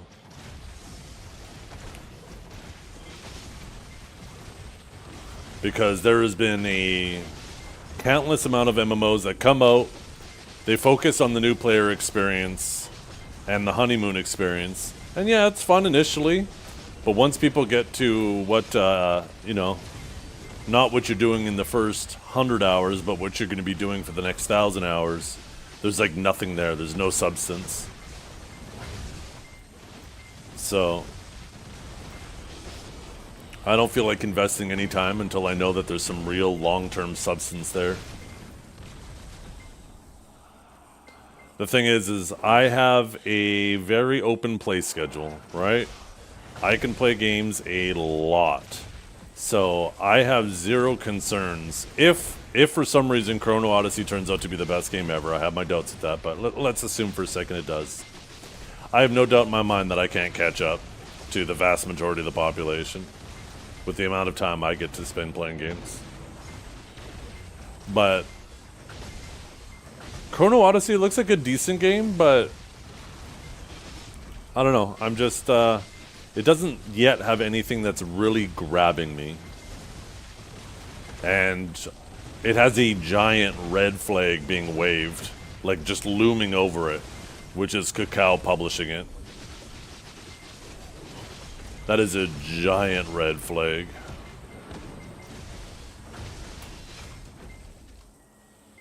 Take a look at how that's worked out for every other game that Kakao has published.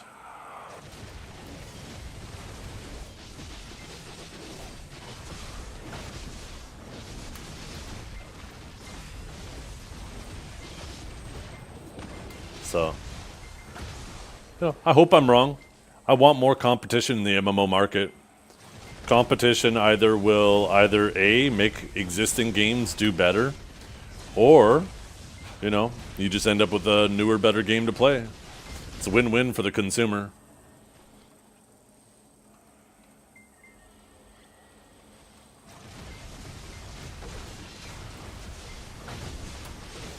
Why are people still allowing their games to be published by Kakao? I just don't think that there's a lot of options, right? When you have newer companies, I mean, I guess not all of them are newer companies, but when you're trying to bring a product to a Western audience, a Korean game to a Western audience, I don't think there's a lot of options for publishers. Like, what other publishers do they have in NA that pick up Korean products and are willing to take the risk and see if they're going to be successful in the North American market?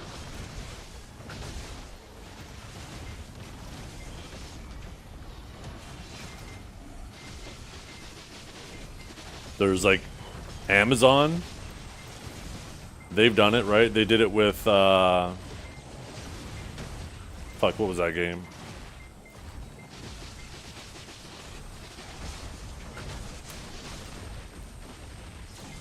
I don't know. I just don't know of many other publishers that do that. Maybe it's just a lack of options, right?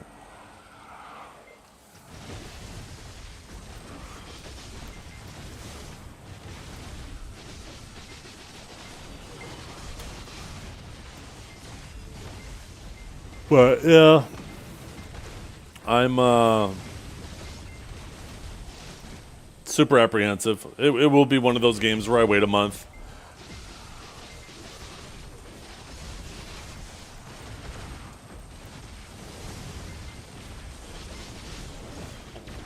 It does seem that, so for me, I really, really, really like a sandbox-ish, open-world PvP type feel. So it really pains me how much it feels BDO's moved away from the sandbox and the open-world PvP feel. But it doesn't look like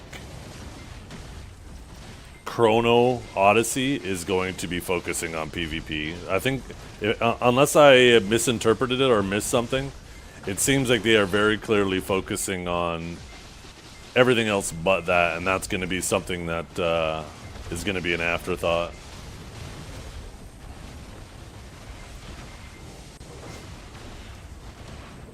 And that doesn't mean it's going to be a bad game. It just means it's not something I'm interested in, right? If I was interested in a game that was heavily focused on PvE and raiding and dungeon mechanics and stuff like that, I mean, I'd be playing Final Fantasy right now, not BDO, right? There's, you know, Final Fantasy has much better like raid mechanics and stuff than BDO does. So if I wanted to play a game focused on that, I wouldn't be playing BDO.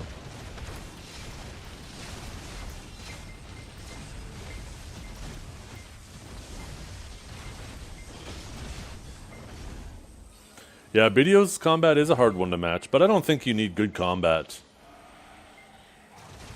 You need not shit combat, that's for sure. But I don't think you need good combat to compete with BDO. Or sorry, better combat, I should say. It just has to be reasonably good, right? As long as there's other systems to make up for it, for sure.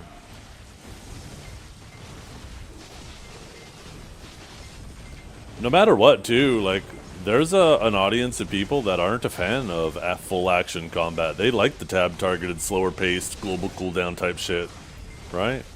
Like, it's very clear there's a ton of people who still love WoW, and, like, that PvP is fucking slow as hell now. I could never go back to that snail shit.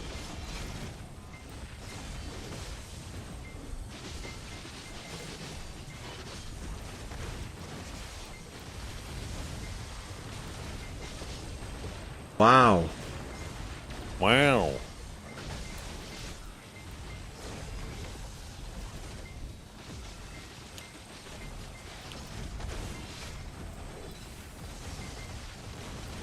Just think of how slow that is, right?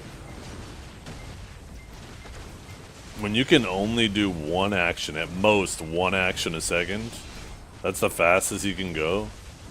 That's only 60 APM. Like, obviously there's a little bit of movement added in there too, but goddamn, that feels so slow. When you think of, like, some of the classes, combo chains in BDO, like, you could be pressing 3 or 4 keys in a second. Obviously that's not true for all classes. The last MMO that came out that I was impressed by? I mean, almost all of them have impressed me in one way or another. They all have some cool things going for them, right? It's just I gotta weigh all the pros against all the cons. I don't like calling a game shit just because, you know what, the cons outweigh the pros for me. Like Throne and Liberty, I thought there was some cool things with open world with that game. I like the idea of nighttime being full PvP. I like that there was like some type of leaderboard. I can't remember what the leaderboard revolved around, but whoever was number one had an item that could trigger nighttime like once a day. Shit like that I think is really cool. And like all these MMOs have cool things going for them.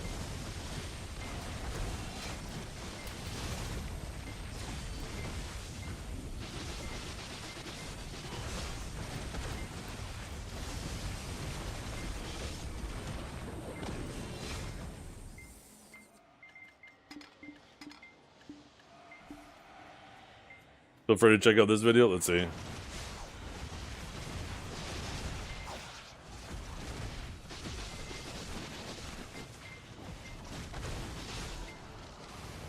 Like visually, it definitely looks nice.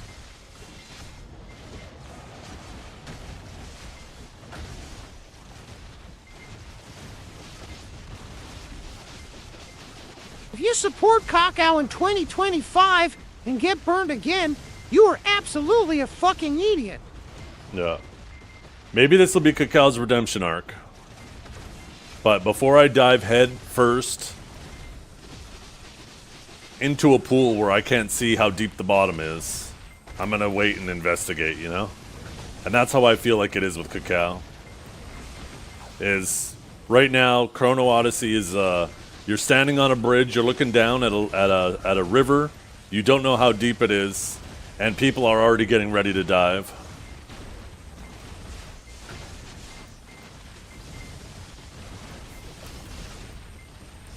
So,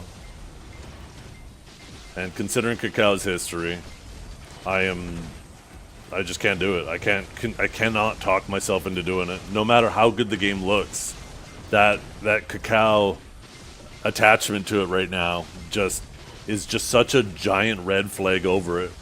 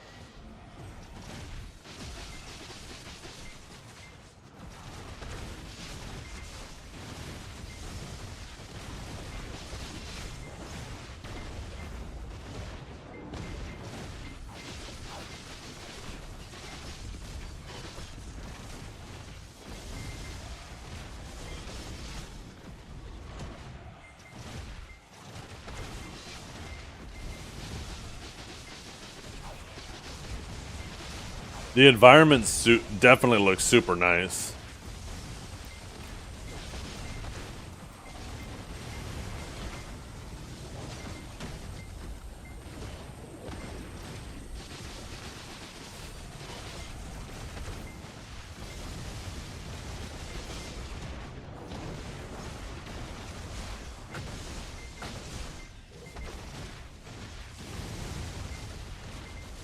Like these first couple bosses don't look that engaging though. Like they look super cool, and I know they're just showing a quick little clip of it, but it just looks like a bunch of people running up to a boss mashing buttons,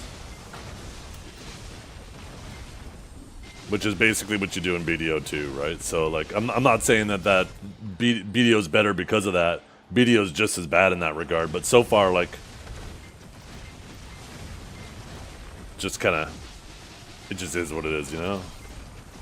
I'm gonna keep watching this video. I got it on my side monitor.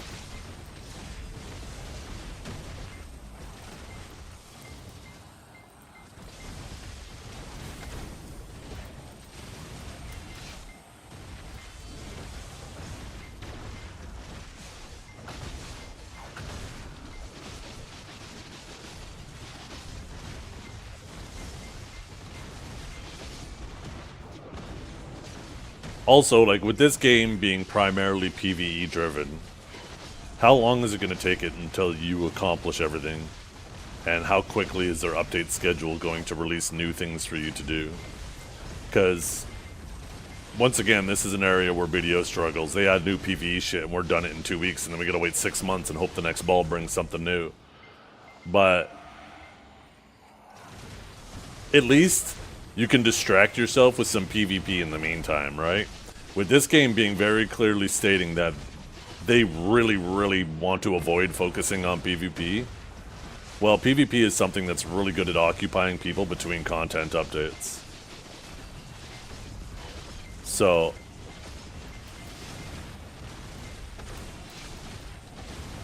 like, if there wasn't PvP in BDO, I absolutely wouldn't play it.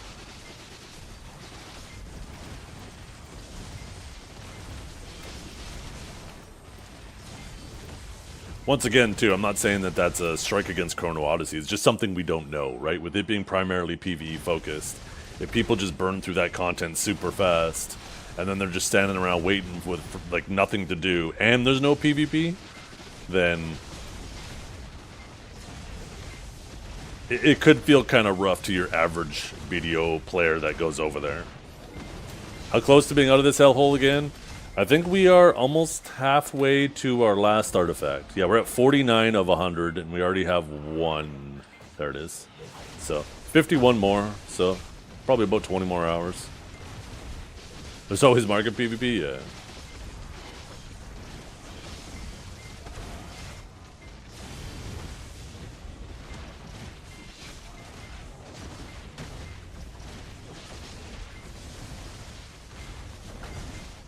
Like, some of these bosses I'm watching in this video, the boss is doing something that very clearly looks like a mechanic.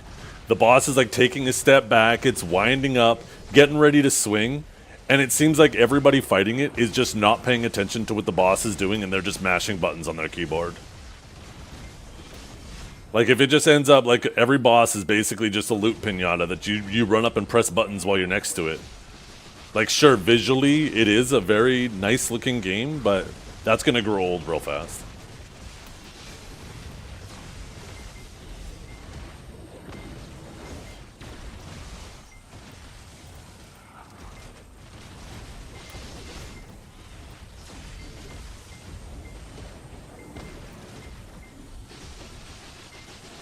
Okay, there, finally something that looked like everybody ran from.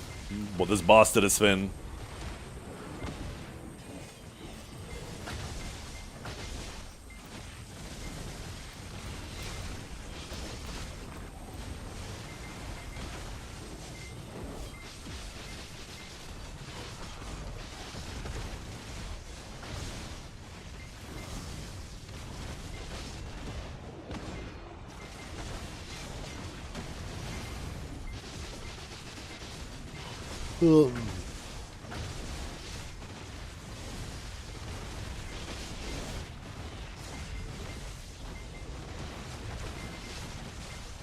Yeah. And that's why, Tempest, I like waiting that 1 month, right? Whenever it comes to a new MMO, I have that 1 month rule where I want to see the people who go crazy with it, right? Like the Ethereum of Throne and Liberty, them diving into it. How quickly are they going to get bored and have nothing to do? Because I'm one of those types of players that's going to go crazy with it if I get into it, and I'm going to reach that end really quickly. And if I just end up doing the same thing I would have already been doing in BDO, then, like, what's the point?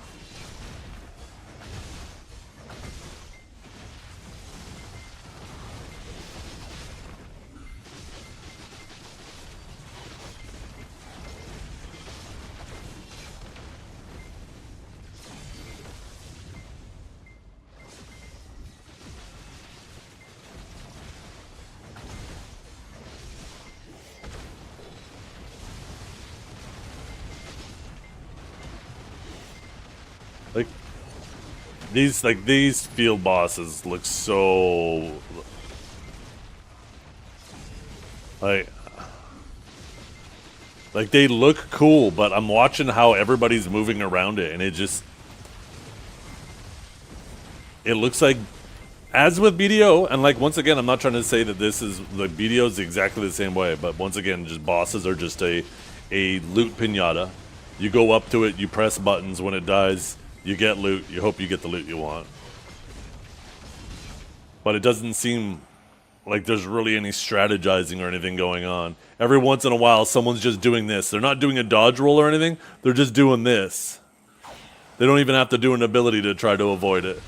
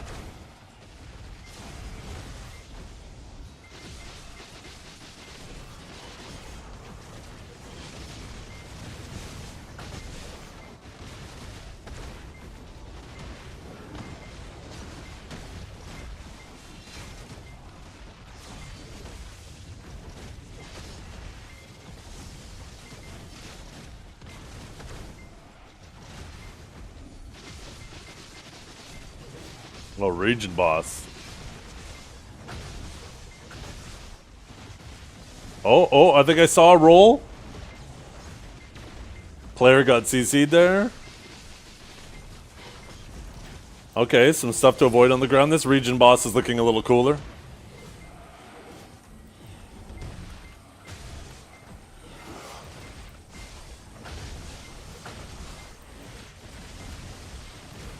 That brings a little bit more hope back. The region boss is looking a little bit cooler.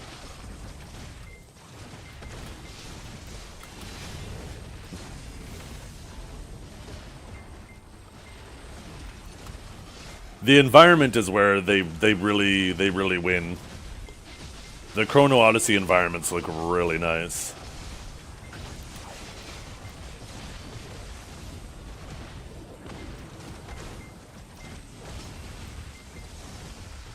I remember Defiance, yeah.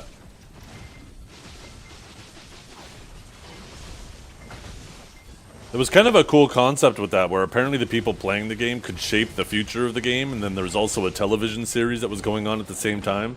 So as players kind of like shaped and manipulated the game, it would also affect the television series. It was kind of an interesting approach. Obviously, wasn't really long lasting though.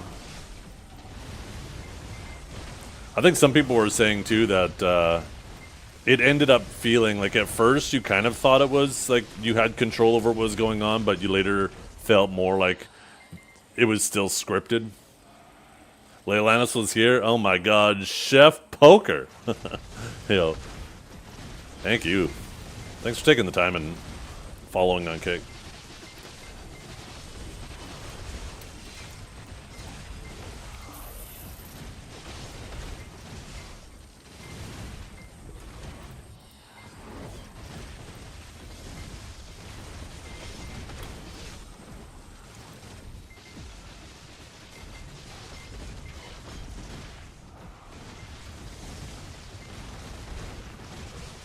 Oh.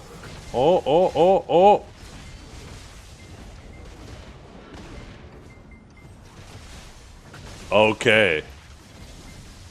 They're kind of grabbing me here now. So there's this part where there's like this dungeon crawl, and he's like, there's these puzzles and stuff that he has to figure out. That's very reminiscent of like old single player RPGs, the top downs, where like you would have like these puzzles you would have to figure out where, you know, there's this one statue you have to turn a certain way, and you know, there's nothing that hints towards it. It's just something you eventually got to notice because you're like, what the fuck, I'm stuck. How do I move forward? Right? And different shit you got to move around and like, I like fun puzzles, and I feel like Magnus was something that could have been so cool like that, but they just didn't make the puzzles engaging enough.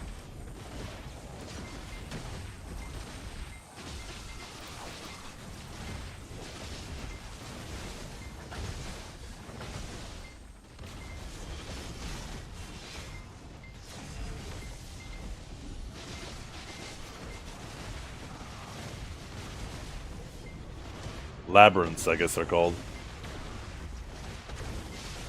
Okay, labyrinths could be cool. That's something that I find pretty cool, if done properly.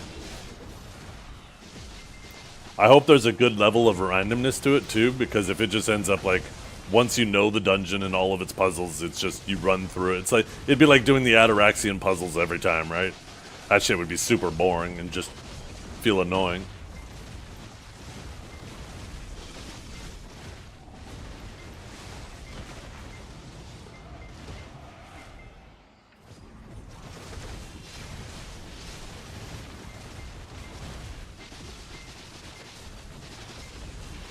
Okay, that looks kind of cool. There's like a section where the floor is going back and forth into the wall, and you gotta jump at the right time to make sure you don't fall into the pit. Yeah, this labyrinth shit is already the coolest thing I've seen in Chrono Odyssey. I like shit like that a lot. Difficult dungeons don't have to be just designed around, okay, we either swarm you with a lot of mobs or we send a big tough mob at you and that's it. I feel like dungeons with only that are boring. I like the idea of having jump puzzles and just like thinking puzzles and all that types of shit. Labyrinths look cool in there.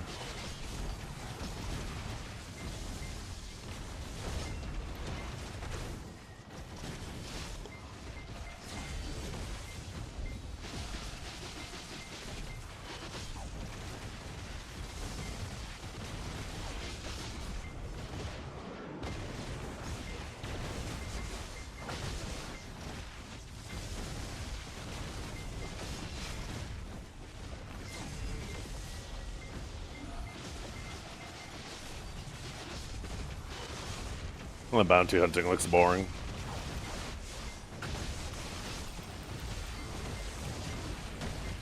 Oh. Okay, some PvP.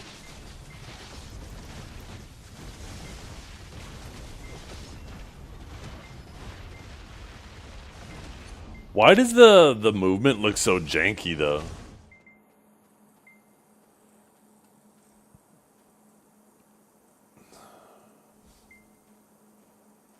Watching other players move looks really weird.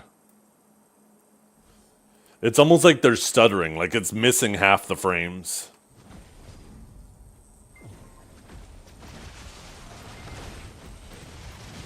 Not like the game is stuttering, but like the characters' animations are stuttering.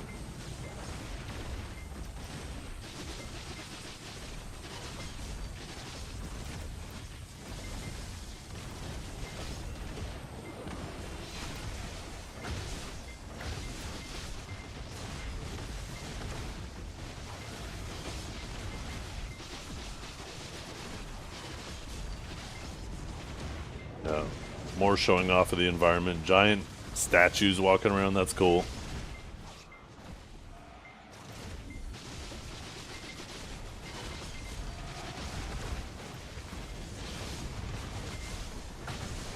Oh, trials looks similar to the labyrinth. A little bit of treasure at the end.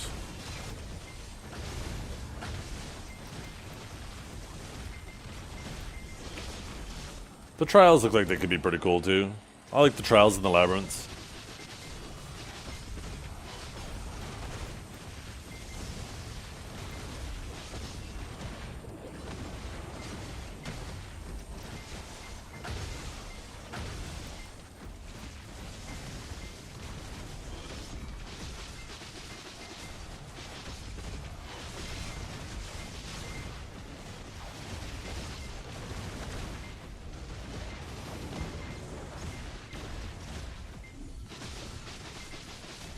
Oh, some life skilling, some fishing.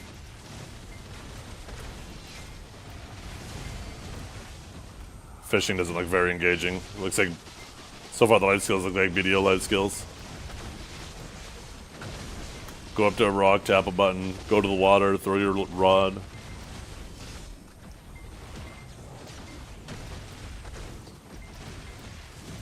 Crafting is cool.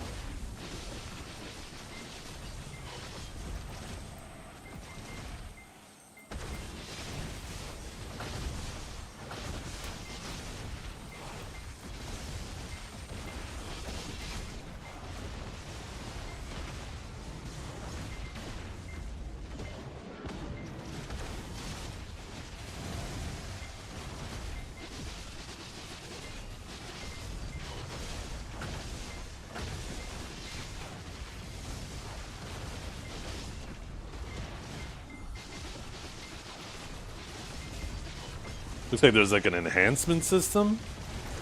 Could you imagine if people have to go back to the same old video enhancing with no pities and items get destroyed if they fail? I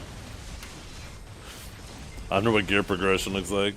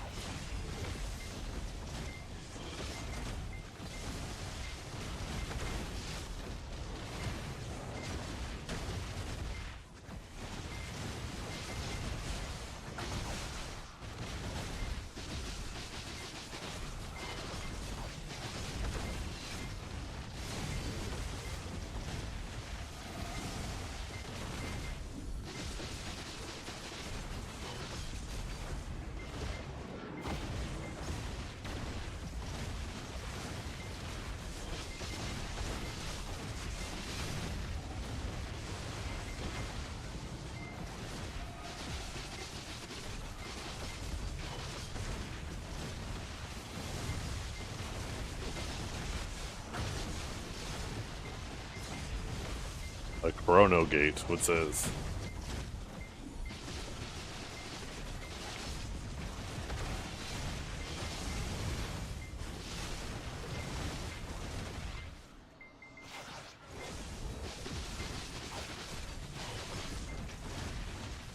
Okay. Chrono gate's looking like something that's meant to be more challenging. Make sure you're dodging attacks. I want to see how hard he gets hit for if he gets hit.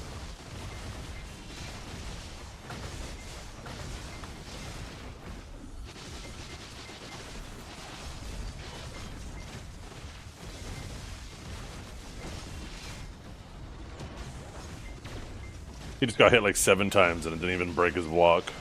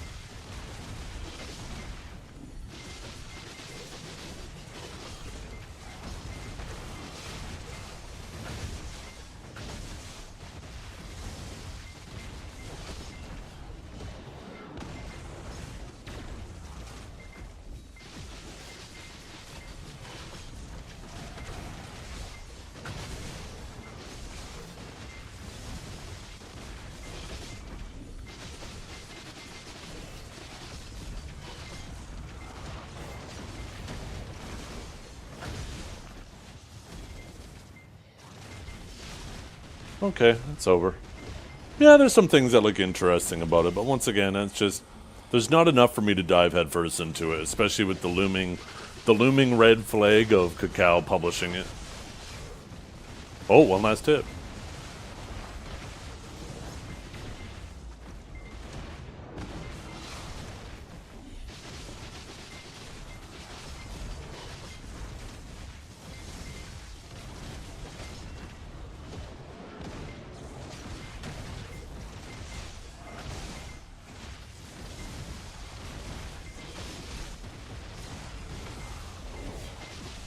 Okay.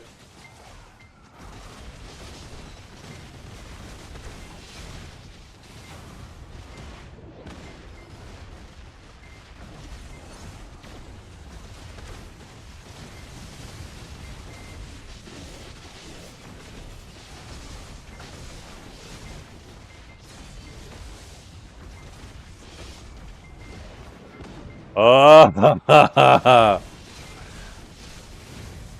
yo, that little ending there with Eden, that's kind of funny. So apparently it looks like it's like an endless dungeon type grind. And you can actually ninja loot from other people. When you kill a boss, you can run up and just yoink the loot. It's almost implying like they fully intend on that being something you got to consider when you pick who you're doing it with.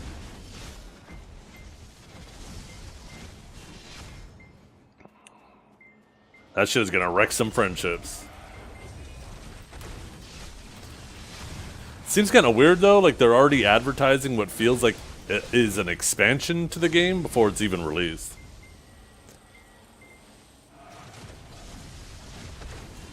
Really, Kinjara?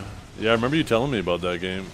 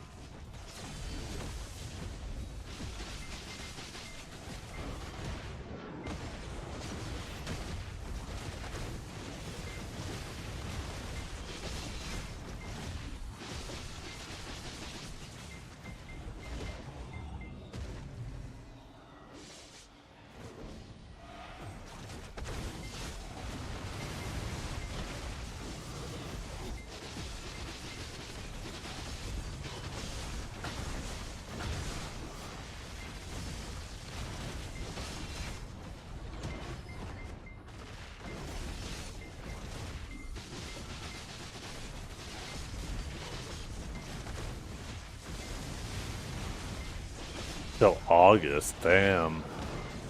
If that's ruining the gameplay experience, I don't know why you wouldn't rush that out as soon as possible.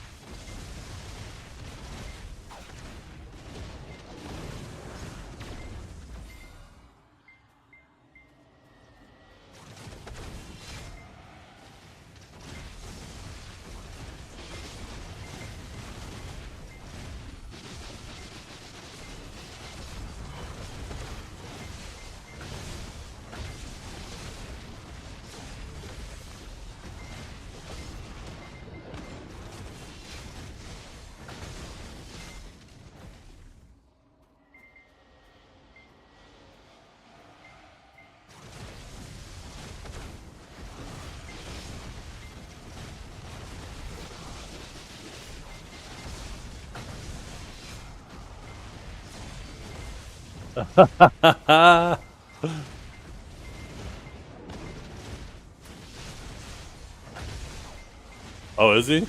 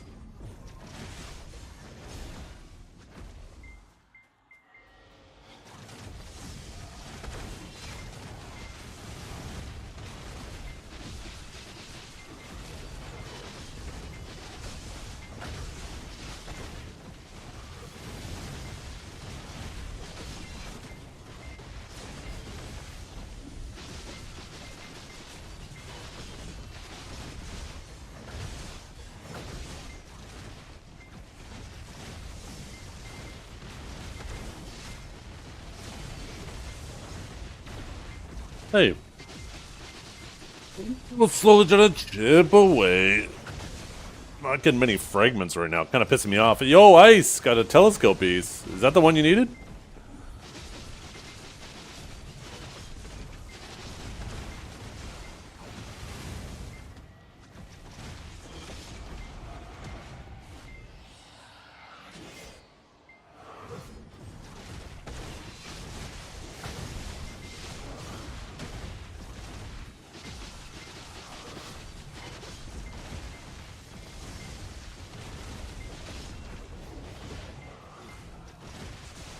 What's going on?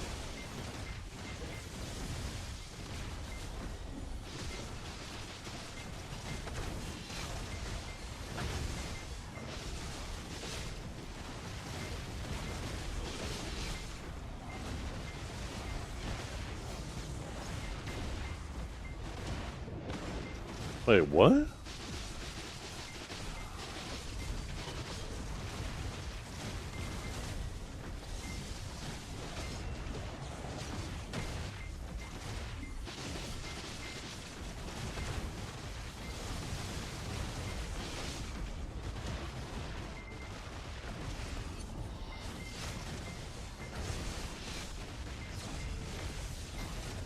What was he streaming? Oh, Mind's Eye.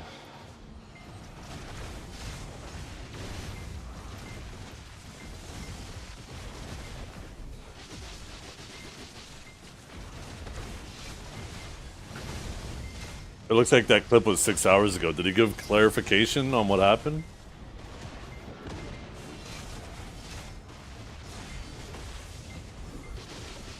Does it? Gotcha.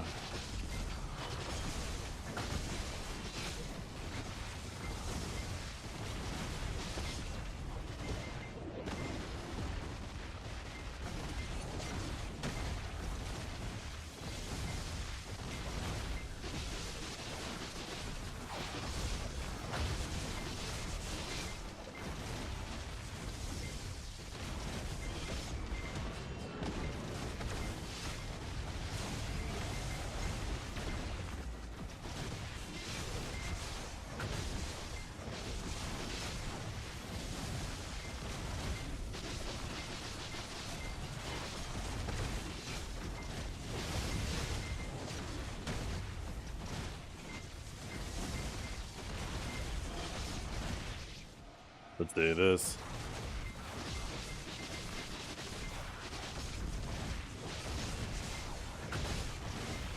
Okay, what just happened to that person? He went to pick someone up, got rear-ended, lightly tapped the person's ankle, and they fucking fell apart. And he failed the mission.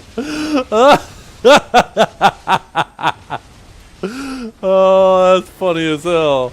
Oh my goodness.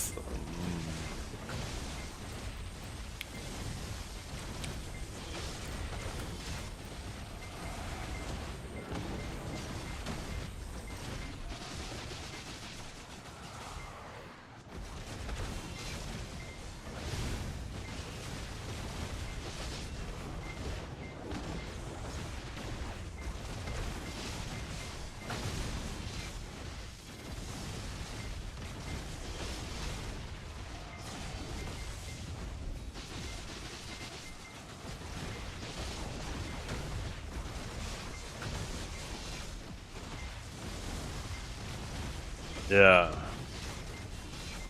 I mean, there's nothing wrong with that. It just depends on the details of the sponsorship, right?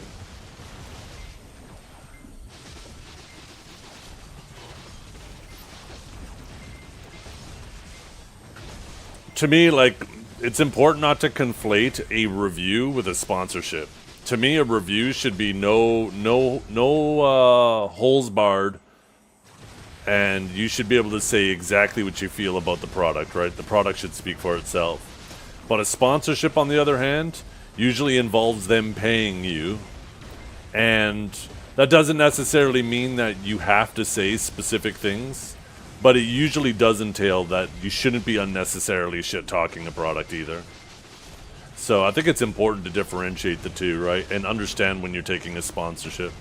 Now, obviously, if your product just blatantly isn't working properly, that's a problem. And trying to silence people from that, it's like, now you're just trying to deceive consumers, right? Because, you know, if people are live streaming a product and it's doing that, and you don't want it to be shown or want to hide it, but you're selling the product, then that's kind of annoying, because that just means that you're trying to get people to buy your product, and then they got to figure out that it's a shitty product after the fact.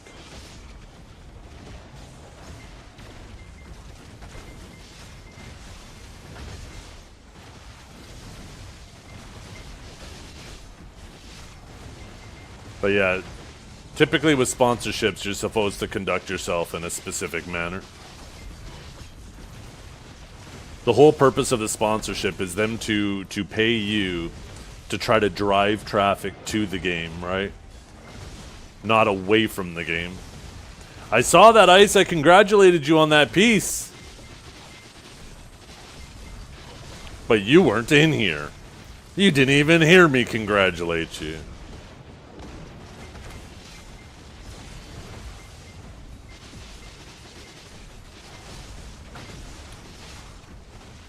Congrats, though. That's a relief, eh?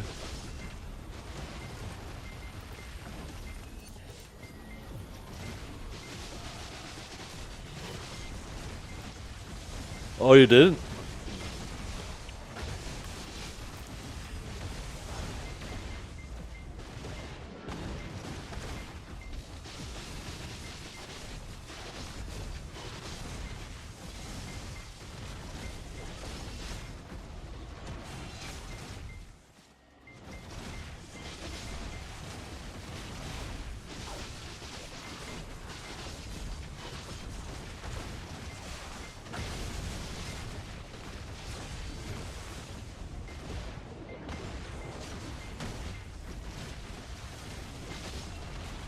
There we go. We're officially half done this second artifact. We need 50 more.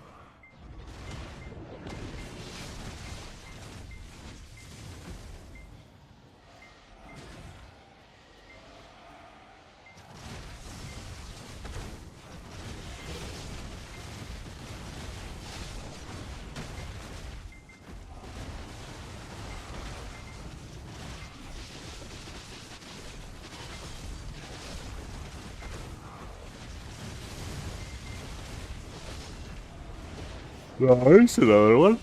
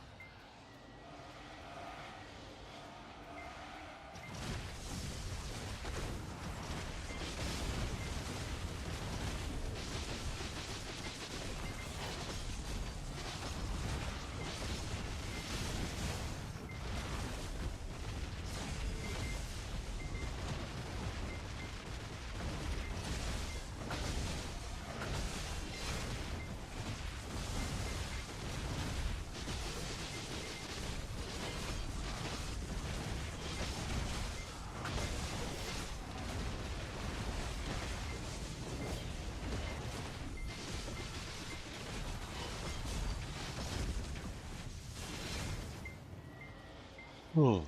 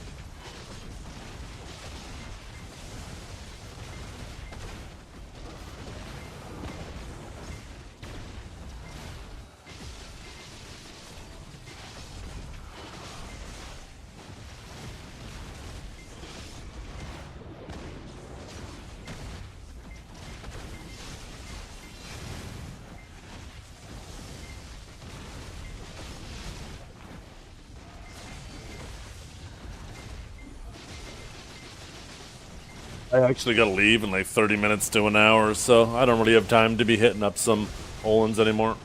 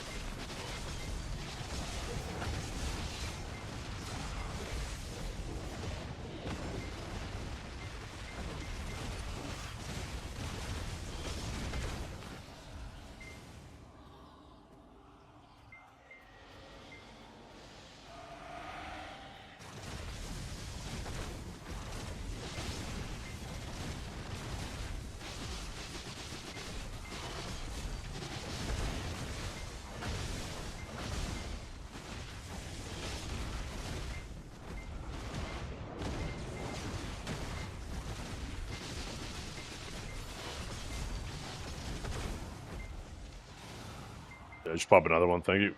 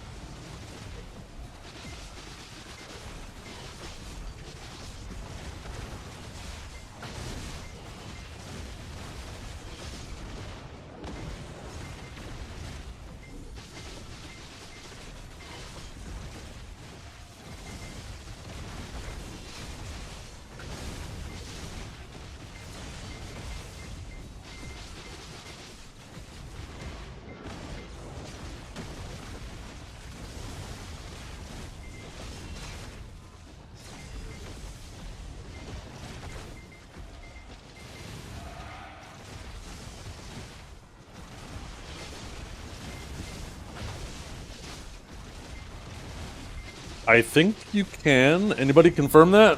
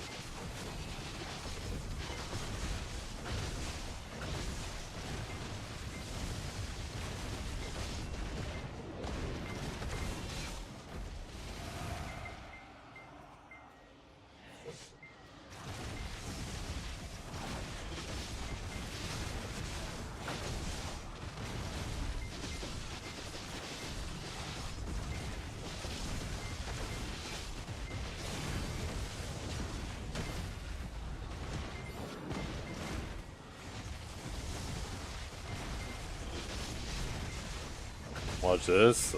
Another good one. Let's see.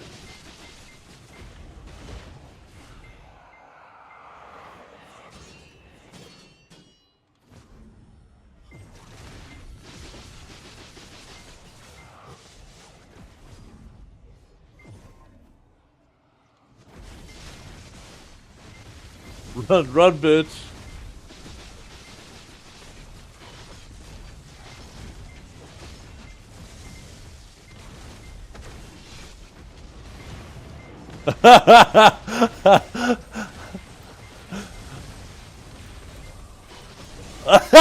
He hits the tree.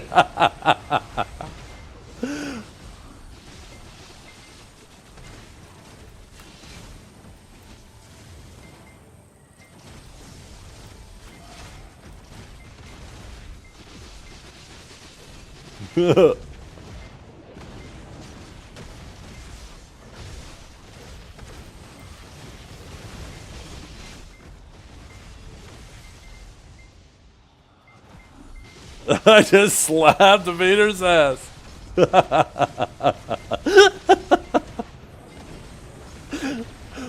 Oh. Oh, I love that shit. God damn. It is so dumb. It is so dumb. I love it.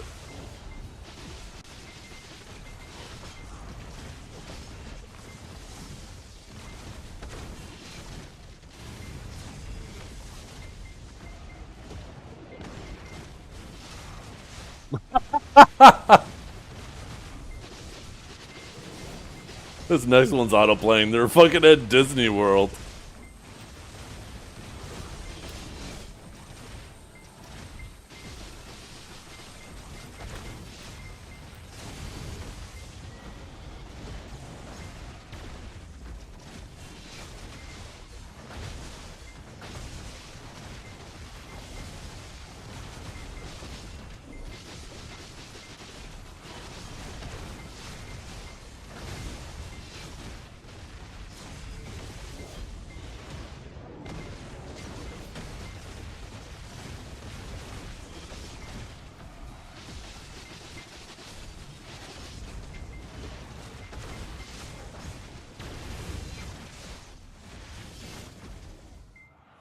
Next one.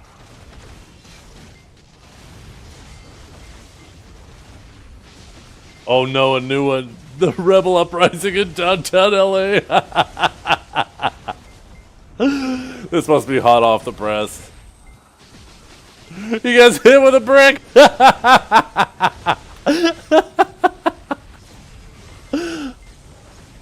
Oh, goddamn.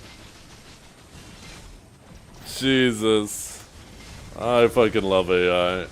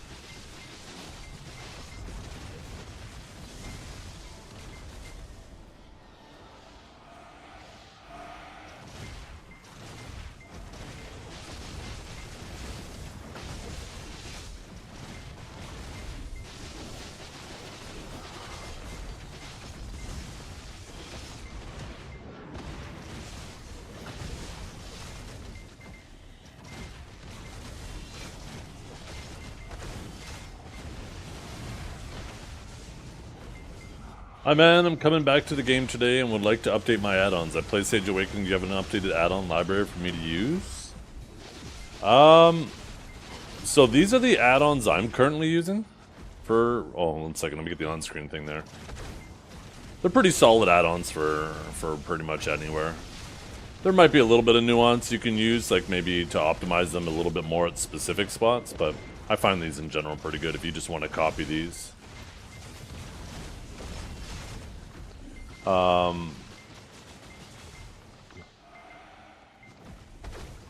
wonder, just 1 second.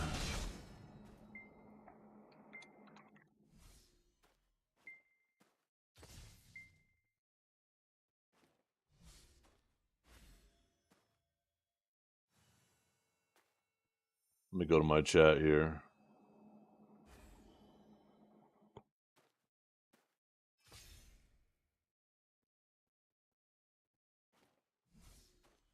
Oh no, I guess it doesn't work there. Okay. Here is a link to a really good Sage guide, a Google Sheet. If you also want to use that, there's a ton of different information you can use that'll help you out.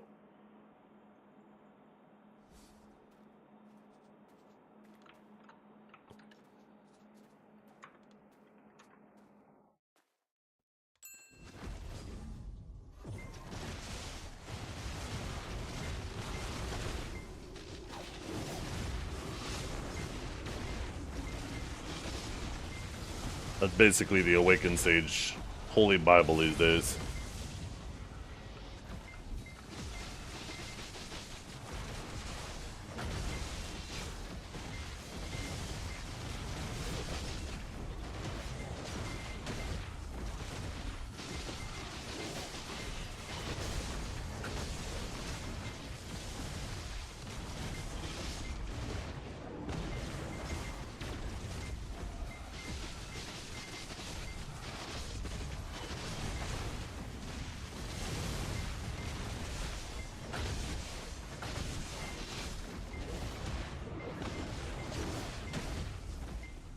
Yeah, no problem.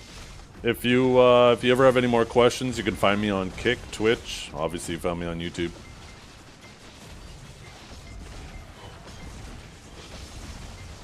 I'm usually streaming around the same time every day.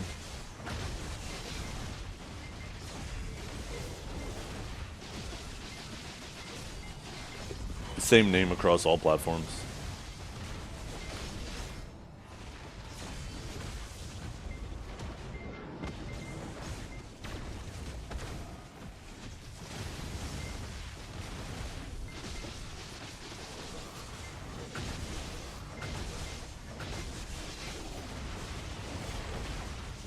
Yo, what's up, Pinks? How you doing?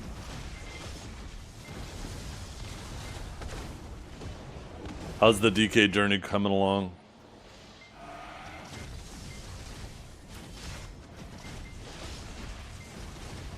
You can. So are you talking in character select or your... Here, I'll just show you both. Here, you can click this button. So change order swap, change order push. Okay, so you can do two different things, right? So you can like do this and go like this. Boom, right? And it swaps the two of them. And then there's push, which I guess it just moves everything over. Oh, it just moves it over by 1. Yeah. And then in character select, there's a button at the very bottom of the character list too to change the order, and you can just kind of bump your favorite one all the way up to the top.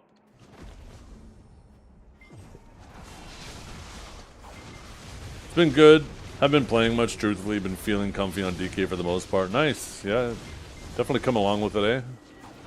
I can't remember. Are you messing with Suck or Awaken?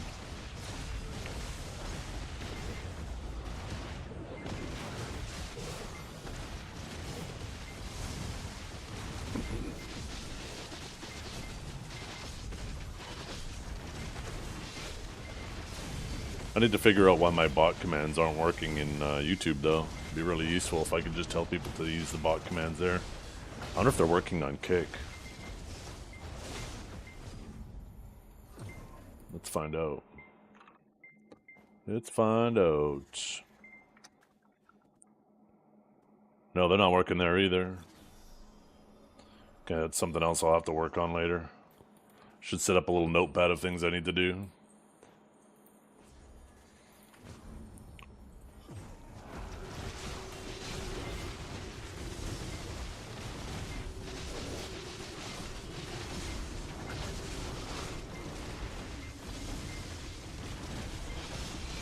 Yeah. Oh, and Tiger Blade, I bet.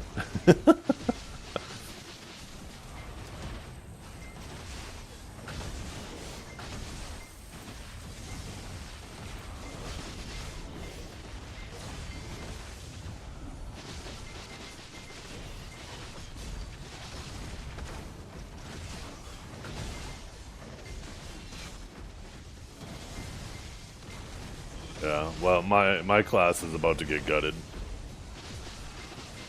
I'm worried. We're about to see a mass exodus of Awakening Sages when we get nerfed. I'm pretty confident it's coming. I will be extremely surprised if it isn't an over nerf as well.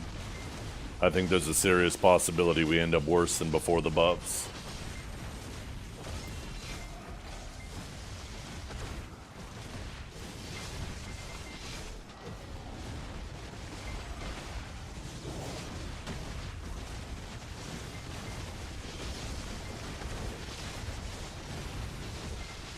I wish they wouldn't have PvP buffed us. I wish they would have just gave us the PvE buffs and that's it.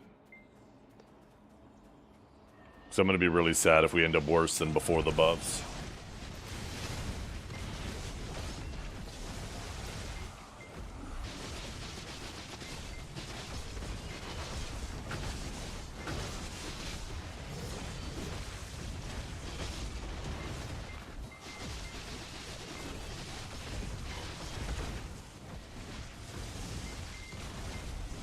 I think PvE-wise, he'll still be better than he was before the buffs. I'm just talking strictly PvP-wise. I think we're going to end up worse than before the buffs.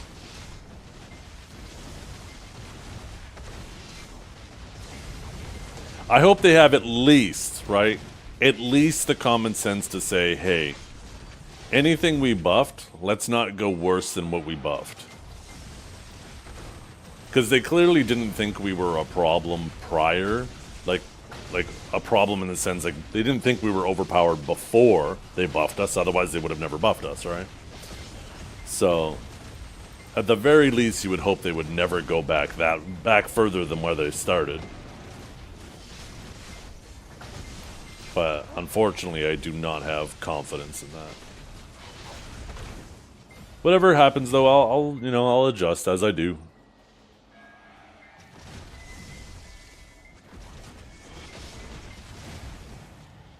Oh, 1 second. Someone's at my door, apparently.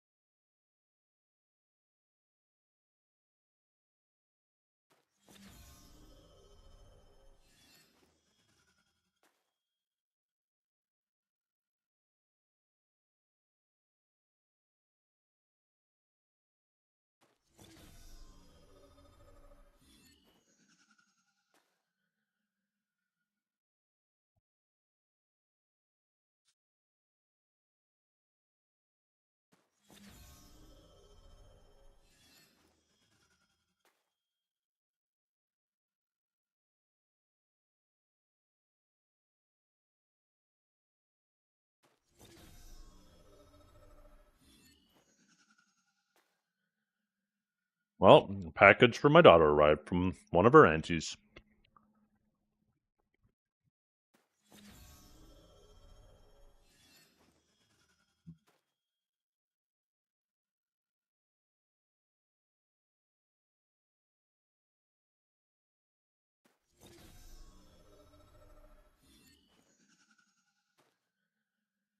I've been on Night Rain, so I haven't had to interface with Sages much.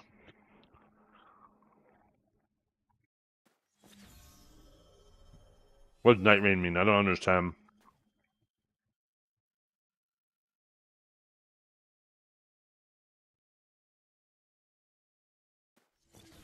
Is that a game?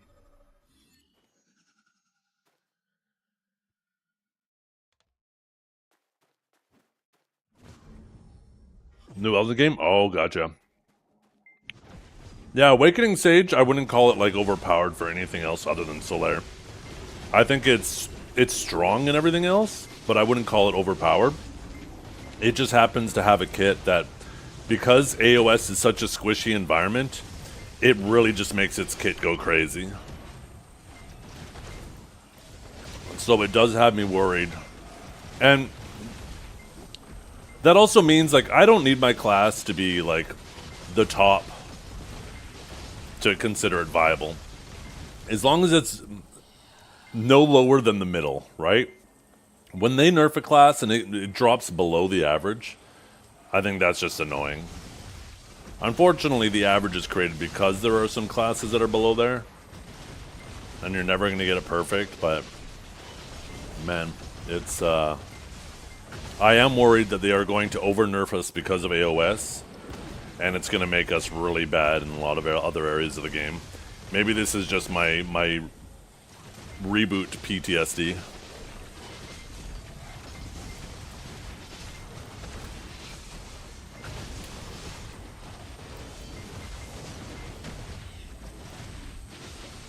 Well, that's one issue with the tag system too, right, Pinks?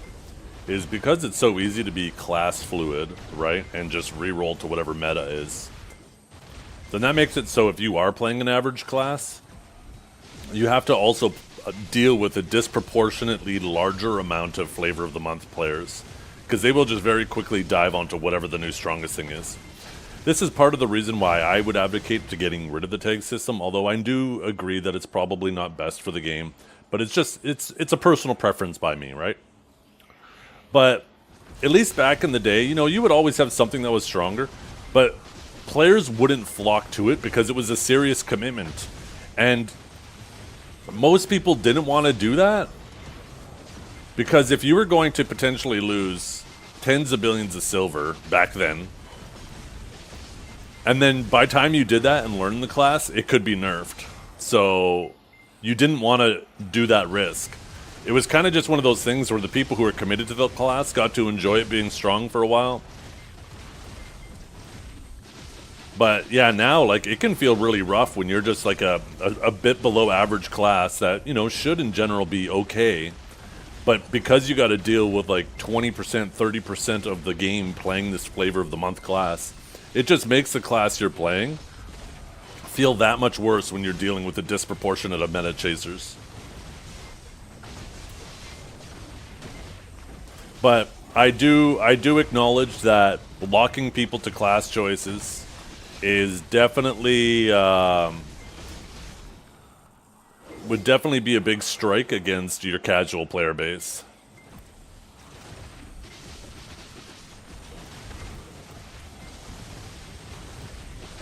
There's also a safe argument to be made, or a fair argument to be made, that even for the people who are committed to their class, if a class gets over-nerfed, it's going to feel miserable if you're stuck on that class. So at least giving them the ability to abandon it. I mean, in a perfect world, we wouldn't be in that situation to begin with, where people would want to abandon their favorite class, but oh, it is what it is.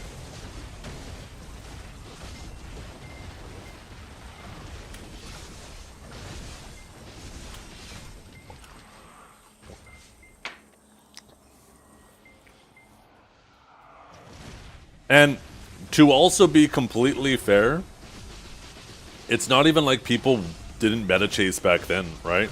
Before the tag system existed, you had a ton of people who, if they wanted to join a top siege guild, they had to play a witch or wizard.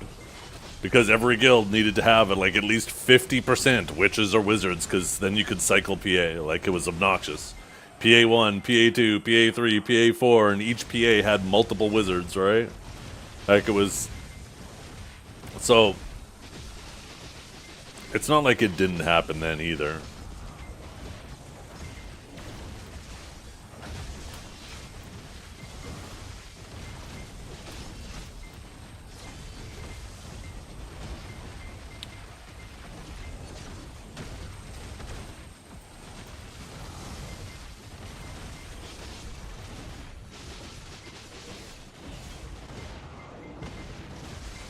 It's funny though, like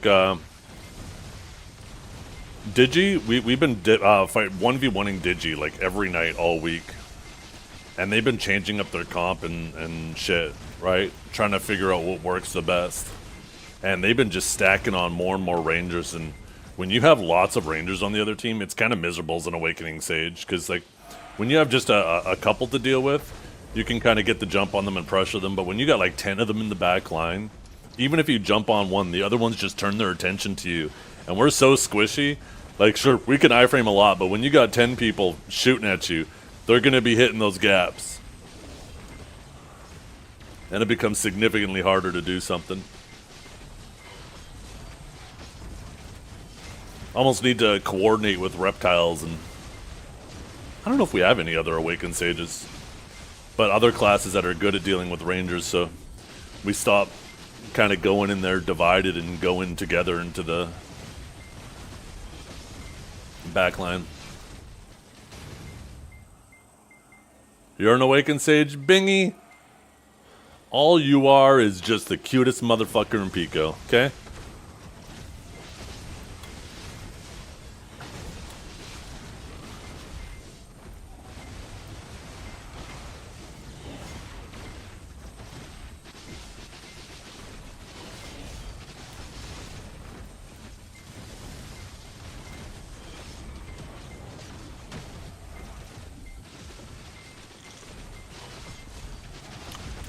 It looks okay to me, Pinks. I was watching a video of it earlier. The biggest red flag for me, the environment looks amazing. The labyrinths look cool. The trials look cool. The field bosses look boring. The region bosses, they look okay. They look like they're meant to be a little bit more challenging. It looked like they were kind of more mechanic based. The PvP looked really weird and janky. The biggest red flag for me, though, Pinks, is Kakao publishing it.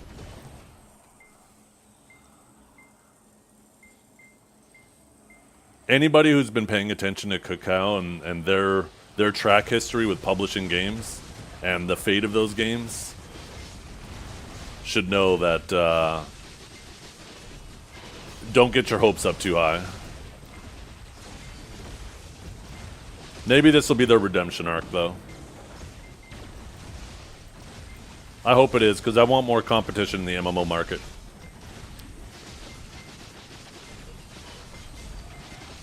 Alien didn't go well. They were really bad with BDO. Arcage didn't do well. What else have they published?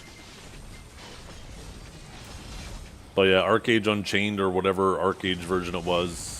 Alien. They were a shit stain on BDO's history. Everybody who played BDO back then knows how poorly they moderated the game.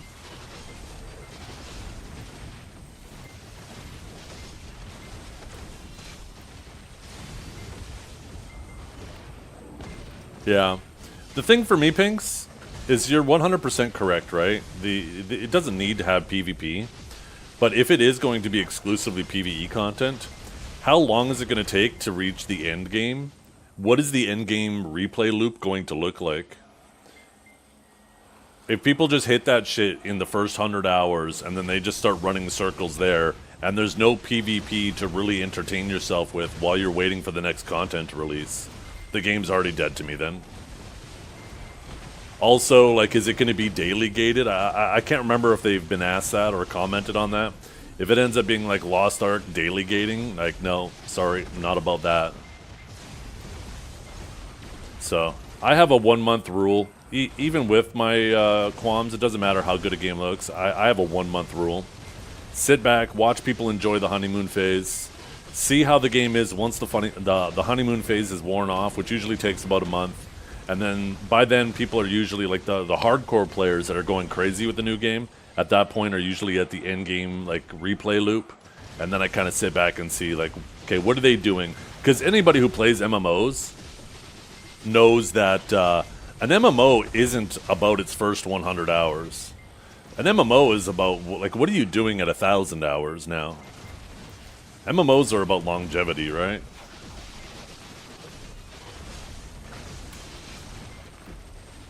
But yeah, I liked the labyrinths.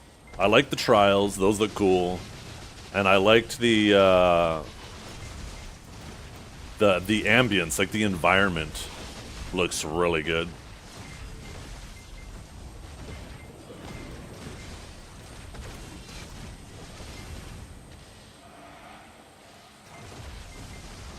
The combat looks meh, but that can be improved upon.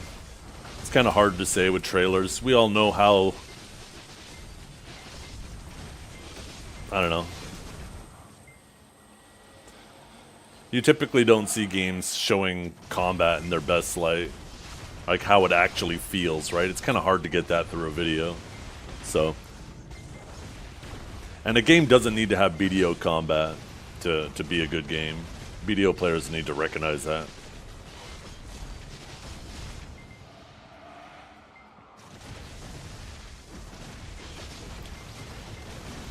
Certainly helps if it doesn't have bad combat, but it doesn't need to have BDO combat.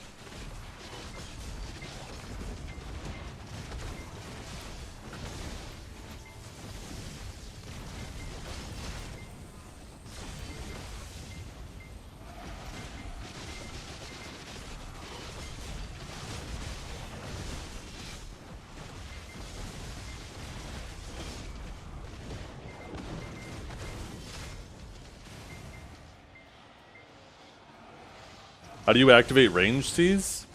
So that's your grab. That's just something that's activated from a distance, right? So if you're far enough away from a player but close enough for the range grab, it'll do the range grab. But if you're right next to them and you hit your grab button, which is E on PC, then it'll just do the melee grab.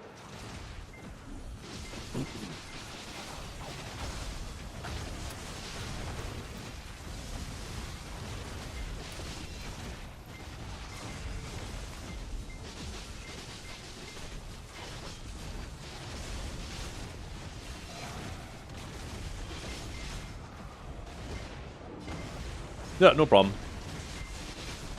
Yeah, it'll automatically determine which grab it uses depending on your range.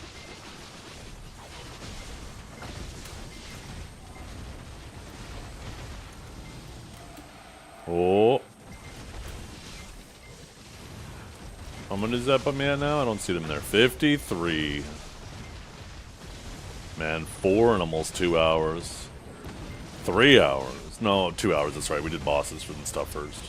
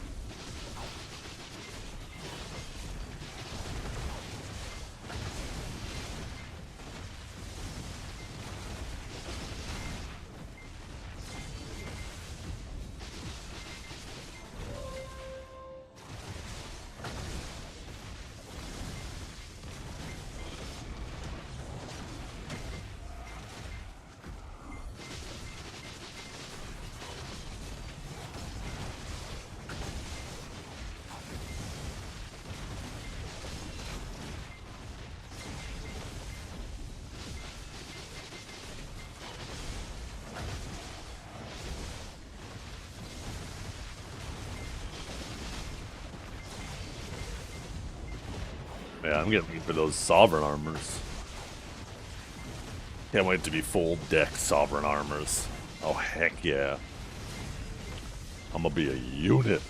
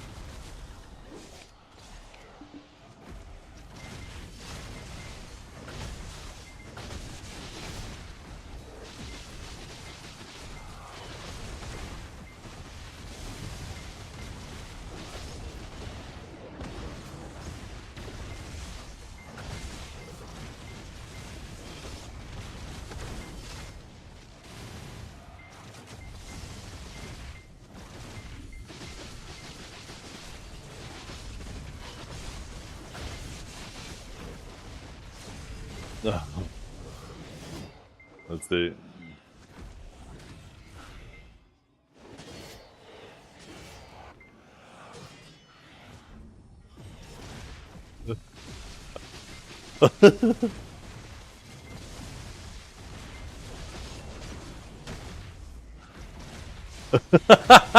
Some booger sugar.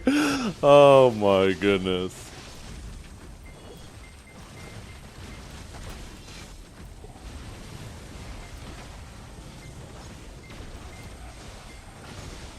Covered in cow shit.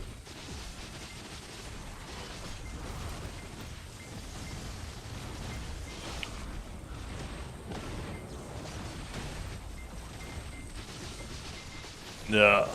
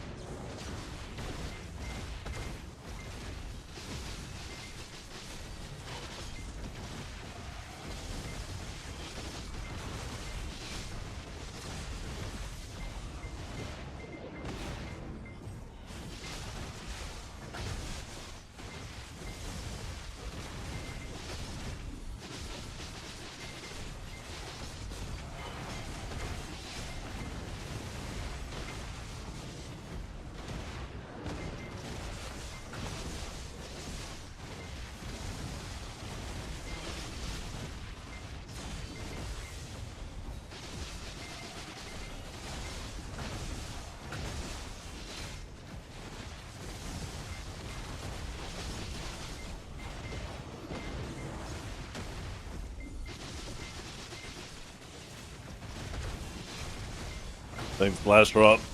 Is this better than Dolan's for fragments? Nah, Dolan's is better. This is just the only option to do it solo.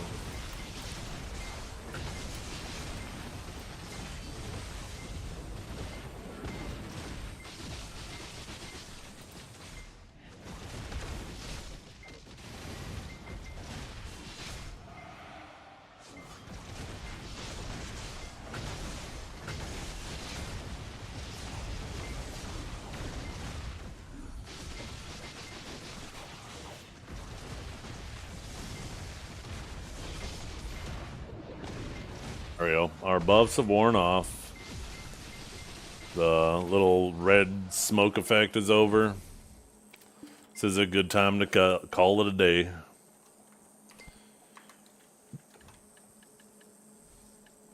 How many of these did we end up picking up? 5 in like 2 hours? That's not too bad. I'll take that. Better than yesterday's haul.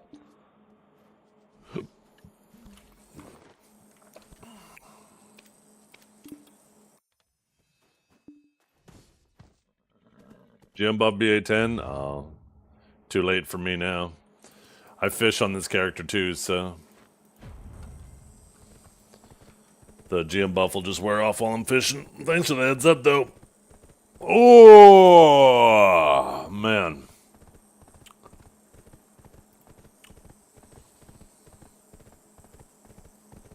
Are you streaming for a while longer, Grimkill?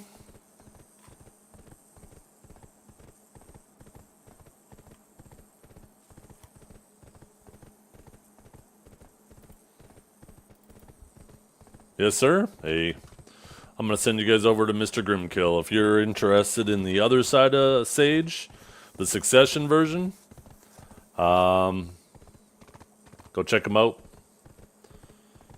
But thanks for hanging out today, everybody. We'll be back tomorrow. Same shit. Won't have to do our bosses and stuff. Maybe we'll get a little piggy pen. I doubt it, based on the timing. What time did it close again? Like 11? Nah, we will definitely won't get pig pen tomorrow. But yeah, thanks for hanging out, everybody. Catch y'all later.